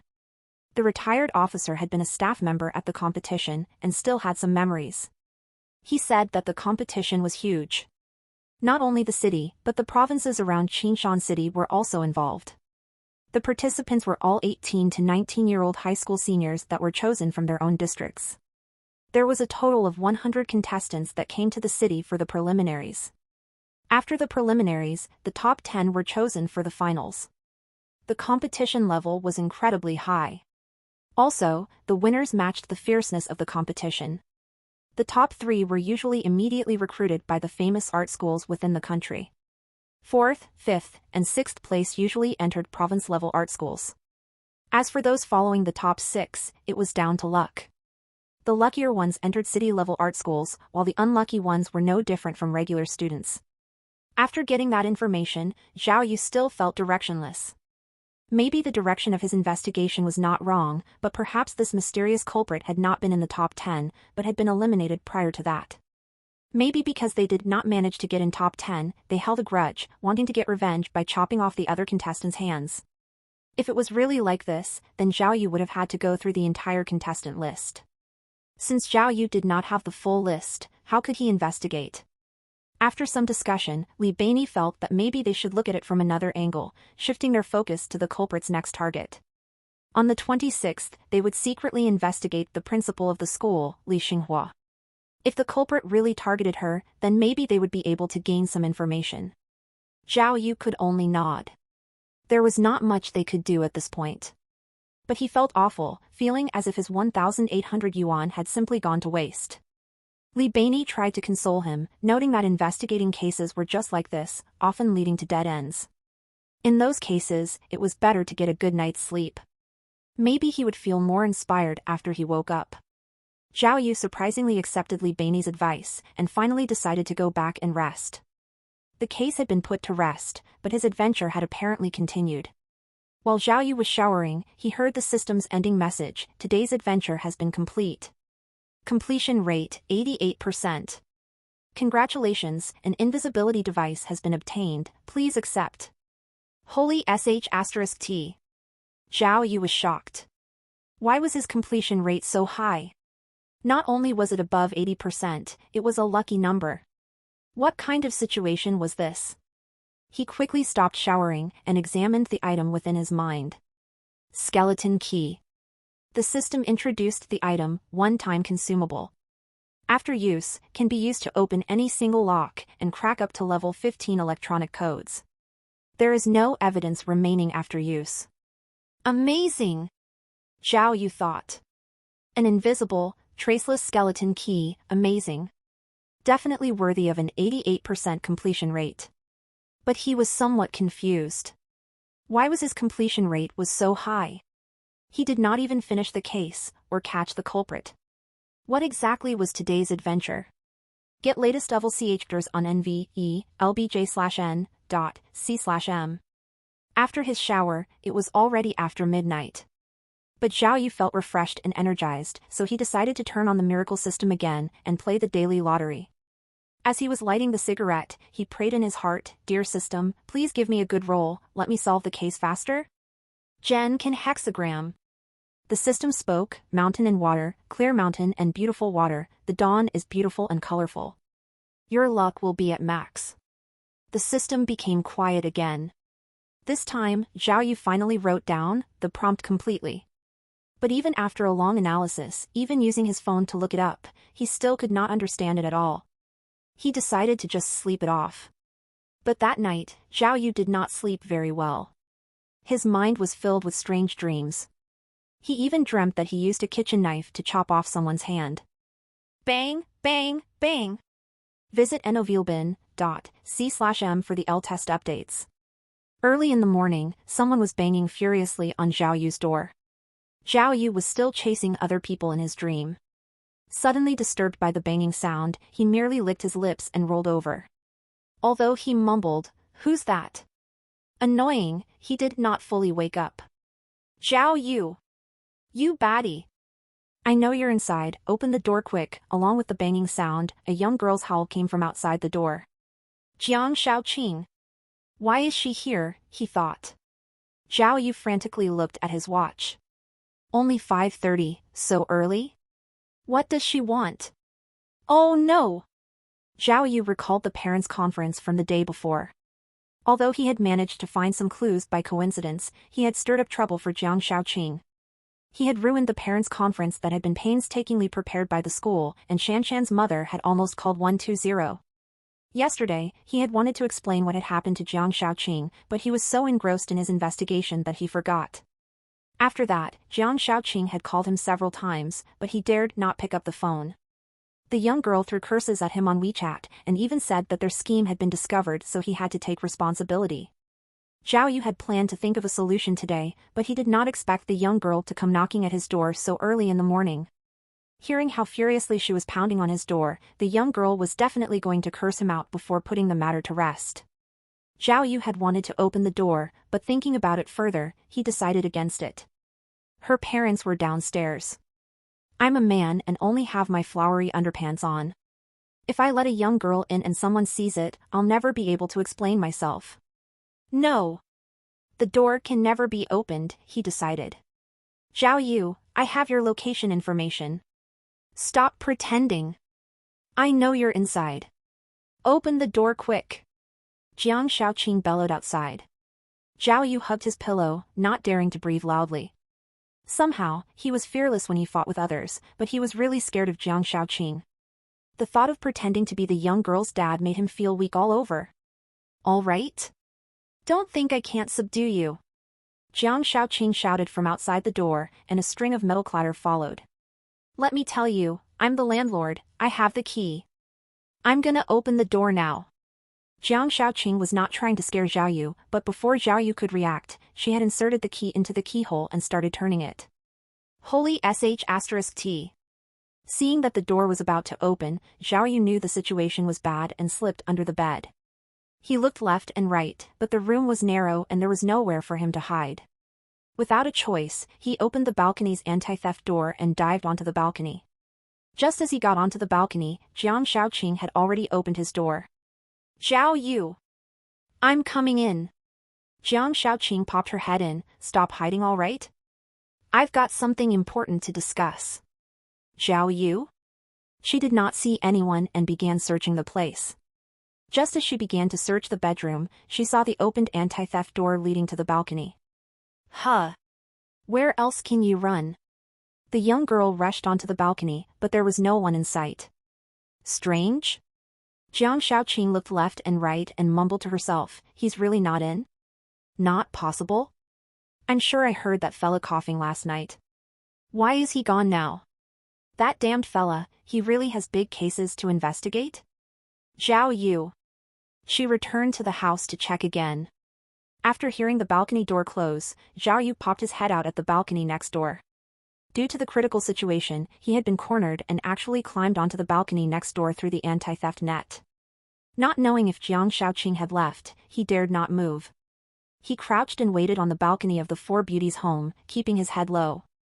A few minutes later, he heard the sound of the shutter doors from downstairs. He peeked down and saw Jiang Shaoqing had locked the shutter doors of their family fruit store and gone to school. Before she left, she turned and caught a glimpse of the balcony. This gave Zhao Yu a scare, and he lowered his head again. Oh! Holy **T. Scared me. Zhao Yu patted himself on the chest and thought, it's this early in the morning and I almost got a heart attack. Could this be the adventure that I'm supposed to have today? If it's the case, it is really not fun at all. Having seen Jiang Shaoqing lock the shutter doors, Zhao Yu realized that Jiang Dafeng and his wife were not in. They had probably gone to replenish their stock. No wonder Jiang Shaoqing dared to come and find him. If he had known this, he would have opened the door and have a good talk with her, and would not be in such an embarrassing state now. He wanted to shake off the dust on his body, but realized he was half naked and only wearing his Pikachu underpants. He did not even have his slippers on. Let me take a shower first. Zhao Yu slowly thought about it and climbed back onto his own balcony, but had realized something. His adventure for today had just begun, but the anti-theft door had been locked from inside by Jiang Shaoqing. Arg, darn. Zhao Yu pulled and tugged, but the door did not move. He checked the window, but the window was also anti-theft and could not be opened. Arg, holy **T. Zhao Yu scratched his head. He hated Jiang Shaoqing from within. The girl had actually pulled this on him. She was full of tricks. She must have guessed that he had jumped from the balcony, so she did this cruel act. Darn it! He looked out from the anti-theft net. He was on the 3rd floor, and the balcony was protruding out. If he climbed to the end of the anti-theft net and jumped down, it would be equivalent to suicide. Zhao Yu anxiously fidgeted in his spot. The lost hand case had reached a crucial point, and he had many things to do. But now, he could not even go home. If his cell phone was with him, he could have called for help, but his phone was locked inside the house. Who could he find? He paced around the narrow balcony. When he finally fixed his eyes on the balcony next door, he decided to take a gamble. I have to go all out. Zhao Yu decided to leave from the next door apartment. The two houses were next to each other. If he could leave from the neighbor's main door, he would be able to return to his main door. Although the four beauties lived next door, Zhao Yu knew very well that these four social butterflies always spent their nights out and did not return home, so there was definitely no one home at this hour. Zhao Yu prayed silently, hoping that the neighbor's anti-theft door could be opened from the inside. He took a deep breath and crossed over to the balcony next door in the exact same way. The balcony next door did not have an anti-theft door.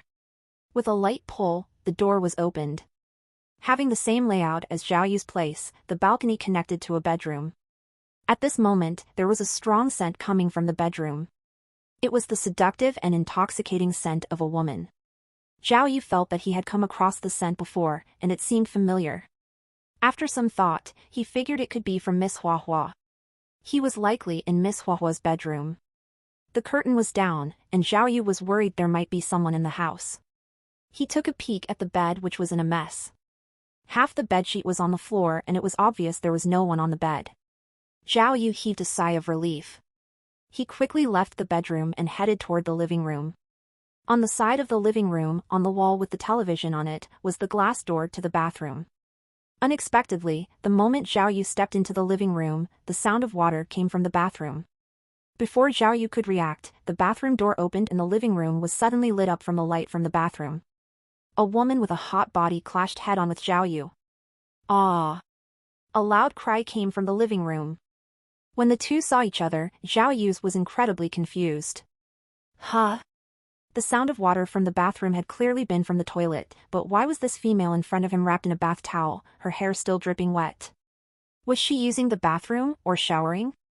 The woman stood still, thunderstruck as this creepy man appeared in front of her wearing only boxers. She screamed in shock, and unexpectedly, she failed to hold her towel tightly, letting it fall to the ground and baring her entire body. Taking a glance, Zhao Yu's confusion was quickly replaced with another thought. Whoa! Her body was perfection. Even the young Miss Hua Hua could not compare. This woman is not Miss Hua Hua. Crap! If it were Miss Hua Hua, Zhao Yu could have tried to explain, but it was not, and now Zhao Yu was done for. Breaking in, seeing things he should not have, he was already at death's door. Misunderstanding. Too much misunderstanding. But as the woman continuously screamed, Zhao Yu simply stood still and started blaming the miracle system instead.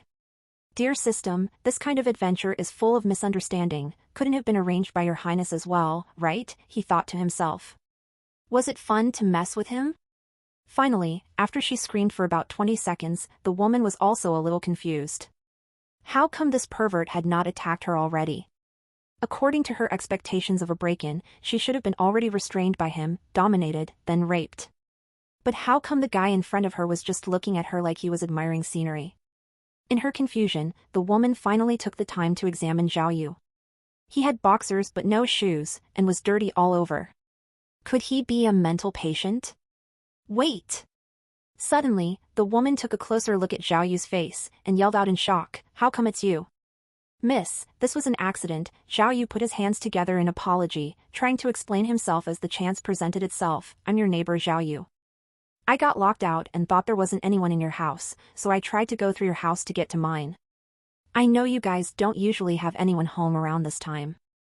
I honestly didn't know you were home, it was truly an accident. I'm a police officer, not some shady guy. If you want I can show you my badge." Only after Zhao Yu's long explanation did he notice the woman's expression. He took a closer look at the other's face, and was beyond shocked. "Aw. How come it's you? Aren't you the gold digger?" Zhao Yu was about to blurt the words out before forcefully swallowing them. Explore new ovals on nvelby.com. Indeed, the woman in front of him was the gold digger Zhao Yu had met at the bar who had almost become a victim of the taser rape case. Thankfully, Zhao Yu had caught the culprit in the nick of time. He could be considered her savior. No wonder the perfume was so familiar. It was hers. "How come, it's you?" Zhao Yu pointed at her, also feeling dazed. The woman thought Zhao Yu had pointed at her bare body and hurriedly picked up the towel again. But the tiny towel could block her seductive and perfect body. Zhao Yu could feel himself heating up and his throat going dry. Isn't this too much of a coincidence? The woman shook her head. Hua Hua was just telling me yesterday that we got some crazy policeman as a neighbor. To think it was you? Damn. Zhao Yu gulped. To think that was how Hua Hua saw him. That was the power of dry humor. I couldn't imagine either. Zhao Yu finally explained what happened again, then asked, I've seen the four beauties, but how come I haven't seen you? Haha, come sit. Because of their special relationship of the savior and the saved, the woman had already let her guard down around Zhao Yu. Leading him into the bedroom, she let Zhao Yu sit on her bed. It should be 5 beauties. 3 of them live downstairs, me and Hua Hua live up here. Oh, Zhao Yu finally understood. Apparently the neighbor also rented out the second floor, leaving only the first floor as a laundromat. Officer Zhao, your name is Zhao Yu? The woman grabbed a pack of cigarettes from the counter and handed it to Zhao Yu. Actually, last time, I didn't know what happened until I woke up later. I wanted to thank you personally, but, you know my situation, Hong, what was it? Yang Hong? Zhao Yu recalled the taser rape cases involved personnel name list. Yeah, Yang Hong. The woman confirmed her name. Please. Why the formality? It's just my job. Zhao Yu took the cigarette, but did not want to smoke. Ever since he had connected smoking with the miracle system, he no longer had any interest in smoking. So when Yang Hong tried to help him light the cigarette, he politely waved it off, but Yang Hong still lit one for herself. No matter what, truly, thank you. Yang Hong spoke honestly. If the culprit really got away with it, I don't know if I could have faced anyone. Don't say that. Zhao Yu could feel a certain sadness from the Yang Hong's tone and tried to change the subject. What a coincidence today, you didn't go out. Ever since what happened, I'm still a little uncomfortable. Yang Hong blew out a soft smoke ring, somewhat reserved. I had planned to rest a bit today. I was sleeping well, but someone was slamming on the door and woke me up. Apparently everything was a chain reaction caused by Jiang Shaoqing. After Yang Hong had finished talking, the two were not sure what to say and the atmosphere in the bedroom became somewhat awkward. Officer Zhao. Finally, it was Yang Hong who first broke the awkward silence. I was always wondering, that day, there were so many people in the bar, how come you targeted me? Did you know that the culprit would pick me? That, Zhao Yu was experienced in this. From Yang Hong's words, he instinctively caught onto something and smiled. Honestly, I was enraptured by you. There wasn't anyone prettier than you there. Looks like my aesthetic was the same as the culprit. Yang Hong smiled wildly, as expected from the love expert officer Zhao. Today is a rare opportunity.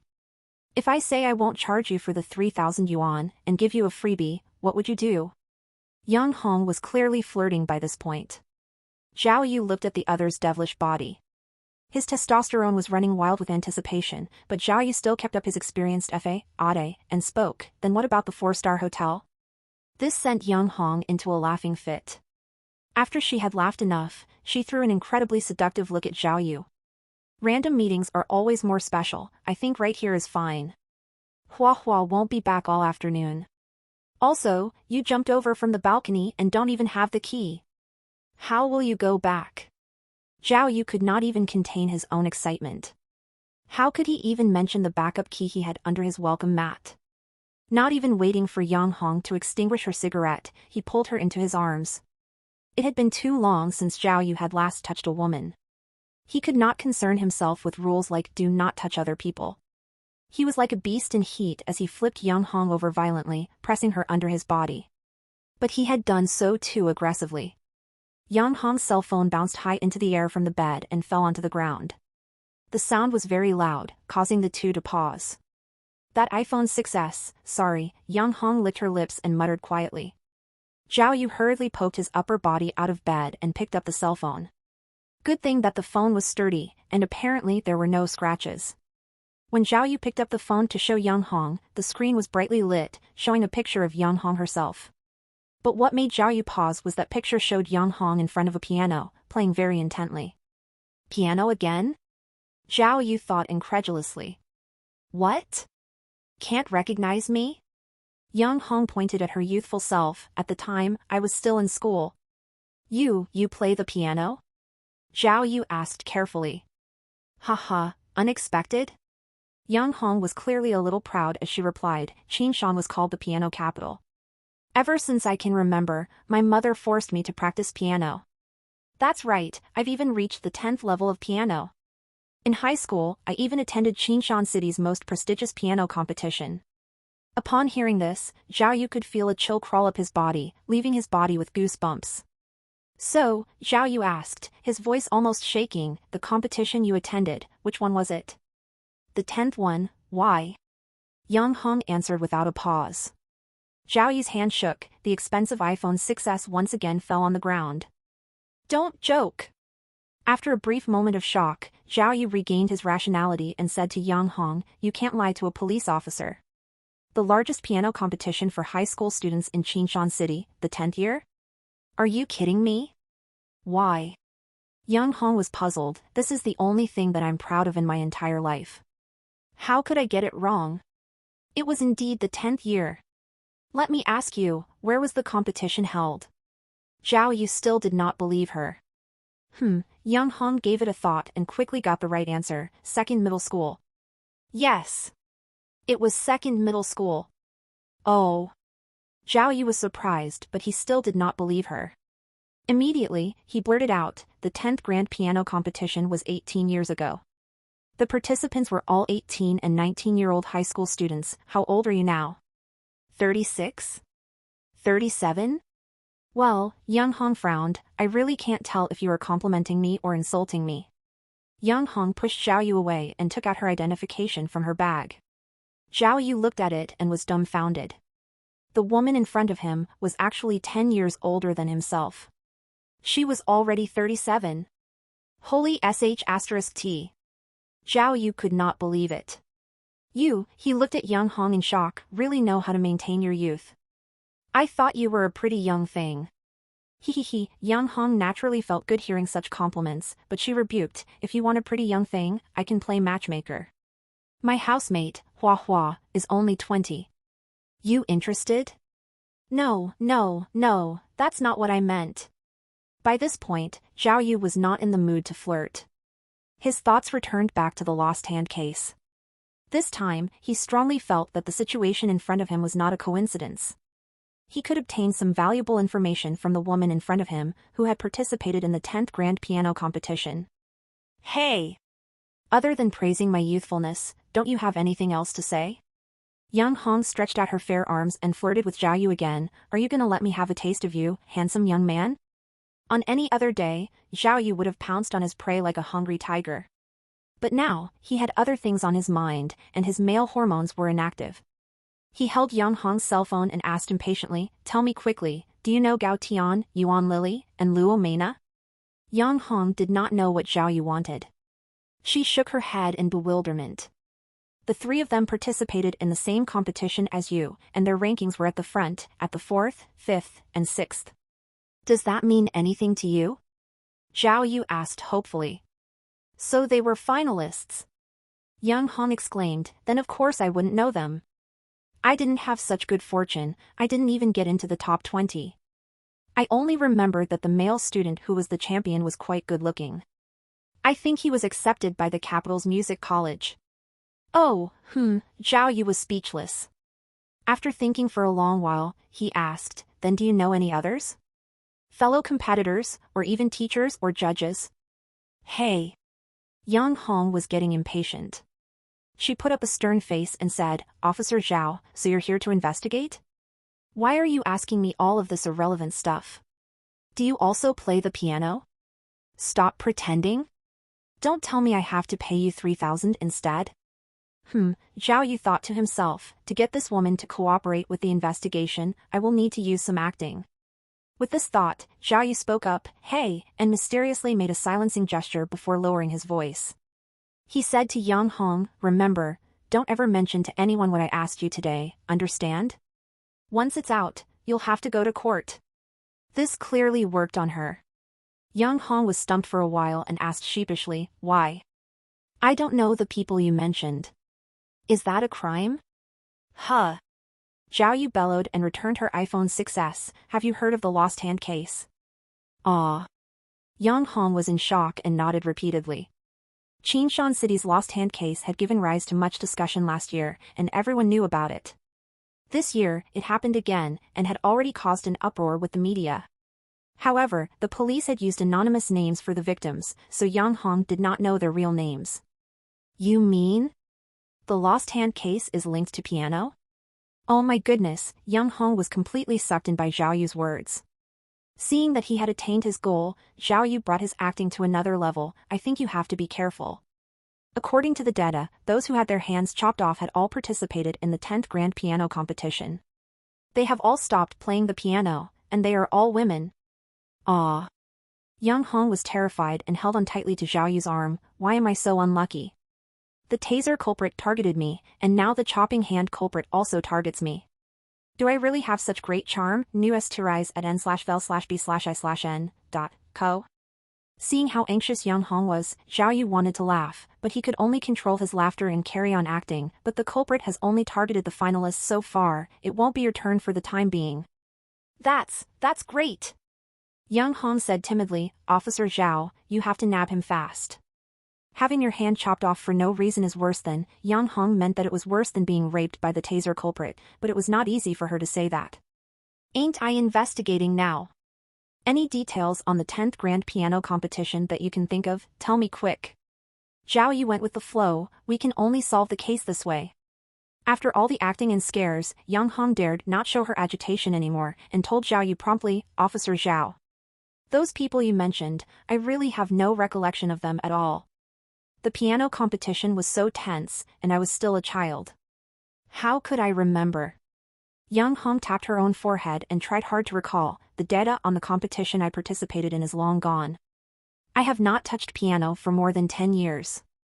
Ugh. Seeing Yang Hong's anxious look, Zhao Yu could not help but feel disappointed. Her expression was identical to the pregnant woman who had gotten 10th place. After all, it had been a long time, and many things had already disappeared and turned into ash.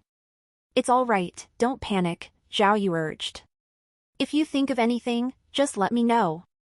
Looking at the beauty in front of him, Zhao Yu could not help but felt a little tempted to tease Yang Hong, as such chances were hard to come by. But Yang Hong did not follow his cue. She had set her heart on the matter and was trying her best to recall. Just as Zhao Yu went to reach out his hand, she suddenly frowned and asked, Officer Zhao, anyone and anything linked to the competition is relevant? Of course. The key to cracking a case usually lies in those inconspicuous details. Zhao Yu started to show off after just a few days of being a policeman. Why, did you have hemorrhoids on the competition day? No, Yang Hong had no reaction to Zhao Yu's joke. She seemed to have thought of something and was giving it serious thought.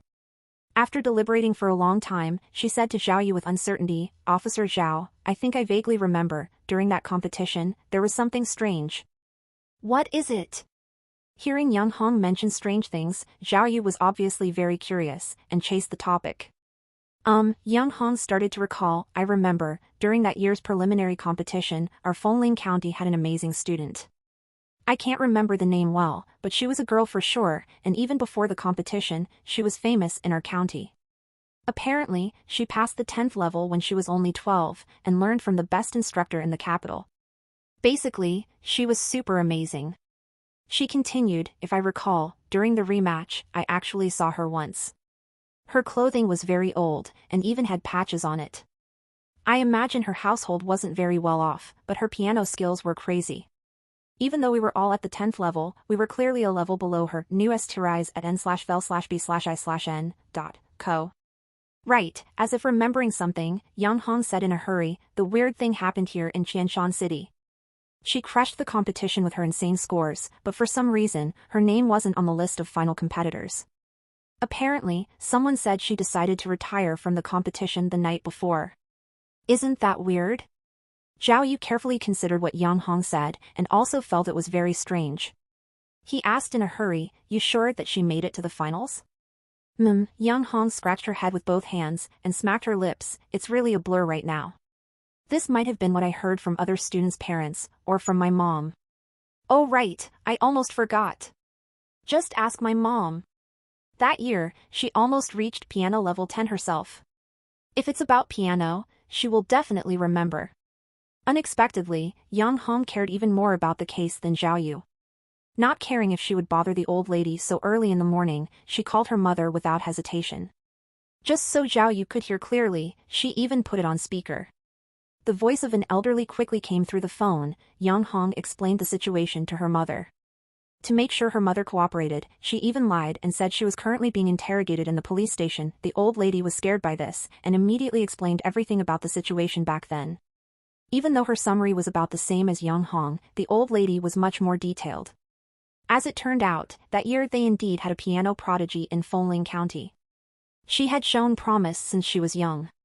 Despite her family's poor conditions, her parents gave everything in order to let her learn piano. According to the rumors, they even sold the village's shrine. And the girl genius also did not let her parents down. Within a few years, she won all kinds of awards, gaining fame in Fengling County.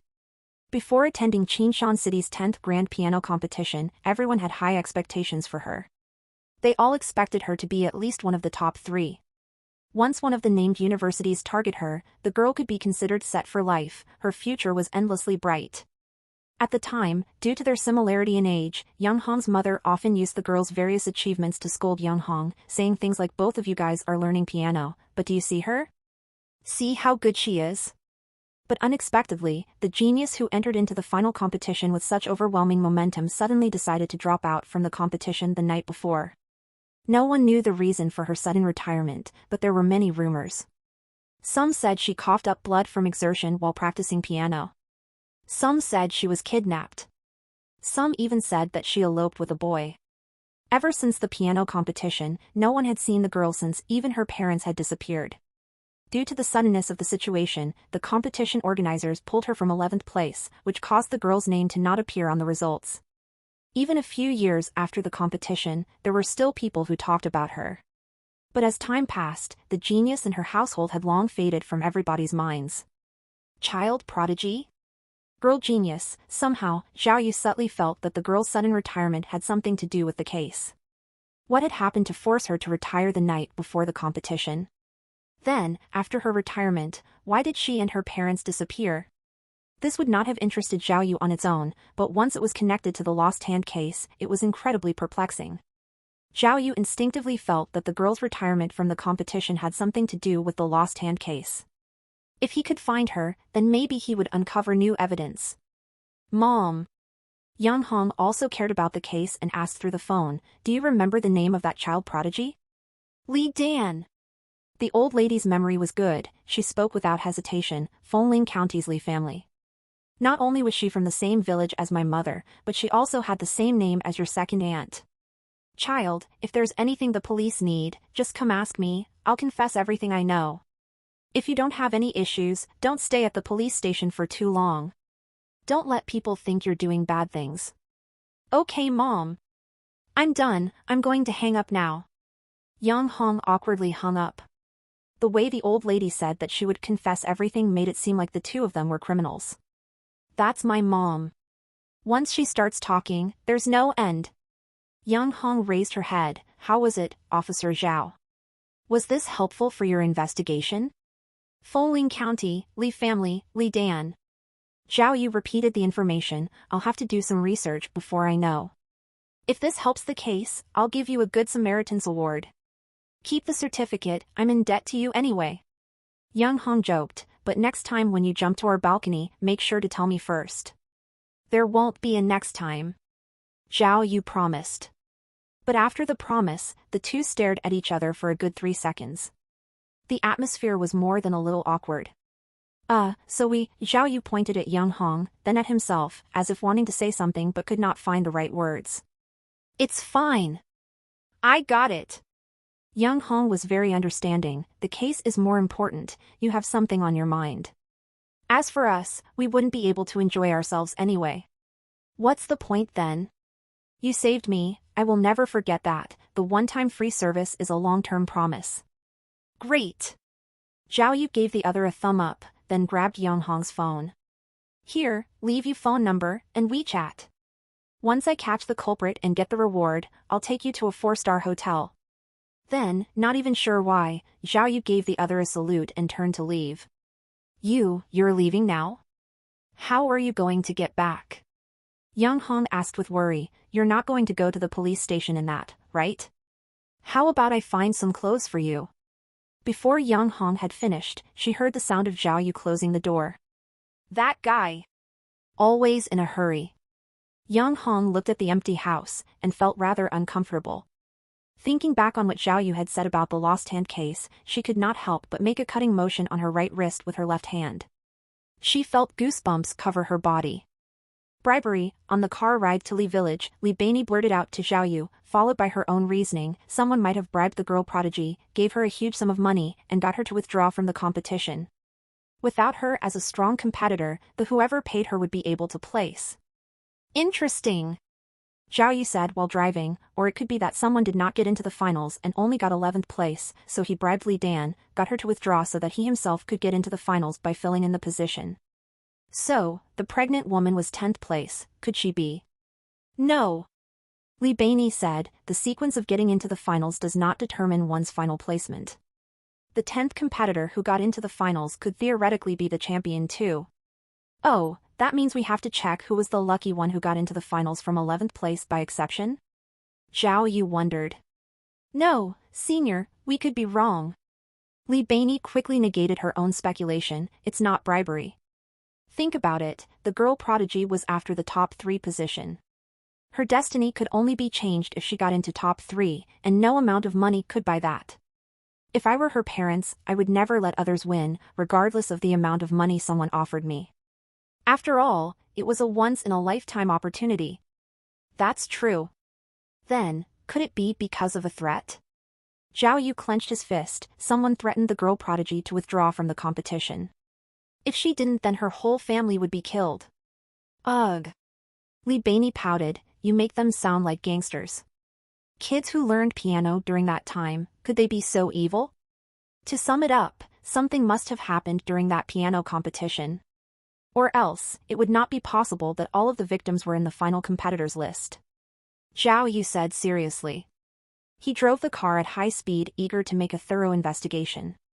However, Zhao Yu was depressed once again by what happened next. He spent the whole morning visiting Li Village with Li Baini, but found little evidence. According to the village secretary and old neighbors, the family of the girl prodigy, Li Dan, had sold away their ancestral house more than 20 years ago and left Li Village. Although they had a few relatives, they had little contact, and they had not been seen ever since that piano competition. Nobody knew where the whole family had gone. Prior to this, Li Baini had checked on the family in the police station, but there was also no record. She had thought that the village visit would be fruitful, but the result had been very disappointing. The girl prodigy's family seemed to have vanished from the earth. Zhao Yu and Li Baini even suspected that the family had met their end. Before the lost hand case was solved, would a murder case be discovered? Not being able to find Li Dan's family meant that the clues were lost once again. This made Zhao Yu extremely depressed. He felt like a spring that had been stretched repeatedly and was about to break. Holy **T. Why? Why is it so difficult to investigate this case? Zhao Yu thought in frustration. Every time after they had gone through tremendous effort to find a small clue, they ended up being stopped and had to give up halfway. Zhao Yu hit the steering wheel furiously, while Li Baini tried to console him. They could not delay anymore. They hurried back to protect Li Xinhua. Today was the 26th. They could not let the culprit chop off her hand. Most up-to-date novels are published on n0velgen.co/m. But we can't place all our bets on this. After a brief moment of despondence, Zhao Yu had not given up. If left with no other options, I'll go and see the 3 victims. They did not know that this is linked to piano. If I ask them to think, they might be able to recall something. That works too. Let's split up the work. Li Baini seemed to have thought of something and said hastily, oh yeah. I suddenly thought of this, we can continue searching for Li Dan. Maybe we can ask that person for help. Which person? Zhao Yu did not understand. Don't you know? We have an expert at finding people in our police station. If he is willing to help, we might be able to find something. There's such a person? Zhao Yu was surprised, why didn't you say so earlier? Ugh. This person is weak in case investigation, but a top-notch expert in finding people. I've heard that he has a secret formula for finding people. Anyone who's been missing for years, he can find them fast. Oh. Such a talent exists? Zhao Yu scratched his head. So, he's in the missing persons unit? Come on. Stop pretending, don't you know? Li Beinei said, it's Zhang Jingfeng. The one seated beside you in the office. What? Zhao Yu was a little confused. How could it be him? Isn't he? Yes. The one on the cold case investigation team with Lu Huan, the weirdo team made up of weirdos. Li Beinei continued, Zhang Jingfeng has a bad reputation in the missing persons unit. Whenever a colleague would ask him for help to find a person, he would ask for something in return. If there wasn't anything, he would make excuses and not do his work properly. He has been given the nickname Mudfish. His colleagues in the missing persons unit could not put up with him anymore and reported him. So the higher-ups sent him to the cold case investigation team. Although it's affiliated with Team A, if you want his help you've got to be prepared to spend some money. Interesting. Zhao Yu did not expect Zhang Jingfeng to be such a person. He had thought that he was a slacker with no aspirations. He never would have imagined that he had such talent. Zhao Yu gave Zhang Jingfeng a call before returning to the police station and explained the situation. Unexpectedly, Zhang Jingfeng did not give any excuses and gladly agreed to help Zhao Yu. He cheerfully asked Zhao Yu to send the information to him fast, and he would help him check in the office. After hanging up, Zhao Yu shrugged at Li Beinei. Did you get it right? Didn't he immediately agree to help? Well. Li Beinei sighed knowingly. That's his usual tactic, agreeing to help you on the surface, but not doing anything until you're desperate. He will state his conditions, and if you don't agree, he will never help. Really? Zhao Yu was still doubtful. Why was there such a deceitful person in the police force? It's no different from untrustworthy ruffians. When the two returned to the police station, Zhang Jingfeng was not there. When Zhao Yu called him, Zhang Jingfeng said he was having diarrhea. He said that he would be a little late and asked Zhao Yu to wait for him in the office. Zhao Yu urged him, saying that this was an important matter. It was the key to solving the case, so it must be done properly. Again, Zhang Jingfeng cheekily agreed and said he would make it quick. But 20 minutes later, he was still nowhere in sight. Zhao Yu made another call and he did not even pick up. What did I say? Li Beinei smiled smugly. I detest such people. If you don't give him any benefit, he will never help you check. Ha ha ha, Zhao Yu laughed instead. He tapped Li Beinei on the shoulder and said with confidence, when I first became a man in society, my forte was dealing with weasels like this. Just wait and see, I'm not going to spend a single cent, but he will behave himself and help me check. The key case investigation unit had a certain rule. Every investigator was required to have a tracking system on their phone so the leaders could know their position at any time. This way, if there was any danger while investigating cases, the leaders could respond in a timely manner. Zhang Jingfeng was obviously not an exception. Li Beinei quickly found his location, but unexpectedly, Zhang Jingfeng was not at home, but at a local pool bar. That sneaky, dishonest rat, who, despite agreeing to help with the investigation, was casually playing pool. It's fine, leave this to me. Zhao Yu told Li Beinei. You can go first. Investigate Li Xinhua's new evidence, and let me know if something comes up. Senior, what are you going to do to Zhang Jingfeng? Li Beinei was a little worried. He is an official investigator, you can't touch him. Please reconsider whatever you're thinking of doing. Your senior isn't that stupid, don't worry. Zhao Yu laughed. Don't worry, he'll definitely help me investigate. Whether he can find the information or not, it's not up to me. Once he split up with Li Beinei, Zhao Yu quickly arrived at the pool bar. It was noon, so there were not many people. There were only 2 pool tables in use out of the 8. Zhang Jingfeng was standing in front of one of the tables, rubbing the end of his cue stick with chalk as he considered his next shot. The person Zhang Jingfeng was against was Noi Lianghuan, but Zhao Yu knew him anyway. He was a young police officer in the police dispatch department who apparently had exceptional pool skills. Seeing someone closing in on him, Zhang Jingfeng raised his head. When he saw Zhao Yu, he paused. The tip of his mouth raised as he started laughing. Oh. Little Zhao? What brought you here? The man was truly shameless. He did not even mention that he was supposed to be helping Zhao Yu. Nothing brought me here, except a fire. Zhao Yu smiled gently, pointing at his own chest, signifying his heart was on fire. He was angry. Ha ha ha, it's just official business, what's the rush? Zhang Jingfeng continued to smile as he talked. No matter how big the fire is, can't affect you that much, right? Ha ha ha. Seeing Zhang Jingfeng's wild laughter, the young officer also started laughing alongside him. Zhang, Zhao Yu stopped smiling and spoke coldly. You know why I'm here. One word, help or not, just tell me straight up.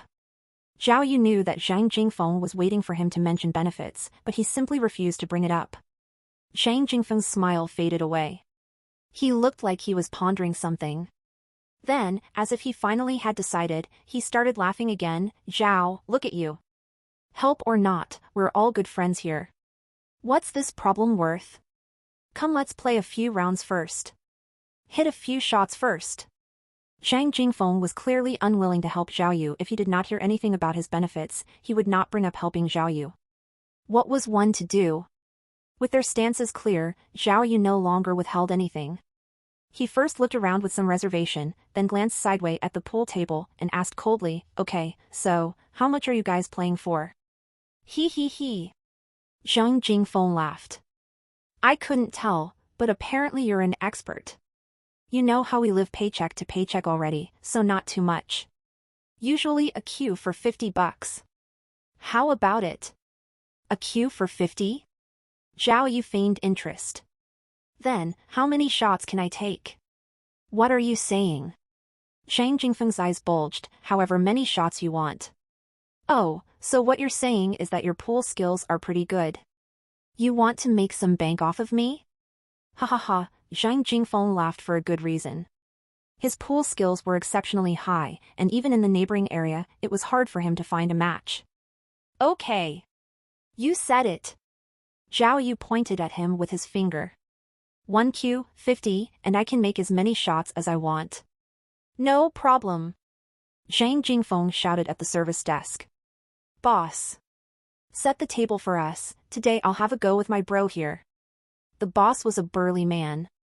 Hearing the call, he hurried over to set the table. Unexpectedly, Zhao Yu blocked him and grabbed a cue. Then, under everyone's shocked gaze, he slammed it straight against his thigh. The sturdy cue broke in half with a thundering sound. Ka-cha! 50! Zhao Yu shouted loudly. He then grabbed the next one, swinging it through the air as if he were drawing a symbol. Then he broke another, making the same sound. 100! Ka-cha! 150! Zhao Yu's thigh started to hurt, so he flexed his elbow, throwing the cue roughly into the side of the pool table. With a loud caw sound, the cue split in two yet again. 200! Only when he yelled 200 did the stunned crowd finally react. You wanna die? The boss yelled, stepping forward to restrain Zhao Yu. But Zhao Yu simply turned sideways and punched him. The impact of the punch was strong, hitting his face like a thunderclap, and when the boss lowered his head in recoil, he slammed into the pool table. The huge force caused him to bounce backwards and fall heavily onto the ground. He lay face up towards the ceiling. Zhang Jingfeng and the young police officer were in complete shock, unable to even take a step. Zhao Yu exhaled as if nothing had happened, as if he were simply doing cardio. To him, he truly had not worked out this hard in a while. Zhang! Zhao Yu did not even blink. Hitting shots really isn't that exciting. How about we throw balls too? As he spoke, he picked up a pool ball and smiled. How about a ball for 20? Good? What? Not even waiting for the Zhang to process what he had said, Zhao Yu flexed his shoulder and threw the ball straight up, causing a chandelier to smash to pieces. With a loud sound, the glass shards fell to the ground, scaring everyone. Go! Zhao Yu reached for another ball and threw it straight at the window. With a loud sound, the glass shattered. Then, he threw a ball straight at Zhang Jingfeng, scaring him to shudder and retreat backwards, but he lost his footing and fell on the ground. Zhao Yu's movement was actually fake. He had only pretended to throw the ball. Seeing Zhang Jingfeng fall, he grinned and threw the ball for real. The ball whizzed past Zhang Jingfeng's ear. With a whoosh sound, the ball flew by, scaring Zhang Jingfeng into holding his head as he yelled in shock. Whoosh! Zhao Yu continued. The balls were slamming next to Zhang Jingfeng one by one, not actually touching him. Okay. Okay. Stop! Stop! Finally, Zhang Jingfeng could not take it anymore and raised his hands in defeat. I'll go look. I'll search. Okay? Zhao Yu. Zhang Jingfeng got up and patted the dust off his body. He scolded Zhao Yu, you're a madman. Damn you, Zhao Yu held the broken cue and took a big step toward Zhang Jingfeng. He looked like he was going to stab Zhang Jingfeng to death with the cue. I'll check. I'll check, all right? Zhang Jingfeng waved his hands frantically. It's just checking on a person. Do you have to do this? I should be the one asking you this. It's just checking on a person. Do you have to do this? Zhao Yu rebutted. Okay, I'm scared of you, let's go. Zhang Jingfeng admitted defeat. As shameless as he could be, he was also afraid of Zhao Yu's dramatic attitude. Wait! Although Zhao Yu had achieved his goal, he had no intention of letting the matter rest. He pointed to the broken cues and said, I've hit so many cues but you have not paid me. What? Zhang Jingfeng was speechless. Let me calculate. Zhao Yu took his time to count, 50 for a cue, I hit 4 so that would be 200 exactly. Oh, for the balls, 20 for one ball, I hit 7, so 140, plus 200. You owe me 340 yuan in total. Let me say this first, I don't give discounts. What? You? Zhang Jingfeng was going crazy. What kind of logic was that? We were playing billiards, who played it this way? Hitting the cue meant breaking it? Zhang Jingfeng thought to himself. Yeah. Zhao Yu raised his eyebrows, didn't we agree on that? You want to cheat, or should we play a little longer? Zhao Yu took another cue in his hand. No, the young police officer ran over and nodded, we've lost. I'll pay the money. I'll pay. He hurriedly pulled out his wallet and placed a few 100 yuan notes in front of Zhao Yu. There, 500 yuan. Keep the change. Zhao Yu slowly took the money in his hands, turned his head sideways, and stared at the young police officer, all right. You're sensible. You have a bright future. He turned around and kicked the owner who was laying on the floor. He threw the 500 yuan on his face and said, Hey? Are you dead? Take this money so you can buy some candy for good fortune.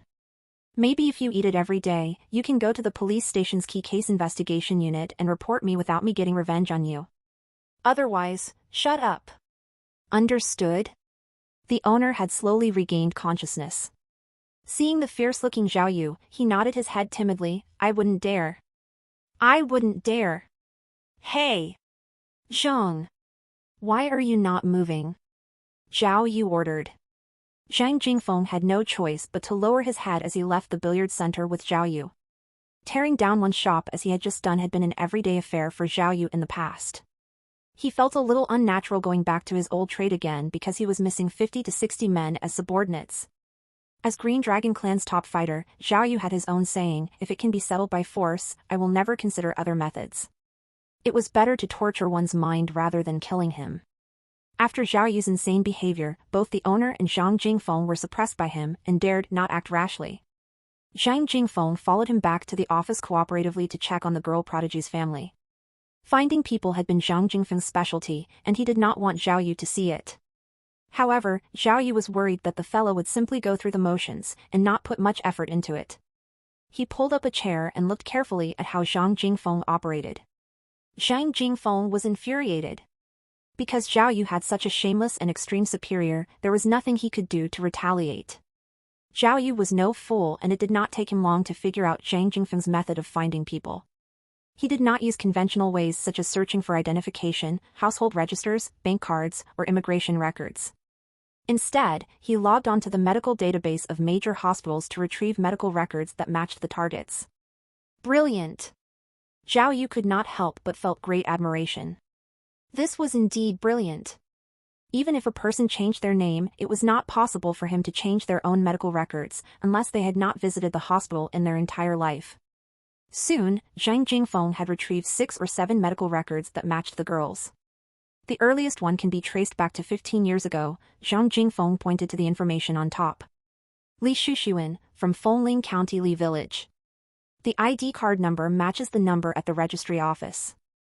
He was admitted to City Hospital's cardiology department due to heart disease. After that, he was admitted again twice for the same condition.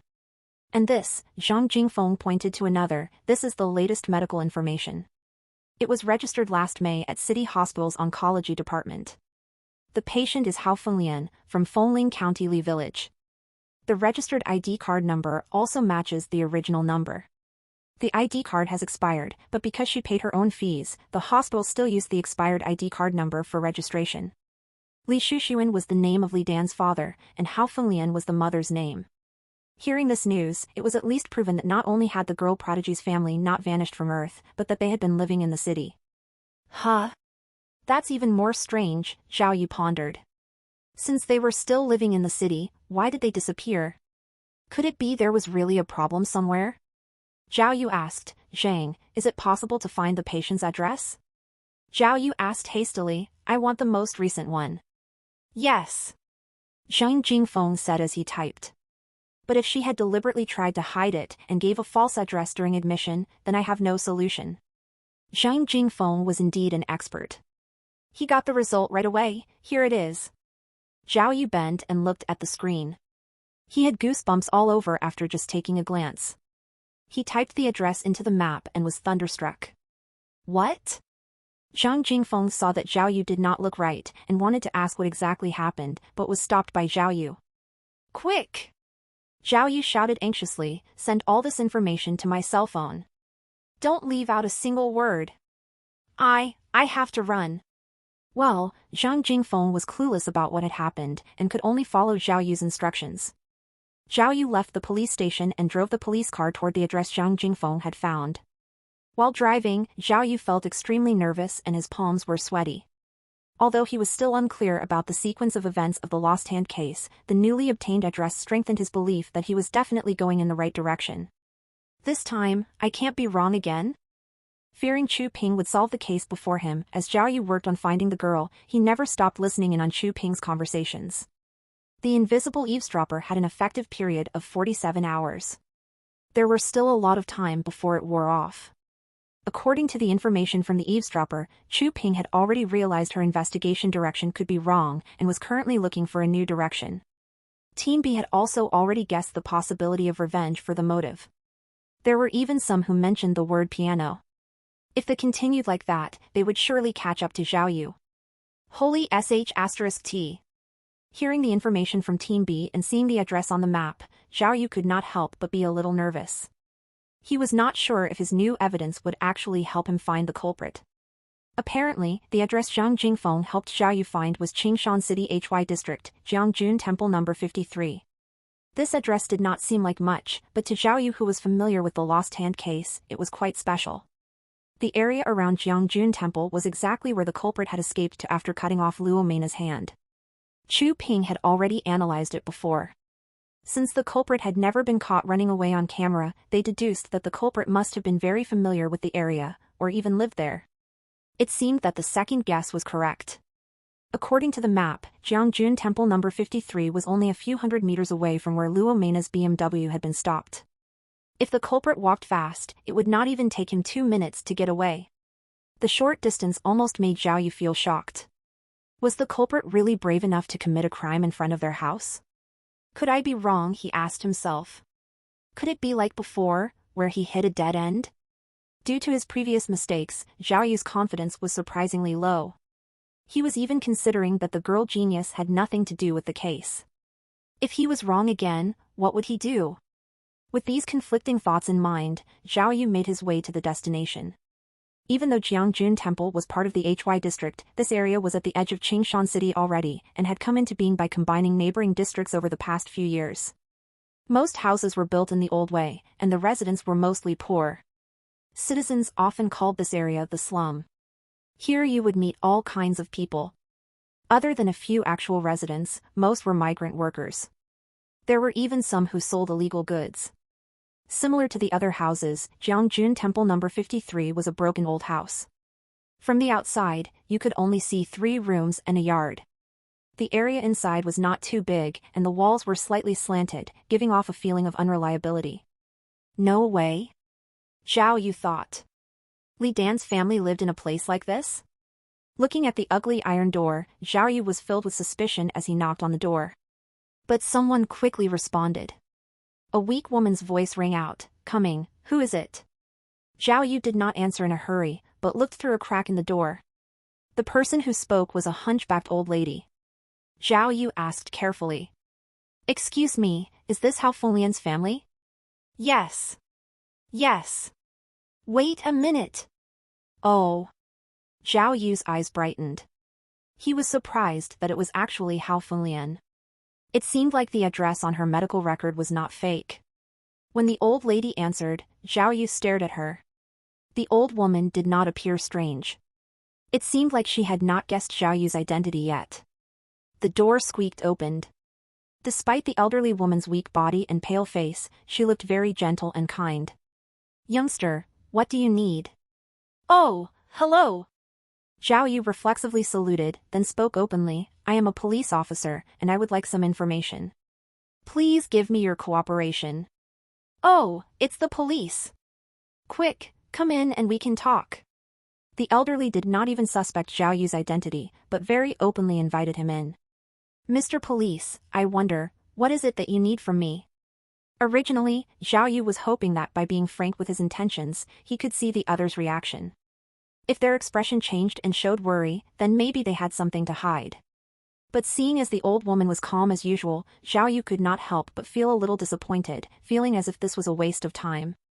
The elderly woman led Zhao Yu into the house. Seeing the simple decor, one could tell their life was very simple and poor. "Officer, I rarely leave the house, I'm sick."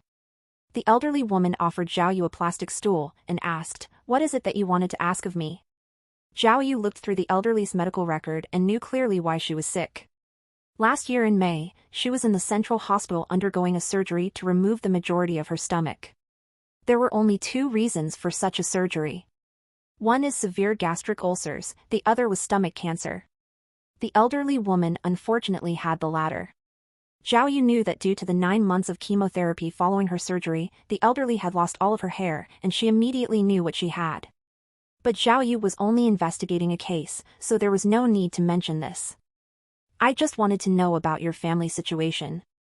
Zhao Yu was very much to the point. "Do you have a daughter named Li Dan?" "Yes, yes." The elderly nodded, but she hasn't used this name in a long time. She changed her name. Now she's called Li Yunxiao. Li Yunxiao? Zhao Yu paused and asked, "Do you live with your daughter?" "Of course." The elderly woman was honest. "Our old man died early, leaving me and my daughter to survive together. My daughter is very obedient, everything in and out of the house is taken care of by her alone." Oh, to think that the girl genius's father had already left this world was sad. "What kind of job does your daughter do?" Zhao Yu continued questioning. "Oh, my daughter is very talented."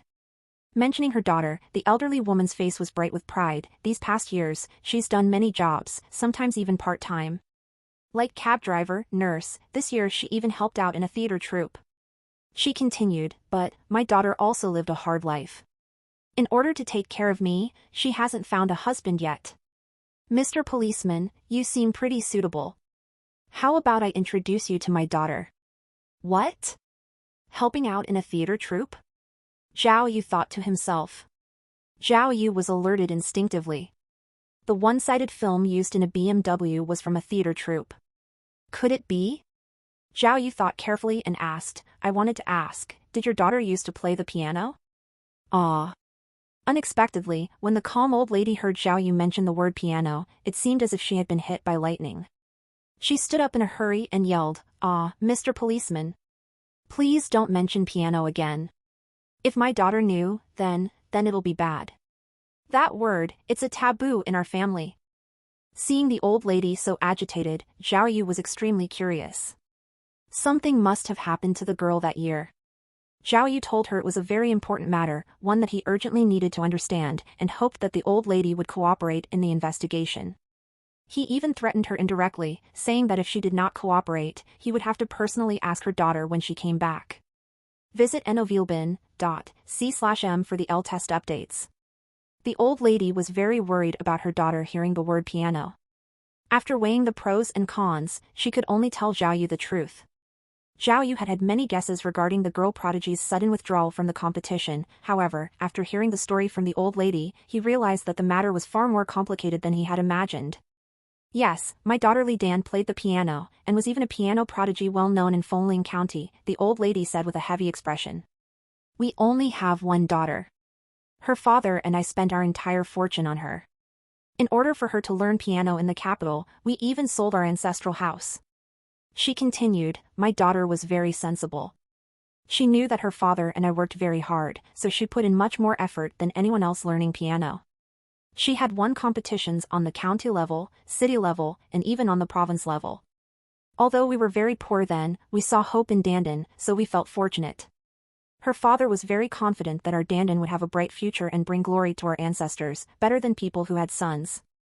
But, at this point, the old lady's hands started to tremble, and a painful expression crossed her face, but our dream was completely shattered during the Qinshan Grand Piano Competition.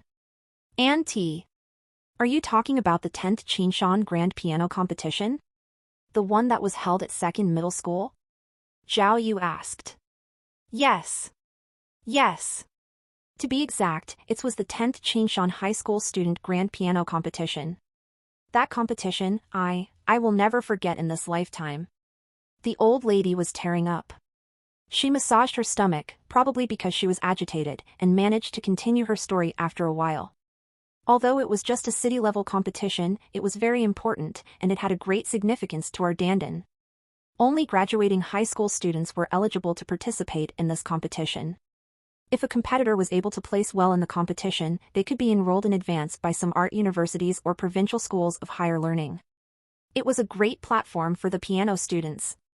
She continued, if our Dandan could get into the finals, we would have been able to save a hefty amount of money for her future college studies. As a result, she was extremely nervous during that competition. She was determined to place well and make us proud. Initially, the competition began smoothly. The qualifiers, trials, and preliminaries, Dandan overcame them all, and her extraordinary potential was visible from the very beginning. Some teachers even believed that with Dandan's potential, it was not only possible that she could move to the finals, but that it was possible for her to emerge as the champion. Soon, Dandan placed third in the preliminary round and got into the finals. We were all elated. If Dandan was able to perform up to her usual standard during the finals, she would have certainly gotten into the art university. But Dandan wasn't satisfied. She felt that she was on par with the two who had placed ahead of her in the preliminary round and wanted to increase the difficulty of the piece she would play during the finals to surpass them. In the end, the old lady lowered her head helplessly, and tears flowed down her aged face. It was pointless for Zhao Yu to say anything, so he waited patiently for the old lady to calm down before she continued. To make things fair, the competitors had to play on the same piano during the finals. To familiarize the competitors with the piano, the committee would allocate practice time for each competitor in advance. The old lady sighed and said, the other competitors were all from the city, and had some connections with the organizing committee. The good time slots for the practice session were all given to them. Since we didn't have any connections, we only managed to get the last slot, which started at 8 p.m. We thought, 8 p.m., so be it. It wasn't too late anyway. Moreover, there was no time limit for the last person, so you could practice for as long as you'd like. The musical piece that Dandan had chosen was still not satisfactory, so she practiced more. But God knows what happened during the day, and our time was pushed back to after 9 p.m. Although Dandan's dad tried to reason with the management, the finals were the next day, and his efforts to reason went in vain. We had no other choice but to wait. It was almost 9:30 when the child finally got to practice. Everyone had left, and there were only 3 of us in the hall. Dandan had very good psychological qualities and was not affected at all. She put her heart and soul into practicing the piano. But, the old lady was shaking all over. She continued with much difficulty. Her father and I were listening in the audience. The child played beautifully, and we were enchanted. Suddenly we heard Dandan scream. Her father and I rushed on stage and saw the child holding onto her right hand, and blood was oozing out, staining her clothes red. There was blood on the piano, the floor, everywhere. What? Zhao Yu was engrossed in the old woman's story, and exclaimed suddenly. He would have never expected such a thing to have occurred that year.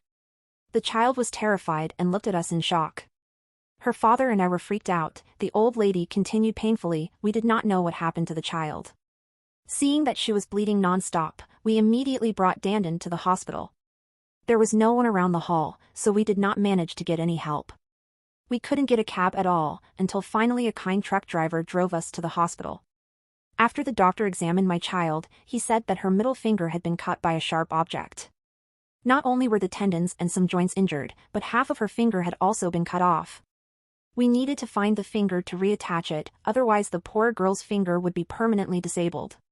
It was the first time her father and I had come across something like that, and we were dumbstruck. Hearing the doctor telling us to go back and find the rest of her finger, her father rushed back to the hall to search for it. But when her father returned to the hall, the blood stains on the piano were all gone.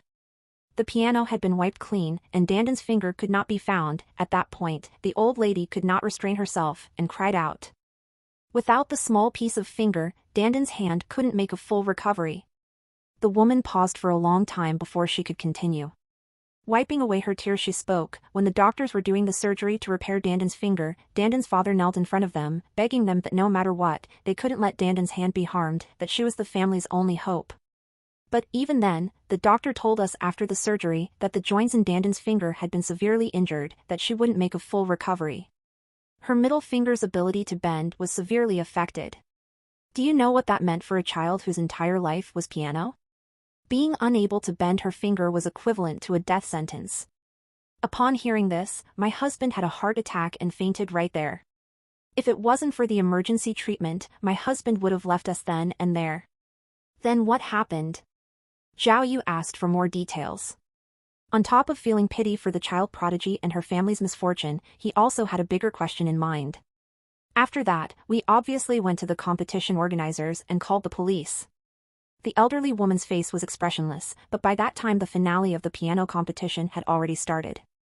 With so many districts arriving, the government officials, the judges, and the host didn't want Dandan's accident to affect other contestants. So, they buried this incident and asked the police to only investigate after the competition was over. I was just an ignorant housewife. My daughter and my husband were both in the hospital at the time. What was I supposed to do? Other than listening to them, what could I do? Regret was written all over the woman's face. After the competition was over, everyone had already left, so how could you catch anyone? The police investigated the incident as minimally as they could, and then they left it at that. The only thing we knew was that the thing that had cut my daughter's finger was some sort of sharp and sturdy razor that had been hidden between the piano's black keys. According to Dandan's recollection, the razor had been purposely placed in an unusual spot. Only Dandan's piece required her to play a very heavy note, so that only she would be cut by the razor. Then whoever placed the razor was targeting your daughter? Zhao Yu asked. That seems to be the case. Even if other contestants had played across that spot, nobody was playing an especially heavy note, so if they had been cut it wouldn't have been as severe as what happened to my daughter. Then the culprit had to be one of the other 9 contestants. Someone was jealous of your daughter's talent, or feared that she would do better than them. That's such a low blow. Zhao Yu could not help but be angry. When your daughter's hand was cut, the person was definitely watching. As soon as you left, they came out and erased the evidence, took away the razor, and even took the piece of your daughter's finger. What a sneaky bastard! Of course, we knew that. The elderly shook her head helplessly, but at that time there were no surveillance cameras, and no weapon. Not to mention the long time between the incident and the investigation. All fingerprints and bloodstains were long gone. With no evidence, how could they investigate? Even though my husband he tried many times after his recovery, he came to a dead end every time. Tisk, tisk. Zhao Yu thought to himself, if this had happened now, then they definitely could have caught the sneaky bastard. This type of person is completely unforgivable. Full 0W current novels on n/o/v/3l/b in.co/m. At first, even though Dandan's finger was hurt, the elderly continued. With time and practice, she regained most function. Not only did her finger grow back partially, but the finger was able to bend a little as well. It just took a little more effort. But after a long time, her dad and I realized that Dandan had not only injured her finger that day, but her heart as well. Having injured her hand caused Dandan to have severe trauma. At first, she tried to play some piano, but gradually she became too afraid. At her worst, she started shaking as soon as she saw a piano. Me and her dad spent quite a bit of money looking for a psychologist to help, but her trauma never went away. This went on for a few years, and our family of 3 was completely exhausted and bankrupt, without any hope.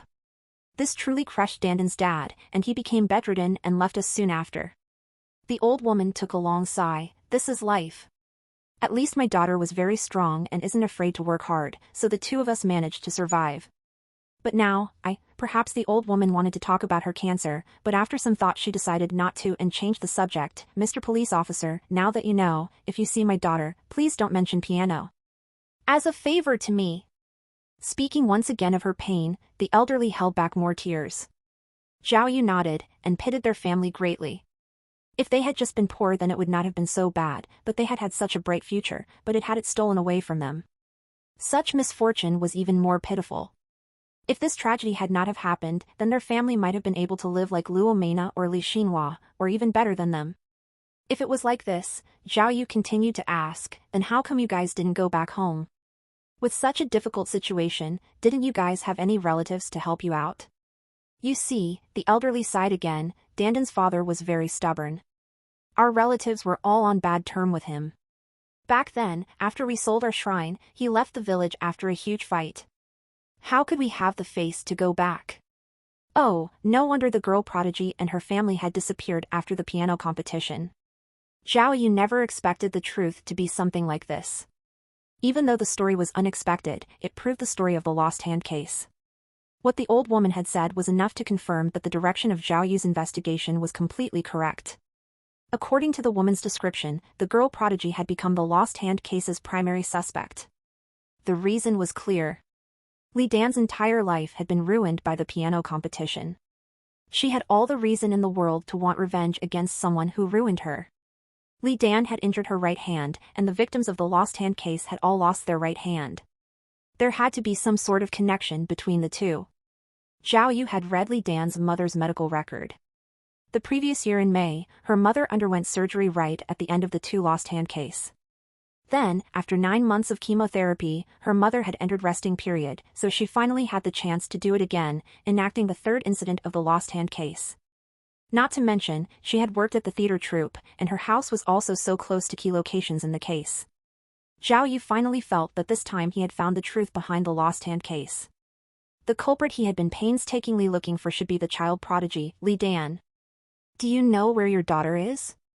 Zhao Yu had a bad feeling about Li Dan and asked the old lady immediately, how can I find her? Officer, I've told you everything that you asked, why do you still want to look for my daughter? The old lady was still worried about the piano issue, afraid that Zhao Yu might add salt to her daughter's wound. Nothing much. We only need some information about her, so it's not necessary that we find her. Zhao Yu showed her his police badge and spouted nonsense, I'm just fulfilling my mission. The police are currently investigating something related to that piano competition. Who knows, we might be able to find the culprit who harmed your daughter. Oh, the old lady pondered for a while and said to Zhao Yu, my daughter should be with the performance troupe. Probably the City Cultural Palace performance troupe? When she left today, she told me she might be going to the countryside with the troupe tonight and would probably be back after 4 or 5 days. Oh. Out of town? Zhao Yu thought. He felt tense. Why was it so coincidental that Li Dan was rushing out of town at this time? If she was the real culprit of the lost hand case, did this mean that she was going to strike again? Officer, how about this? The old lady tried to cooperate. Let me give my daughter a call and ask her? There's no need for that. Zhao Yu waved his hands immediately. If there was really something wrong with Li Dan, calling her could alert her. It was better to investigate discreetly. He said to the old woman, all right, there's no need to call. My mission is almost complete. I will stop troubling you. He began to walk outside and wanted to call Li Baini quickly. He wanted her to check on Li Dan's location to see if she was with the performance troupe. However, on his way out, he suddenly noticed something was not right. There was a lock on the door of the bedroom next to the living room.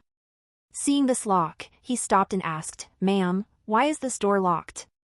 Oh, this is my daughter's room, the old lady answered truthfully. My daughter cares a lot about cleanliness.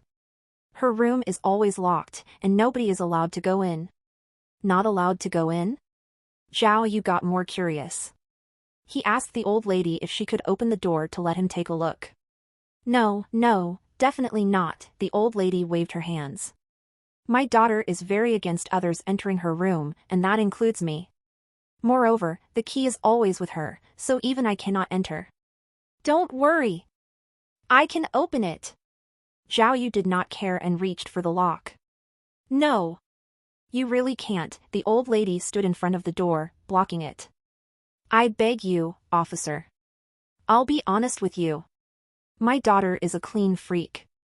If she finds out that someone has entered her room, she will be very angry. I beg you, my daughter has suffered enough, please don't add salt to her wound. A clean freak? Really? Zhao Yu thought. By this point, Zhao Yu felt that he had to go in and take a look even if he was wrong again. He would not give up. But the old lady was blocking the front of the door, guarding it from Zhao Yu with her life. Facing an old lady like this, it was not possible for Zhao Yu to use force. What should be done? A normal policeman might have been stuck in this situation, but this was nothing for a crafty fellow like Zhao Yu. He came up with an idea fast and immediately asked the old lady with a stern face, "Ma'am, let me ask you, is the cleanliness of her room or the life of your daughter more important?" Ah. The old lady was confused. Officer, what do you mean? Zhao Yu took a deep sigh and pretended to be hesitant. Actually, I did not want to say this. But under such circumstances, I have to be honest with you in order to save your daughter's life. The reason why I'm here to find your daughter today is because someone wants to harm her. Ah. The old lady was startled and began to tremble again. Who? Who's the wicked person who wants to harm my daughter? It could be the one who planted the razor blade, or it could be someone else, Zhao Yu lied. Your daughter might have some important evidence, which is why I want to take a look at her room. If the culprit could be arrested soon, wouldn't your daughter be safe? Oh, I see. The old lady was terrified and confused. She said in a trembling voice, "No, I must quickly give my daughter a call and tell her to be careful." "No, don't worry." Zhao Yu quickly stopped her, "We've already sent some men to protect your daughter. You don't have to worry about this, but I need to take a look at your daughter's room. How about this? Believe in my skills, and I guarantee that I won't leave a single trace so that your daughter won't be able to tell." Really? The old lady slowly moved away from the door after hearing Zhao Yu's words. Don't worry. I'm a professional detective. Zhao Yu smiled happily and walked to the door. Without using a screwdriver or anything, he held the door frame with one hand and forced open the lock. See, the lock is not damaged. I'll fasten it again when I come out and everything will be fine. Zhao Yu signaled okay with his hand to the old lady. He had done numerous lockpicking activities in the past, so naturally he was good at it. The door squeaked open, and there was a smell akin to that of resin. A neat and tidy room was vividly in front of Zhao Yu. Although the room was furnished very simply, everything was placed neatly, and the window was spotless. It was evident that the owner not only liked cleanliness, but was also a very meticulous person. Although Zhao Yu was inexperienced in criminal investigation, he was good at observing people. Just from this glance, he became aware that Li Dan's character seemed to match the psychological profile of the culprit of the Lost Hand case. The culprit was also meticulous, calm, and level-headed, someone who had the ability to execute all of the details with perfection. Zhao Yu stepped into the room. The old lady wanted to follow him in but was stopped by Zhao Yu. Zhao Yu told her to look from outside the door as the chances of her daughter discovering would increase if more people came in. The old lady looked from the outside obediently. The room was not big and there was little furniture inside. Other than a big, old-fashioned wooden bed, there was a wine cabinet, a wardrobe, and a bookshelf. The design of the furniture was old, but they were well-maintained and timeless. After a simple observation, Zhao Yu felt that searching the bookshelf was necessary if he wanted to find any information. There were many books on the bookshelf and each book was clean and intact. The books had been carefully categorized by Li Dan. From the categories and book titles, Zhao Yu could tell that Li Dan read extensively, from literature and science to technology and medical science. For medical science there were actually a few books on anesthesiology and anatomy. The moment he saw these books, Zhao Yu could not help but feel agitated. He was about to take a book when he suddenly heard the old lady shout at the door, "Officer, why aren't you wearing gloves?" "I'm here to investigate, not to take evidence." Zhao Yu spoke bluntly, "Why would I need gloves?" Don't worry, your daughter's not Sherlock Holmes. She won't notice. As he finished, he ignored the old woman's protesting and grabbed one of the book off of the shelf. The book was about anesthesia.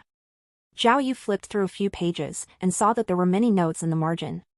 CHCK for US to rise on no/v/l/bin. C0m. Li Dan's handwriting was elegant and clean, with little flaws. Just from a quick glance, you would be able to tell that she was someone who was very careful and methodical. Zhao Yu flipped through a few other books, and they were all similarly marked. He could not help but ask the woman standing in the doorway, "Does your daughter study medicine? How come she has so many books related to medicine?" None at all. The elderly responded assuredly, but many years ago, she worked at a veterinarian office, and it was a pretty famous one too. Dandan was their assistant. So she probably learned some stuff when she worked there. What? Pet hospital? Veterinary store? Zhao Yu exclaimed inside his head. He was shocked with every new discovery he made. The anesthesia that the culprit of the lost hand case used was a medicine intended for animals, and the source of the medicine was from veterinarian offices. This can't be a coincidence anymore, right? Could it be this Li Dan? Zhao Yu thought. He put down the book and scanned across the entire room. For some reason, he kept wondering there was something more important in the room. Old lady. Zhao Yu thought for a while, then asked, "Does your house have internet?" "Yeah." She responded, "I don't use it, but my daughter does." "What about computer? Do you have one?" "My daughter has a laptop that she brings with her everywhere." "It's not here." Then, Zhao Yu pointed at the room. "She doesn't have a writing desk in the room. How does she usually use her computer?" "While lying in bed?" "Yeah, she works while lying in bed." The old lady withheld nothing, not only to use the computer, but if my daughter is reading or writing, she usually does it while lying in bed. "Oh right, under her mattress, she had a lot of papers. I often see her writing, and also there were also a bunch of photos." "Oh." Zhao Yu nodded, but suddenly realized what she had said. "What? What did you say? Under the mattress?" Zhao Yu was shocked and his eyes bulged as he asked, What's written on it?" I don't know. I only saw it a few times by accident. My daughter doesn't even know that I know. She usually kneels on the bed frame and writes very seriously. I only saw through the door crack." The old lady stumbled over her words in fear and did not know what she should say. "Ah." Zhao Yu spoke no more and took large strides over towards the front of the bed, extending his hands to flip up the mattress and the bed covers. "Officer!" The old lady was stunned and rushed in to block Zhao Yu. "My daughter is germophobic. Please don't move the bed. My daughter's eyes are sharp, so no matter how you do it, she will be able to tell." "Old lady!" Zhao Yu yelled in agitation, "Don't you understand the situation we're in? You're still thinking about your daughter's germophobic tendencies. I'll let you know, the things your daughter's been writing might affect her life, and you want to stop me?" Seeing Zhao Yu so agitated, the elderly woman finally realized something serious was happening and reluctantly let go of Zhao Yu's shoulder, retreating back to the entrance of the room. Zhao Yu grabbed the corner of the bed cover and in one quick motion, flipped the entire bed cover high into the air. After lifting the cover, what he saw on the bed frame shocked Zhao Yu. On the flat surface of the bed frame, there were indeed sheets of white papers taped together. The white papers had many words written on them. Among them, there were also many pictures, drawings, and even printed and copied documents. What was in front of him was exactly like the analysis whiteboard back at the police station, but this was even more detailed and elaborate than his analysis board. The volume of information that Li Dan's papers contained was much greater than anything the police had. Holy sh*T. At that moment, Zhao Yu's heart went crazy. He could feel his body boiling with adrenaline. Just from the photos on the white sheet, without looking closely at the writing, he could completely and surely say that the girl genius, Li Dan, was the culprit of the lost hand case. On the sheet was Gao Tian, Yuan Lily, and Luo Meina's pictures. Beside their pictures was all their information noted down with a black marker. Clearly, Li Dan had done very detailed research on them. Zhao Yu folded up the bed cover and put it aside, then carefully looked for where the white paper started. He saw that below Gao Tian's photo was a printed version of black and white photo showing a ventilation duct. Below the pictures was also detailed information describing the date, position, and MUC more. All of the information perfectly matched the Gao Tian's case file. One could tell that Gao Tian's hand had definitely been chopped off by Li Dan. My God! Zhao Yu flipped through the information and realized he had connected all of the points of the lost hand case. When he finally understood Li Dan's modus operandi, he was stunned yet again. Li Dan's plans were detailed to the point of being insane. It was the perfect crime. She had been planning her attacks months before they happened. Using Gao Tian as an example, Li Dan knew that Gao Tian would come to Qinshan to listen to the music concert and even knew her seat number. She even knew that once the concert was over, Gao Tian would definitely use that underground tunnel and that the tunnel had no surveillance cameras inside. Because Gao Tian's seat was near the front, she would be at the end of the line as the audience members left. Zhao Yu estimated that Li Dan had probably also bought a ticket to the show and followed Gao Tian afterwards. Once the concert was over and Gao Tian entered the tunnel, Li Dan knocked her out while no one was paying attention, then dragged her into the power distribution room in the tunnel. Li Dan used anesthesia, then she chopped Gao Tian's hand off. The most insane thing was that after the crime, Li Dan did not flee in a hurry, but went to the ventilation room on the other side of the tunnel. The ventilation room helped circulate airflow for the gymnasium and led to many other places. Li Dan waited there until dawn, then crawled into the tunnel. Using a pre-planned route, she escaped through the exit near the cleaning department. She had left exactly as the sanitation workers were going to work. She had prepared a uniform ahead of time and exited when there were many people leaving the gymnasium. No matter how good the police officers checking the surveillance were, they would never be able to notice her. The most insane thing was that in order not to raise suspicion on the surveillance camera, she even brought a container of preservative fluid and hid Gao Tian's right hand in there. Only after 2 whole months did she go back and retrieve it. Originally, Chu Ping guessed that the culprit had used alternate routes to escape, but because the ventilation room was locked, she did not investigate there. How could she have known that Li Dan had obtained the key to the room a few months in advance? Regarding Gao Tian's case, Zhao Yu already felt it was unbelievable. But when he saw the second victim, Yuan Lily's case, he was even more shocked. The second victim of the lost hand case, Yuan Lily, had her hand chopped off while she was sleeping at home. The chances of solving burglary attacks like this were usually quite high, but only Yuan Lily's case was unsolved. There were numerous security cameras in the surrounding district, but there was no sign of any suspects, which had perplexed the police. What method had the culprit used? When Zhao Yu saw Li Dan's detailed plan, he finally realized how she had done it. If the keyword for Gao Tian's case was vent, then the keyword for Yuan Lily's case would be ladder. Last month, Li Dan had taken a retractable ladder and climbed up to the building next to Yuan Lily's house. There was a distance of 5 meters between that building and Yuan Lily's apartment. After the ladder had been set up, it could be placed between the 2 buildings, acting as a bridge. Li Dan had not only meticulously planned her use of the ladder, but had gathered food and water as well, which she had hidden on the rooftop. On April 23, after Li Dan chopped off Gao Tian's hand and left the stadium, she did not return home, but went straight to the district where Yuan Lily stayed. With the help of the morning work crowd, she went to the rooftop and hid there. As she had entered from the unit of another building and had done so few days ahead, the agents who checked on the security camera did not notice her.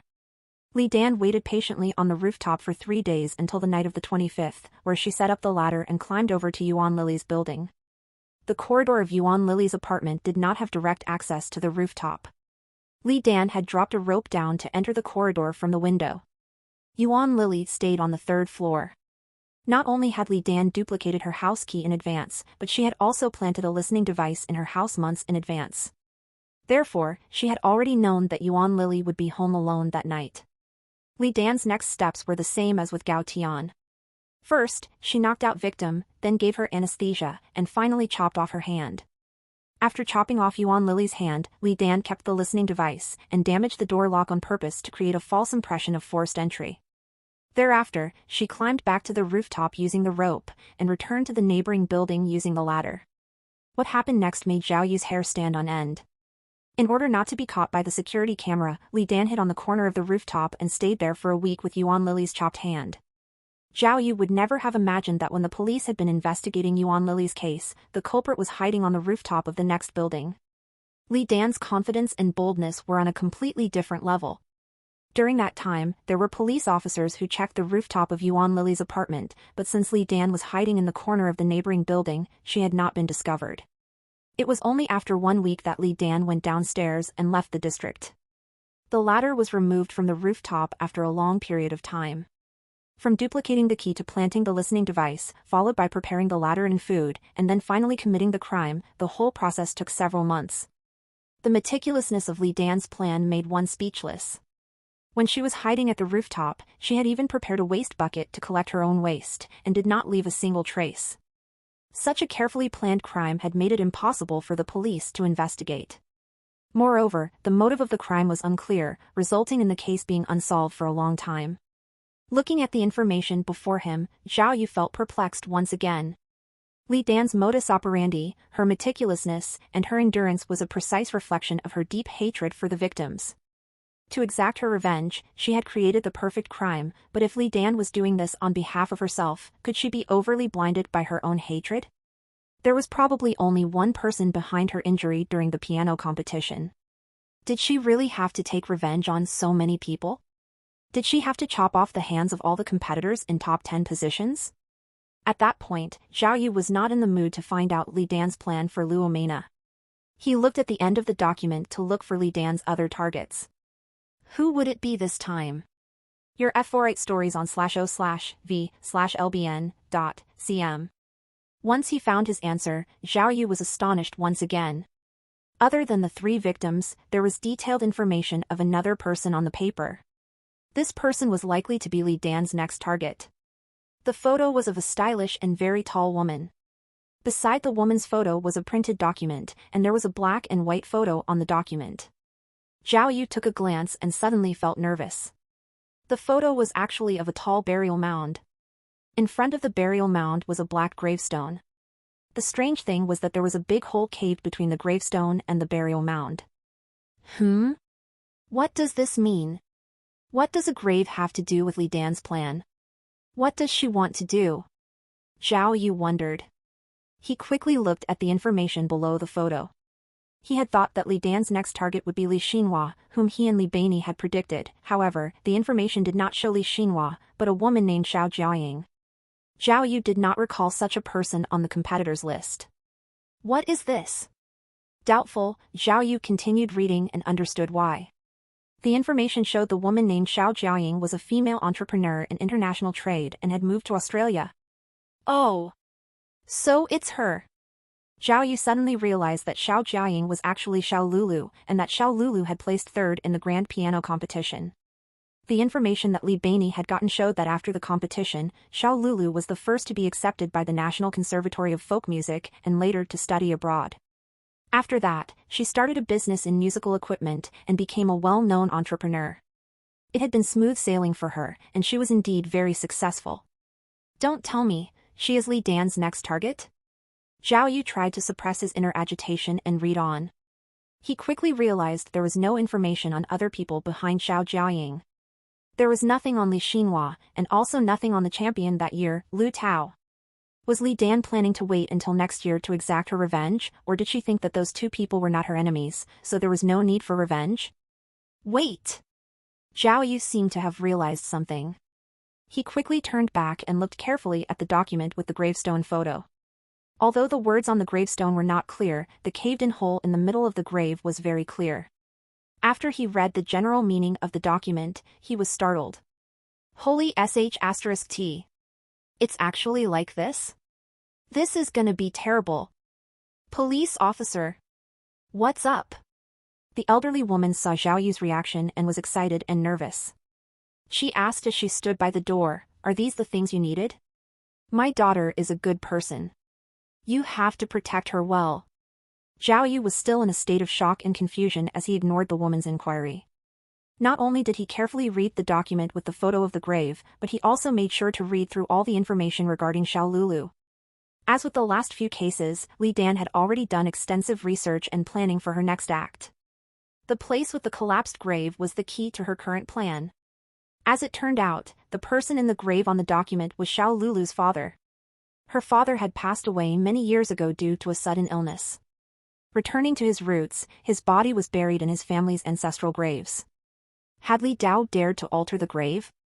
Earlier, she dug a hole in the grave, then forged an official document and sent it to Xiao Lulu. The document said that Xiao Lulu's father's grave had unexpectedly collapsed for no apparent reason. It asked for family members to promptly return to take care of it. Xiao Lulu's mother remarried early, and Xiao Lulu's father had taken care of her Xiao Lulu ever since. All those years of learning piano, she had always been accompanied by her father. The relationship between the two was also very strong. Hearing that her father's grave had been disturbed, Xiao Lulu would obviously come rushing back, no matter how busy she was in order to take care of it. Li Dan had planned everything ahead of time. Even though Xiao Lulu still had relatives in Qinshan, their relationships had never been good.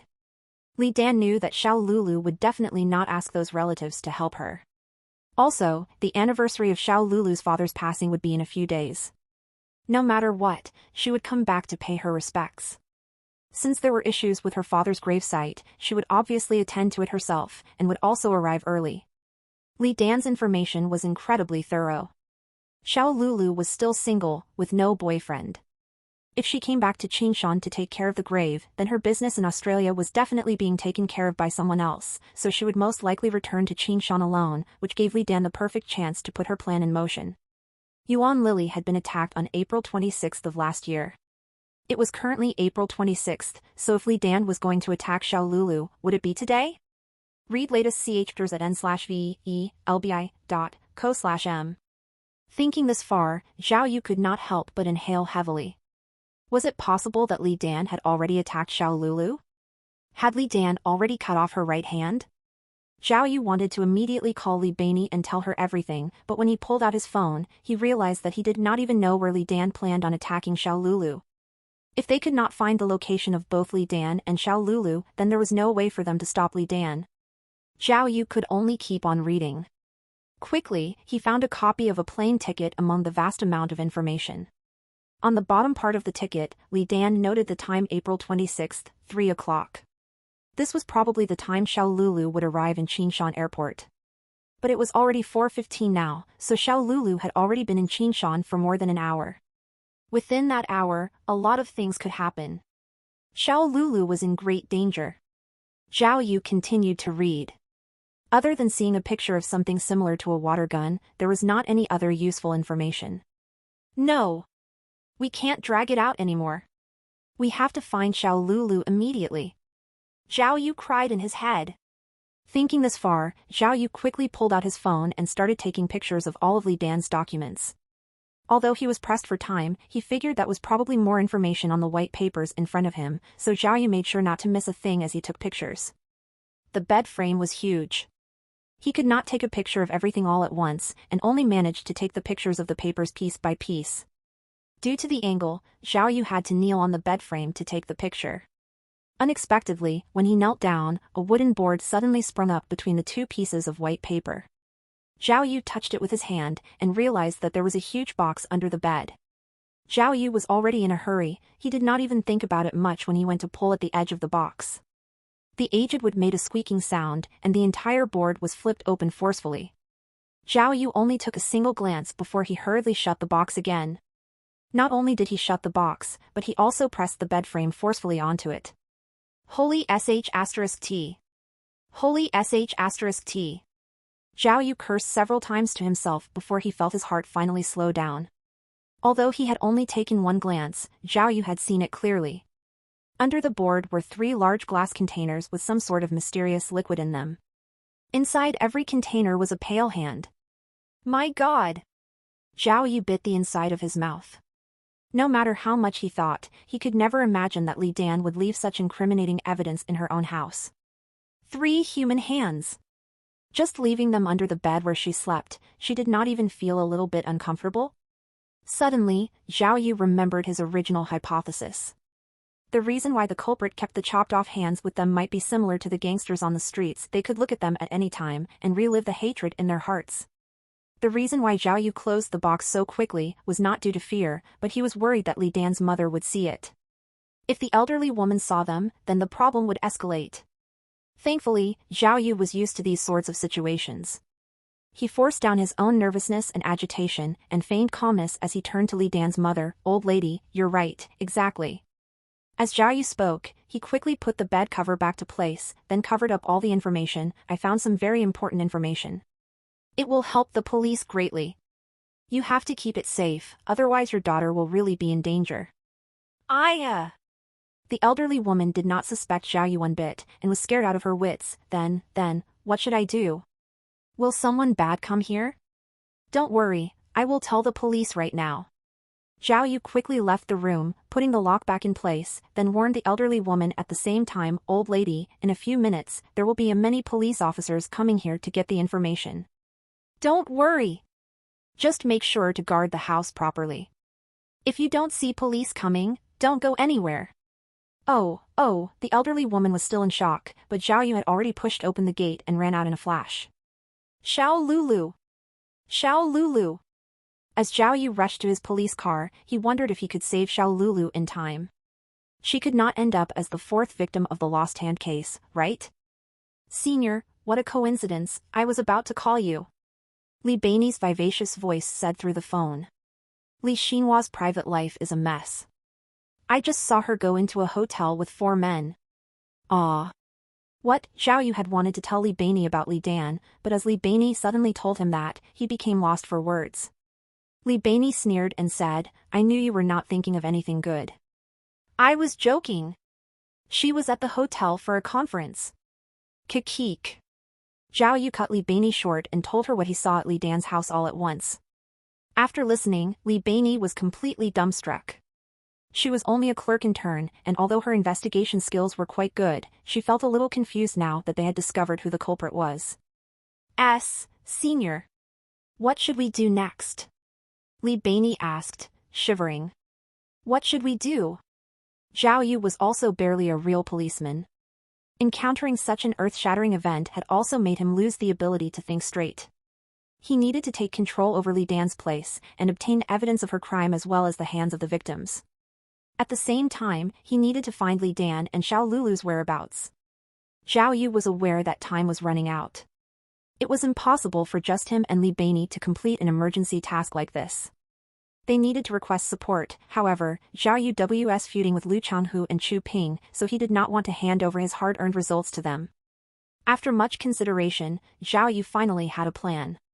He immediately told Li Bei to contact the agents in Team A and get them search Li Dan's place. As they were often surpassed by Team B, most of the agents on Team A hated Team B to the core.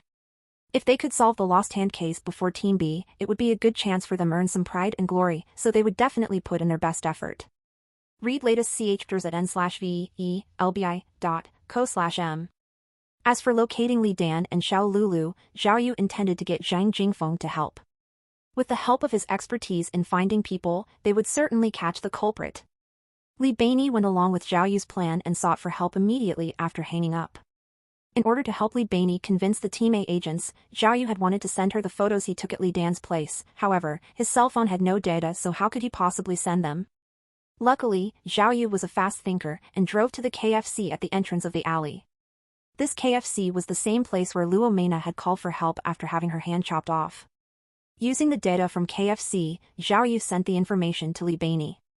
Zhao Yu wasted no time and called Zhang Jingfeng right after sending the photo. Zhang Jingfeng had not learned his lesson and tried to pull the same trick of delaying and extorting Zhao Yu. Zhao Yu did not get angry. He sent him Li Dan's photo. With this, Zhang Jingfeng was convinced. The fella's nickname was Mudfish. How could he realize the benefits his involvement entailed? If he was able to help Zhao Yu catch the culprit of the lost hand case, he would definitely become a valued asset. This was the famous lost hand case. If it was solved, he would not be sent to the traffic police team. After realizing that, Zhang Jingfeng was on fire. He quickly told Zhao Yu to wait a moment and he would get to it immediately. Zhao Yu knew that this time, wait a moment was genuine. Zhao Yu only waited for 5 minutes and Zhang Jingfeng called him back. Bro, we've got a challenge this time. Zhang Jingfeng could be heard typing furiously on the keyboard. This Li Dan is very careful. Her cell phone cannot be located. Not only is her phone switched off, but the SIM card may have been removed too. As expected. Zhao Yu shook his head. Li Dan was so meticulous. She certainly would have made such preparations in advance. Moreover, precisely because her cell phone could not be located, it was without a doubt that she was planning to exact her revenge on Xiao Lulu soon. It's okay. Check on Xiao Lulu. Oh, never mind, she's now called Xiao Jiaying. She has just arrived from Australia and is now in Qinshan City. Her airplane ticket is on the photo I sent you. Zhao Yu all at once, just get her location. Quick! I'm checking, bro. Zhang Jingfeng replied straight away, I've gotten her cell phone number, but she's using an international SIM card, and the code format is different from our countries. I need time. How much time? Zhao Yu urged. About 10 minutes if I'm in the police station, but... What? You're not in the station? I'm using the computer at the billiards center. Damn, if you die, I'll definitely buy a billiards table to be buried with you. Zhao Yu cursed. I'll hurry, give me 15 minutes, just 15 minutes, okay? Zhang Jingfeng pleaded. Zhao Yu thought to himself, 15 minutes and Xiao Lulu's hand could be gone. But under such circumstances, he had no choice but to wait patiently. After hanging up, Zhao Yu quickly looked through the photos on his phone to check if he had overlooked anything. All of a sudden, he thought of something. He remembered that when he saw the 3 glass bottles with the hands under Li Dan's bed, there was an empty space. There should have been a 4th bottle there. That space was obviously reserved for Xiao Lulu. Since the bottle was not under the bed, could Li Dan have brought the bottle with her? Wouldn't such a big bottle be inconvenient? Or did Li Dan put the bottle elsewhere as she did the previous times? Where could it be? The airport? Impossible. There were so many people at the airport.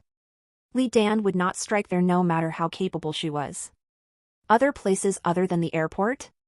A thought struck Zhao Yu, and he hastily took out the document with the photo of the gravestone. Right. Why did Xiao Lulu come to Qinshan City? To repair her father's grave. The plane was scheduled to arrive at 3 o'clock in the afternoon. If there was no delay, it was very likely that Xiao Lulu headed directly to the graveyard after landing. Who would not be worried if their father's grave had been ruined? So, if Xiao Lulu headed directly to the graveyard after landing, where would Li Dan choose to strike? Holy **T. Where else? The graveyard. There's no one there, and no security cameras. It's the perfect place to strike. The Zhao Yu of this world had never driven before. He did not even have a driver's license.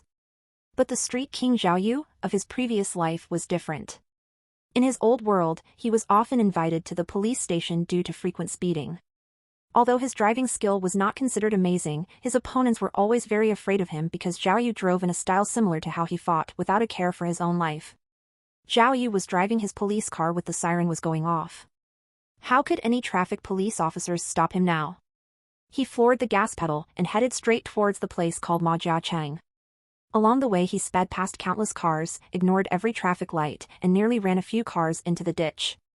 The drivers behind him cursed endlessly. Of course, the reason why Zhao Yu drove so carelessly was because he was in a state of emergency.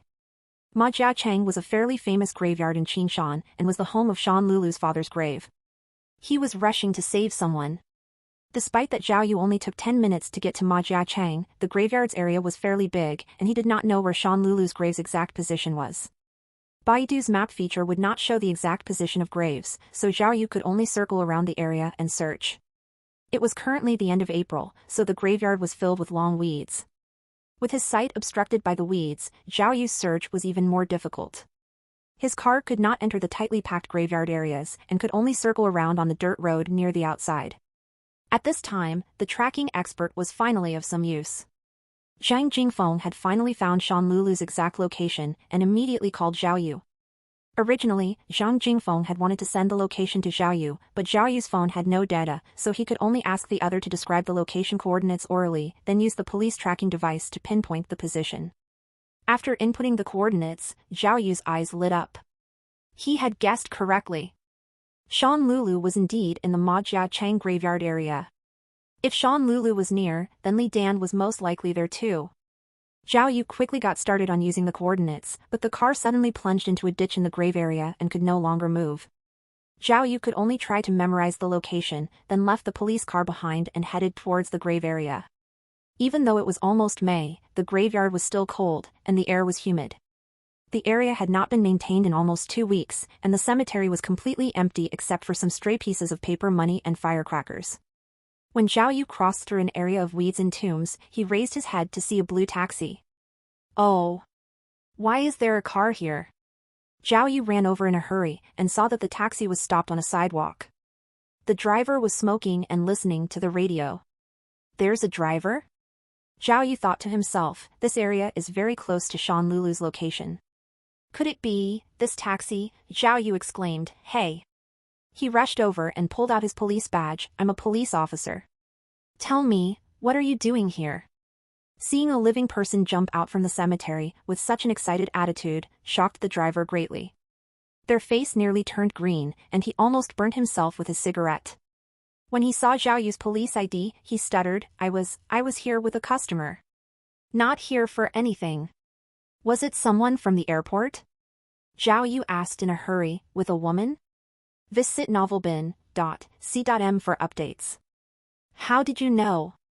The driver was suddenly curious and turned off the radio. A pretty cute lady.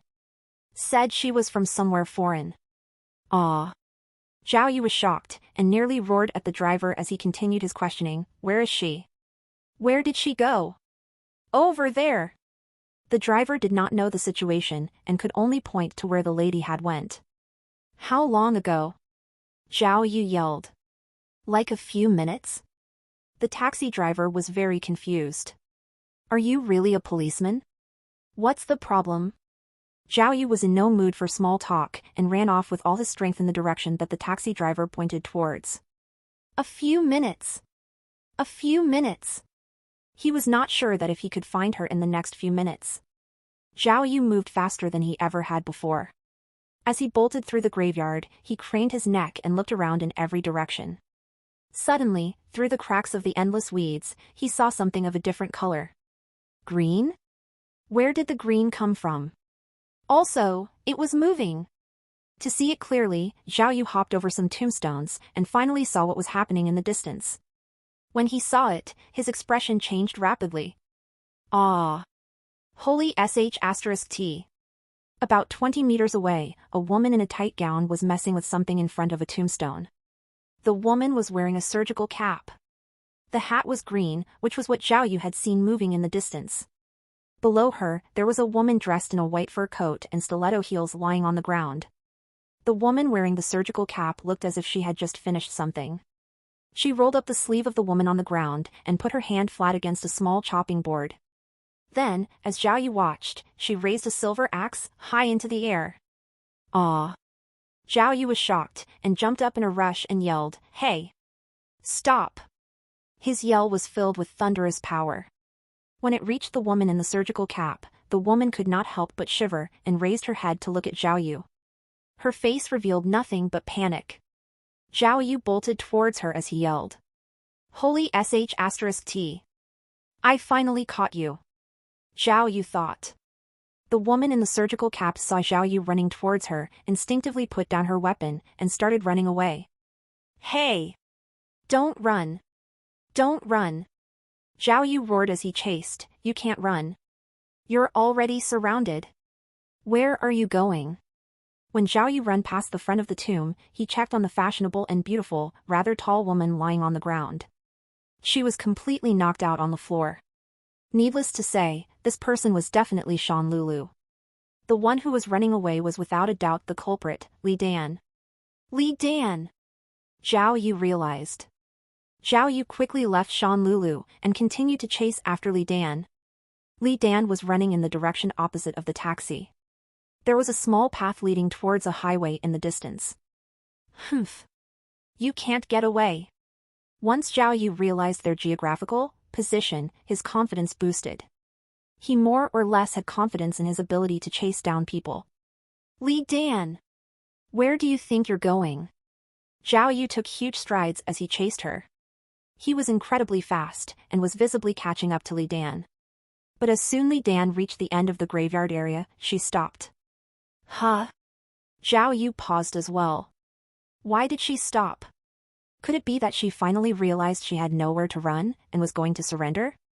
Zhao Yu was only thinking of catching her as soon as possible and had not stopped running. He stood in front of Li Dan, but he had not expected that Li Dan would be holding an extra water gun. Zhao Yu recognized the water gun from what he had found in Li Dan's room, but because he had been in a rush, he had not checked on it and did not know what it was for. But Zhao Yu did not even have the chance to be curious as a syringe flew out from the water gun. Due to their close proximity, Zhao Yu could not dodge, and the syringe stabbed his shoulder. The liquid quickly entered his body. Ah, shit, holy shit, I was tricked. Zhao Yu's eyes bulged out as he glared at Li Dan a few meters away from him. He felt his limbs go weak, and the world began to spin. As his vision faded, he saw Li Dan turn and run towards the highway. Then, sirens started ringing out around him, which should have been backup. *T, they're pretty fast. Zhao Yu cursed out, then felt his eyelids grow heavy. Within a few seconds, his head hit the ground and he lost consciousness. Zhao Yu was still in a semi-conscious state when he heard Lu Changhu's clamor. You are really a piece of work. Such a major thing happened, and I'm the last to know. Do you still regard me as your superior? Although I'm not the acting leader, I'm still your superior. Why wasn't I informed earlier? I'm no different from an audience now. What do you think you are doing? Listen up, if the culprit is not caught, none of you will have a good life.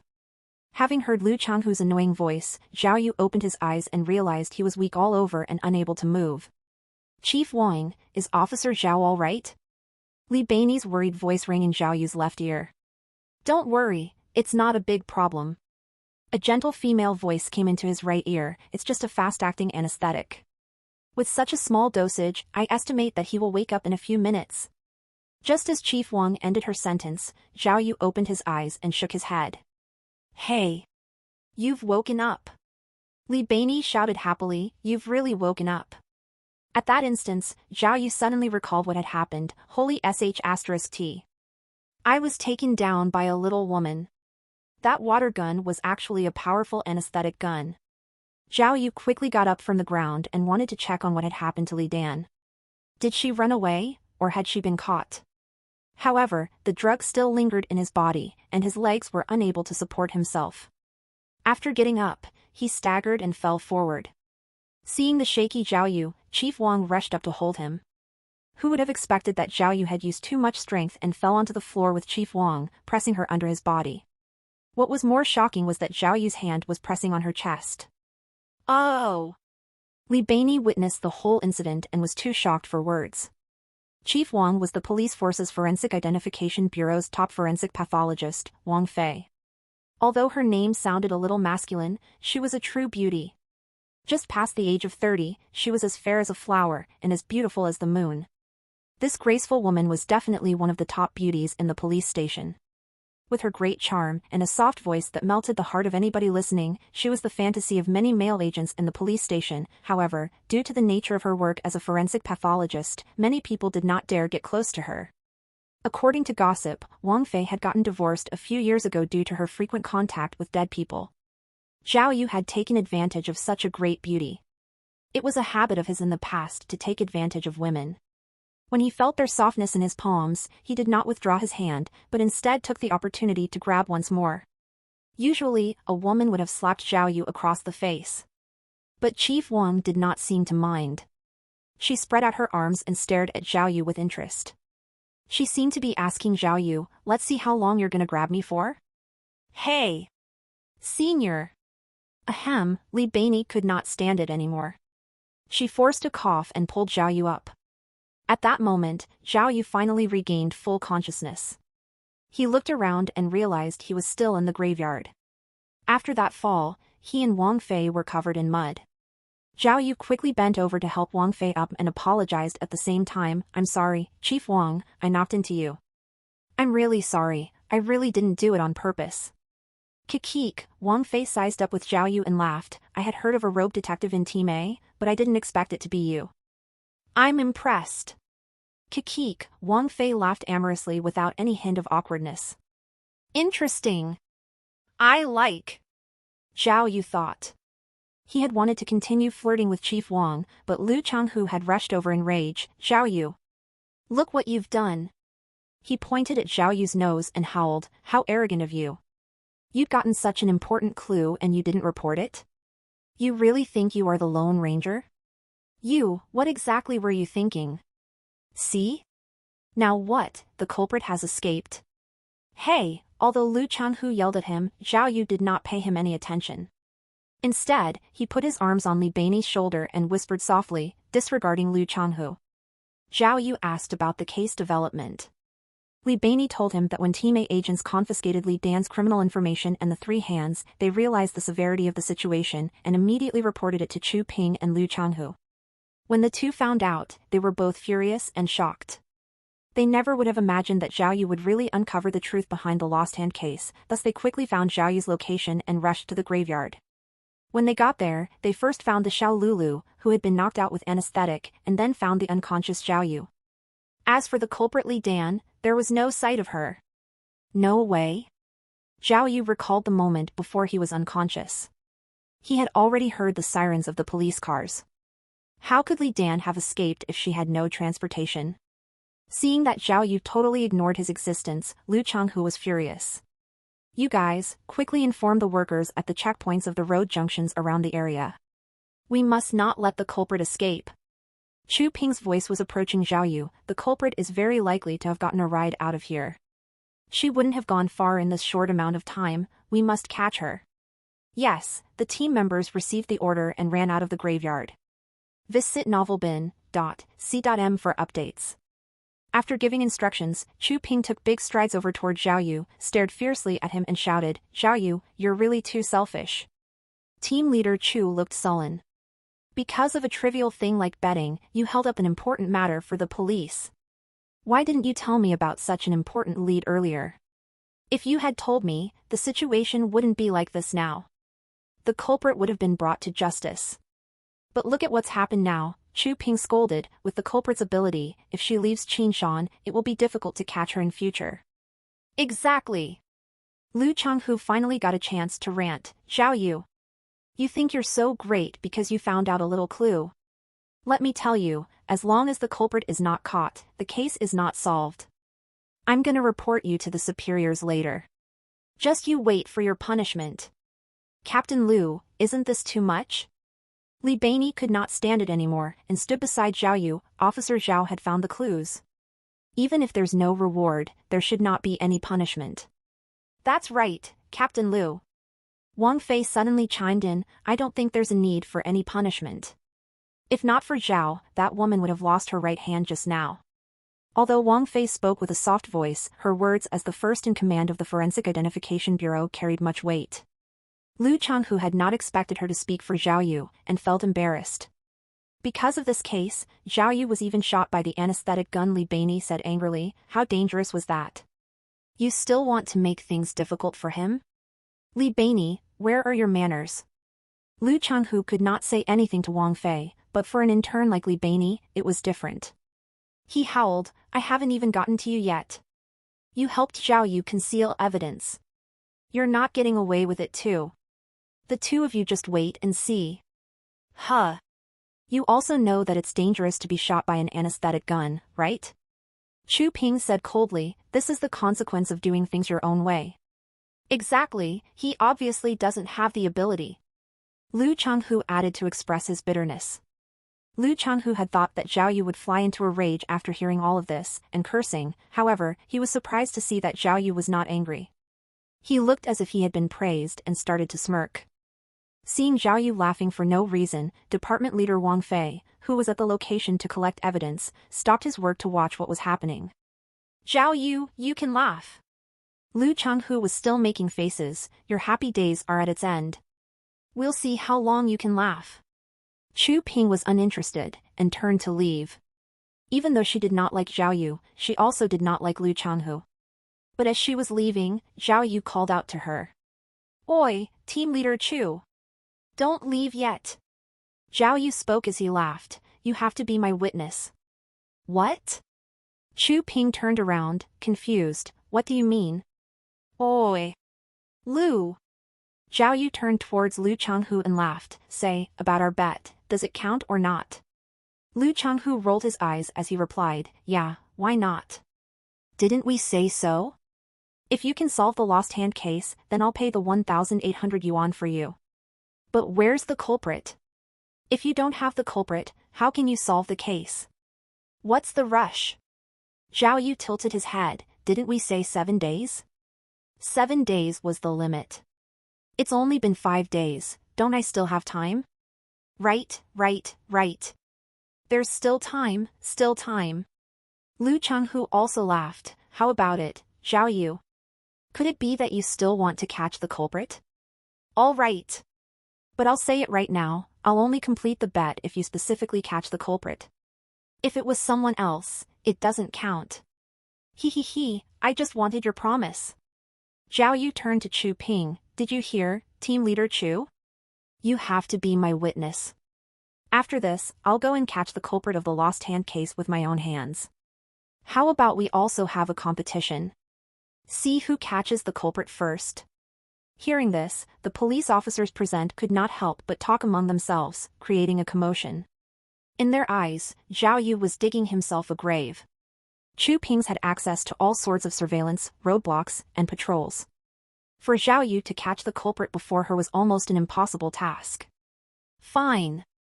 Chu Ping had also been taunted by Zhao Yu and mocked him. Looks like I can only wish you good luck.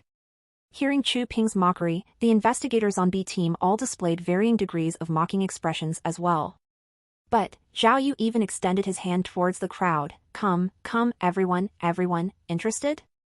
I'll pay. If I win, you'll get 10 times what you bet. If you bet on team leader Chu Ping and she wins, you'll get twice what you bet. How about it? Anyone? Zhao Yu's words made the police officers even more awkward. Everyone thought he had gone crazy. He had the audacity to make bets. How was this anything like a police officer? But everyone was watching curiously. No one actually went ahead and made bets. Che. Seeing no one taking the bet, Zhao Yu waved his hands with little interest. A bunch of chickens. Go do whatever. I'm leaving now, got a criminal to catch. See you guys. After he finished, Zhao Yu turned and walked towards the graveyard. Hey, senior, you didn't make a mistake, right? Li Beini was somewhat agitated as she waved her hand at Zhao Yu, but Zhao Yu simply waved back. It's fine. Don't need your help this time. I can do it myself. No need to see me off. Not that. Li Beini stomped her foot in frustration. Senior, you're going the wrong way, it's that way. As it turns out, the way Zhao Yu was going was deeper into the graveyard and not towards the exit. Ha, he laughed. The investigators on Team B thought that Zhao Yu was still under the effect of the anesthesia and could no longer control himself as he bent over with laughter. Li Changhu spit onto the ground to vent his frustration and muttered, can't even find the right direction, and he wants to catch the culprit? What a joke! By that time, Zhao Yu had already walked far away, but the group could still see his every move. However, they saw that Zhao Yu did not intend to leave the cemetery, but circled around the tombs. Zhao Yu's strange movements quickly attracted the investigators' attention, especially team leader Chu Ping. She had previously intended to leave, but seeing Zhao Yu making rounds around the tomb, her face also showed confusion. TSK, that Zhao Yu, what was he planning? Suddenly, while everyone was distracted, they saw Zhao Yu stop in front of a certain grave. Then, as if he had found something, he suddenly started kicking the tomb. Wowie, the investigators were all stunned and thought to themselves, Zhao Yu, this guy, did he really go nuts? Check new CHDers at novilbin.com. After he kicked the tomb a couple of times, Zhao Yu suddenly leaped forward and disappeared. Where did he go? No way. Could he have fallen into the tomb? Quick! Over there! Chu Ping had already realized something and was the first to rush towards Zhao Yu's location. The other investigators followed, including Lu Changhu, Wang Fei, and others. When the group got to the front of the tomb, everyone was stunned in silence. Unexpectedly, the side of the grave had a nearly half-meter diameter entrance. Before everyone could take a closer look, Zhao Yu popped up from within the opening, and beside him was a woman. The woman was wearing a tight-fit windbreaker, still donning the surgical cap. She was definitely the culprit, Li Dan. Quick! Zhao Yu pressed Li Dan under his body and extended a peace sign to the group. Quick, take a photo for me. A few minutes later, Li Dan was handcuffed and taken away by a police car. As she was being taken away, Li Dan continued to use a bitter expression and glared at Zhao Yu, making him very uncomfortable. Thinking that she was the woman who had chopped off the hands of 3 victims, Zhao Yu felt nothing but a chill up his spine. Hey! Li Bani slapped Zhao Yu hard on the back, making Zhao Yu shiver. Jesus, oh, it's you? You scared me. Zhao Yu put a hand over his chest. It really had scared him badly. Please. You can go grave diving, but you're scared of me? Li Bani was all smiles as she sat beside Zhao Yu, but she also could not hold off her impatience. Quick, tell me now, how did you know the culprit was hiding inside the grave? Zhao Yu pondered for a moment and made up a lie. Li Dan's mom said that Li Dan was going to follow the theater troupe and perform in the rural areas, and that she'd be back in a few days. So that meant that Li Dan had already prepared not to go home? Zhao Yu continued, you have to remember, last year after she cut off Yuan Lily's hand, in order to avoid the surveillance cameras, she sat on top of the building for 7 days. So, I thought, maybe she'd stick to her ways and do it again? That makes sense. Li Bani thought about it and said, there aren't any cameras in the cemetery, but all around are streets. If she did not want to leave any evidence, then hiding near here would be the perfect idea. But, to pick a grave, this culprit was too daring. If she wasn't, how could she have cut off all of those hands? Zhao Yu was unsurprised. Huh? Wait? Li Bani suddenly remembered something, then asked, Senior? Even if you knew the culprit was hiding in a tomb, how did you know the exact position? Just now, how did you find the position right away? This is, TSK. Zhao Yu stuttered for a while and could not find a good excuse. Actually, Zhao Yu had not found the culprit by using his wits. He had been able to determine that Li Dan was hiding in the grave by using the Miracle Systems' gift, the invisible tracking device. When Zhao Yu had been shot with the anesthetic needle at the verge of unconsciousness, he suddenly remembered the invisible tracking device and planted it on Li Dan using his last bit of strength. This tracking device was indeed powerful. It was totally invisible, and Li Dan had not discovered it at all.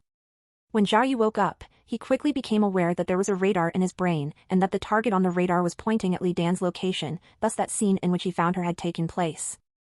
Zhao Yu had not expected Li Dan to be so cunning as to dig a hole beforehand and leave an escape route for herself. Although the grave was empty, what kind of mental torture would it be to lie inside and not speak for days? Any ordinary person would not able to do that. If Zhao Yu had not arrived in time, Xiao Lulu would definitely have become the 4th victim in the lost hand case. And if Zhao Yu had not checked on Li Dan, this case would have most likely become an unsolved case like the previous years. Hey! You still want to keep me in suspense? Li Bani urged, tell me quick. How did you do it? Well, take a guess. Zhao Yu could not make up any reason and threw a question back at Li Bani. It seems to me, Li Bani rolled her eyes and guessed, you didn't use any reasoning or evidence at all. I think the anesthesia must have been too mild. The culprit thought that you were unconscious, but you were in fact still awake and saw her hide inside of the grave, right? Zhao Yu held his thumb up, faked his admiration, you are really something to have guessed right. Of course. Li Bani was pleased with herself, so you already knew where she was hiding. You purposely put up a show for Captain Lu and Team Leader Chu, you are really bad. But Senior, that really helped vent our anger. Li Bani said in a low voice, when the 2 of them saw that you had found the culprit, their jaws literally dropped, and they looked terrible. Ha ha ha. Looking at Li Bani smiling so brightly, Zhao Yu also forced a smile. Even though the case had been solved, and the culprit had also been caught, Zhao Yu did not feel especially excited. He only felt exhausted and a little defeated. Although the case still needed further investigation, Zhao Yu already understood the entire process of the lost hand case. All that had happened originated from the tragic incident that had happened to Li Dan 18 years ago. If not for that, then the lost hand case would never have happened. A girl with a bright future had turned into a demon for the sake of revenge. Yuan Lily had said that she needed the police to seek justice for her. Now that Li Dan had been caught by the police, would there be justice for Yuan Lily? And what about Li Dan? 18 years ago, she had been the victim. Where was her justice? Maybe Li Dan cruelly chopped off the hands of those people because she wanted to get justice for herself? Many things conflicted each other. While Zhao Yu was investigating the lost hand case with all his effort, although he was very tense during the day, he was able to sleep once he shut his eyes at night. Now that the case had been solved, he should have been able to relax, but instead he could not sleep. When he was back at the police station in the afternoon, Zhao Yu reported the entire process, from initial investigations to finally getting hold of Li Dan, to the recording officer. Needless to say, he could not mention anything about the miracle system and Jiang Shaoqing, so he had to make up a story as a great detective who had figured out all of the details by himself, with abilities beyond Conan and Sherlock Holmes. The recording officer was stunned. He was engrossed with his version of the story as he laid in bed. All of the complicated details of the lost hand case were still showing up in Zhao Yu's head, making a mess out of him. He was exhausted. He seemed to cling on to the right and wrong of the case, wanting to figure out who was in the right and who was in the wrong. However, the lost hand case was too complicated. How was it possible for an ordinary person to discern? In the end, one would only fall deeper into it. Zhao Yu's confused thoughts were suddenly disrupted by the miracle system. Current adventure has been completed, completion rate, 95%.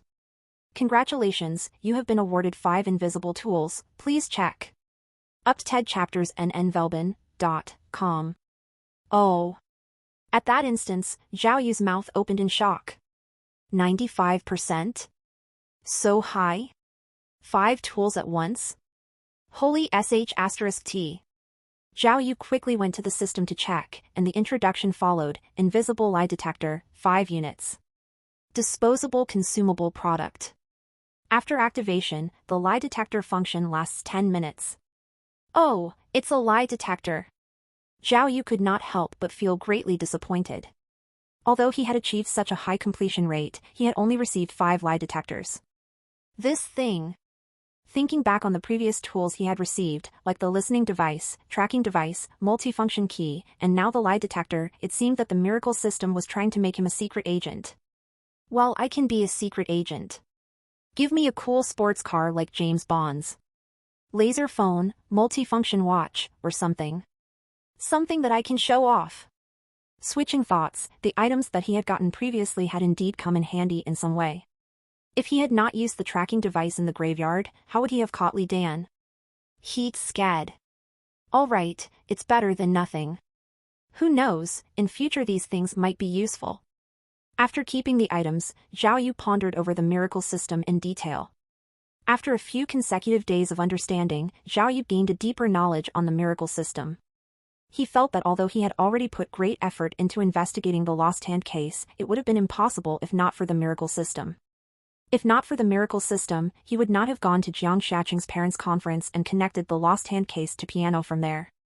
If not for the miracle system, he would not have gone into Yang Hong's room and gotten information on the piano prodigy, Li Dan, and if not for the awarded tools, he would not have caught Li Dan by himself.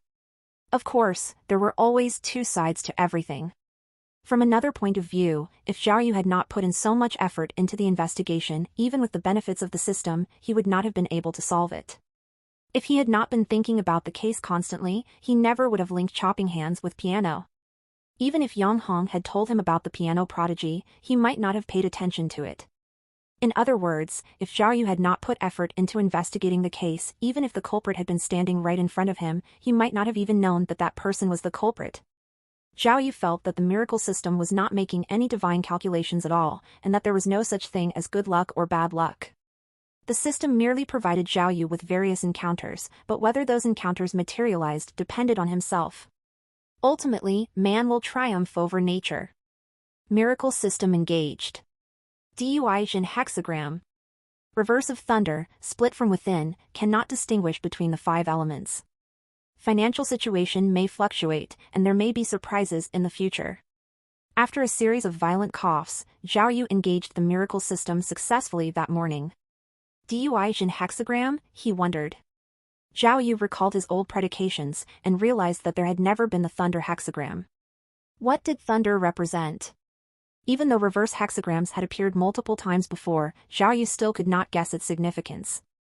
As for the difficult hexagram explanations, he was even more clueless. Zhao Yu could only write it down carefully, hoping that he would understand it one day. The reason why he woke up so early was not because he wanted to get to work on time, but because Li Baini had given him a phone call early in the morning. Li Beinei had said that Li Dan, who was caught yesterday, refused to say anything during interrogation and asked only to see the police officer who had caught her. The police in question was obviously His Highness, Zhao Yu. Zhao Yu could not help but be a bit curious. Why would Li Dan cause a ruckus wanting to see him? What did she want to do? It was probably still a good idea to meet her because despite knowing most of the story behind the Lost Hand case, Zhao Yu still had a lot of questions. So after the miracle system, Zhao Yu went to the police interrogation room bright and early. The interrogation room was dim and silent, but the light bulb was overwhelmingly bright. This setup was to affect the criminal's mentality, driving them to confess faster. This was not the first time that Zhao Yu had been in an interrogation room, but he had always been sitting on the other side of the table. Now that he was in the reverse position, he felt a little new to the table. Li Dan was sitting on the interrogation chair, her arms bounded. Her head was down, with her long hair messily draped over her shoulders.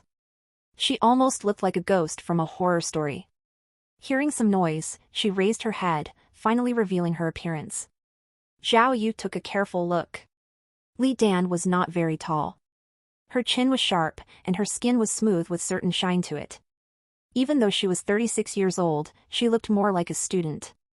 It was hard to believe that such an average-looking woman had cut off the hands of 3 people. I heard you were looking for me. What about it? Couldn't believe I caught you? Zhao Yu did not know how to interrogate someone properly and started the conversation with a tone that investigators usually avoided. Hearing this, the investigators in the interrogation room all knitted their brows. It was you? Li Dan's seemed as if it had not come from her throat, but straight from her chest, giving it a hostile tone. It was me, what about it? Zhao Yu also spoke arrogantly, trying to intimidate the other with his imposing manner. He slammed the table, I'll tell you now, confess everything or suffer. Admit to your crime while you still have time, don't spit on our kindness and force our hands. Since you caught me, then you definitely know why I did it. Li Dan was a bit agitated as she asked, tell me, quick, who was it? Huh? What? Zhao Yu was surprised, what do you mean who was it? Who was it that put the razor in the piano? Li Dan's eyes were wide, who was it that set up the trap for me? Zhao Yu looked at Li Dan's right hand and saw that on her right hand there was a small piece missing from her middle finger, causing a small deformation. But it was very hard to tell unless you looked carefully. Wait, let me think for a moment. Zhao Yu knitted his brows and thought about the situation, then asked, could it be that you didn't know who put the razor in the piano? Then why did you go and chop off so many people's hands? Are you crazy? Humph. Li Dan spoke savagely, if they hadn't used up my practice time then nothing would have happened to me. As long as they entered the final competition, they all have responsibility.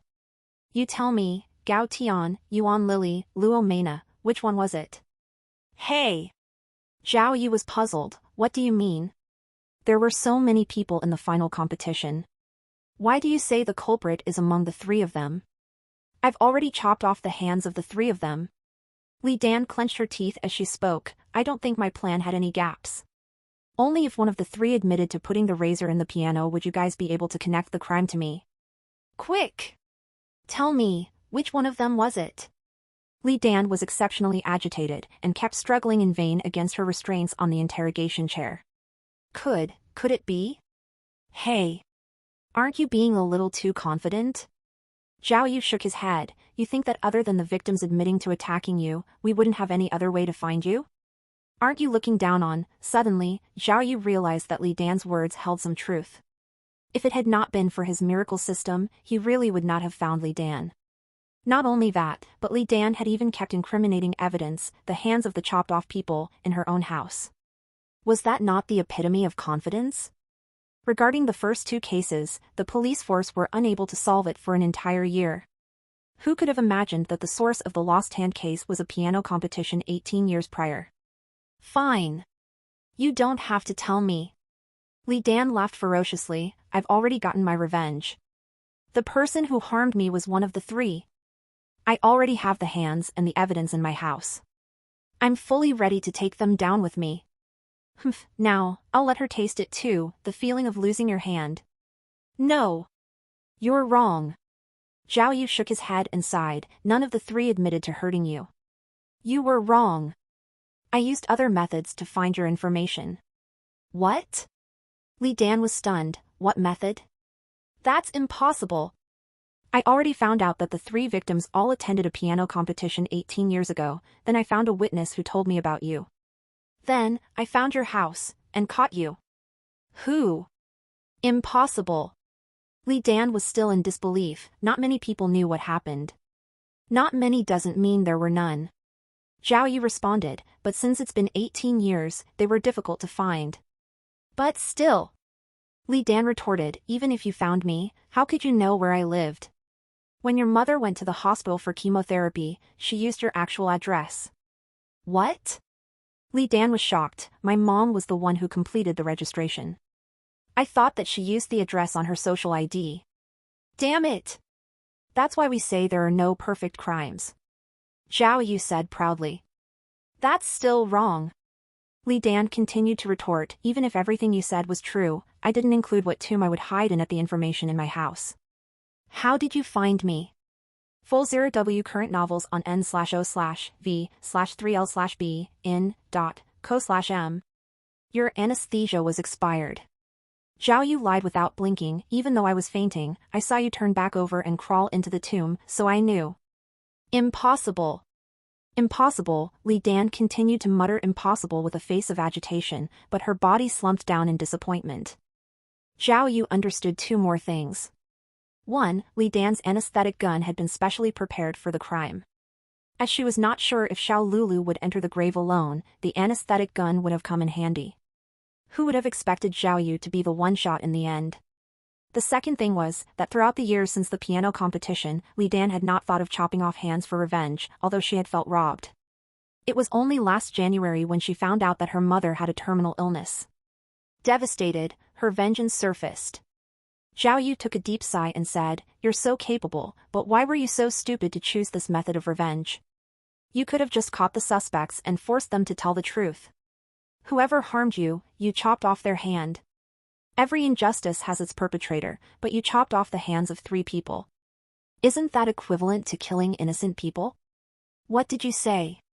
Li Dan had not expected a police officer to say that and was agitated. "I'm stupid? I didn't want their life. If I had kept one to interrogate, wouldn't I have just revealed myself as the criminal?" "That's true." Zhao Yu nodded and frowned. "I'm just puzzled. You have the abilities to pull off such arrogant crimes. If you use those abilities to make money, wouldn't you be able to lead a good life too? Why do you have to obsess yourself with revenge? You don't know anything, you are not fit to lecture me." Li Dan breathed heavily. "You did not experience the same kind of pain as I did. You don't understand how deep hatred is. After my hand was hurt, I could never look at a piano in the same way. It's like seeing a demon. The very same thing that my life had revolved around. Can you understand the pain worse than death?" She continued, "My father put all of his hope on me, and I shattered all his hope. Do you know how ashamed and guilty I was? My father's gone, and my mother has cancer. Everything has been taken away from me. Do you understand the despair?" She yelled, "And what about them? They all went to famous universities and led extravagant lives. If it were you, how would you feel? Indeed, I'd want to slaughter them." Zhao Yu admitted, "Not only them, but also those darned organizers, darned police. If they had cooperated and investigated thoroughly, justice would have been served. I say you should chop off their hands too." Li Dan was stunned by Zhao Yu's words. After the police outside heard them, they shook their heads, and all looked at one another in astonishment. They had never seen any police interrogate a criminal like that. But, Zhao Yu changed his course suddenly. "Before I take revenge, I would spare a thought for my family. If I was in jail, who would take care of them? Li Dan, let me say something, the human heart cannot lose balance, and hatred cannot cross boundaries. If not, bad doings will only result in bad consequences, and it will be too late for regret." Zhao Yu's words deeply touched Li Dan. Tears welled up in her eyes and she was too agitated to say anything more. Not only Li Dan, but the policeman outside also felt the same. No one had expected Zhao Yu to say something so profound and started to look at Zhao Yu with some respect. Those words originated from a triad leader who gave Zhao Yu advice during his early days in the underworld. It was to make him understand that even as a gangster, there was a bottom line in doing things, and that he must not do as he pleased. Zhao Yu had not fully understood the meaning behind these words then, which was why he had been framed by others later. The human heart cannot lose balance, and hatred cannot cross boundaries. After Zhao Yu had become a policeman, those words were engraved more deeply in his heart. When Zhao Yu returned to the office, he intended to ask Li Beini things like, what kind of punishment would crimes like Li Dan's receive, and how do we deal with her old mother and her cancer? However, when he entered Timei's office, he was shocked to see such a mess. Initially, Zhao Yu had thought that the colleagues were preparing to celebrate solving the lost hand case. It was only when he saw a few ruffians arguing with the criminal police that he realized something else had happened. Lu Changhu was trying hard to explain to those people, and his forehead was covered with sweat. When he saw Zhao Yu entering, he immediately pointed at Zhao Yu. All right. Let me tell you, the person who damaged your things is him. Take up your issues with him. Upon hearing this, the ruffians immediately surrounded Zhao Yu as they shouted, pay for our losses. Their arrogance was so big it seemed that they were going to swallow Zhao Yu. Zhao Yu did not allow himself to be pushed around. He aimed at the leader who had yellow-dyed hair and tied his hands behind his back before giving his calf a kick, causing him to kneel on the floor. Ah! The yellow-haired guy felt his hands breaking and shouted in pain. Hey! Zhao Yu! Stop it! Stop it now! Lu Changhu signaled hastily, these are all representatives of the vendors from Yushi Alley whose things were damaged by you. They're here to seek compensation from you. You can't hit them. Yushi Alley? Zhao Yu tried to recall and realized that Yushi Alley was the alley where he had rode on a camel to catch a thief a few days ago. In order to catch the thief, he had indeed damaged many of the vendors' things. Are you kidding me? Zhao Yu thought to himself with his eyes wide. They are here to seek compensation? They dare come to a police station to ask for compensation? How bold are these people? Zhao Yu let go of the yellow-haired guy. The other representatives saw that Zhao Yu was not one to be trifled with and quickly took a step back. Zhao Yu saw Li Beini and asked softly, sis, what happened? Wasn't this matter already settled? No. Li Beini bit her lips. The vendor representatives formed a compensation committee and complained to the local police station every day. The local police station was under pressure and sent them over here. UpTed chapters nnvelben.com. Huh. Under pressure? They were obviously too lazy to deal with them. Zhao Yu thought. He glanced at the people in front of him, seeing their hooligan mannerisms, he immediately knew what happened. Those people were not vendors who had suffered losses, they had been hired by the vendors to extort money from the police station. How daring, they actually dared to extort money from the key case unit. Zhao Yu. Although Lu Changhu knew what had happened, he chose to help the outsiders. You damaged other people's things, so of course you have to pay. Let me tell you, these representatives are here to seek compensation. If this can't be settled, the other vendors will petition around our police station. If the station chief gets to know about it, you have to bear the consequences yourself. Lu, we shall settle our personal feud later. Let me tell you, if they actually surround the police station, you as the acting team leader will be punished as well. Zhao Yu scolded him. Zhao Yu was right. If such a small matter could not be settled, he would definitely receive a heavier punishment than Zhao Yu. Hey, the leader is right. The leader is brilliant. The yellow-haired guy quickly took a bill and said to Zhao Yu, whoever damaged our things should pay. If the public's welfare is not protected, how can you still uphold the law? Officer, take a look, this is the bill. Hope you can compensate our losses as soon as possible. There was no way Zhao Yu would look at the bill. He turned to the leader and said, let me ask you, are you really vendors from Yushi Alley? Officer, we're at the police station, we wouldn't have the guts to lie to the government. The yellow-haired guy conjured a smile, I sell rat poison. This one sells spices. And that one sells tableware. Officer, it's not easy for people like us doing small dealings. The things you damaged are our entire belongings. We are not asking for sky-high prices. It's really not a lot of money, have a look at the bill first. All right, Zhao Yu waved his hand and smiled. Let me ask you again, your things, were they damaged by a camel? Yes. Yes, a few people nodded in unison. Then isn't this settled? Zhao Yu clapped and smiled. Go, go, get going, quick, go get it from the camel. If you're late, it may have returned to the desert. That's all for this part. See you in next part.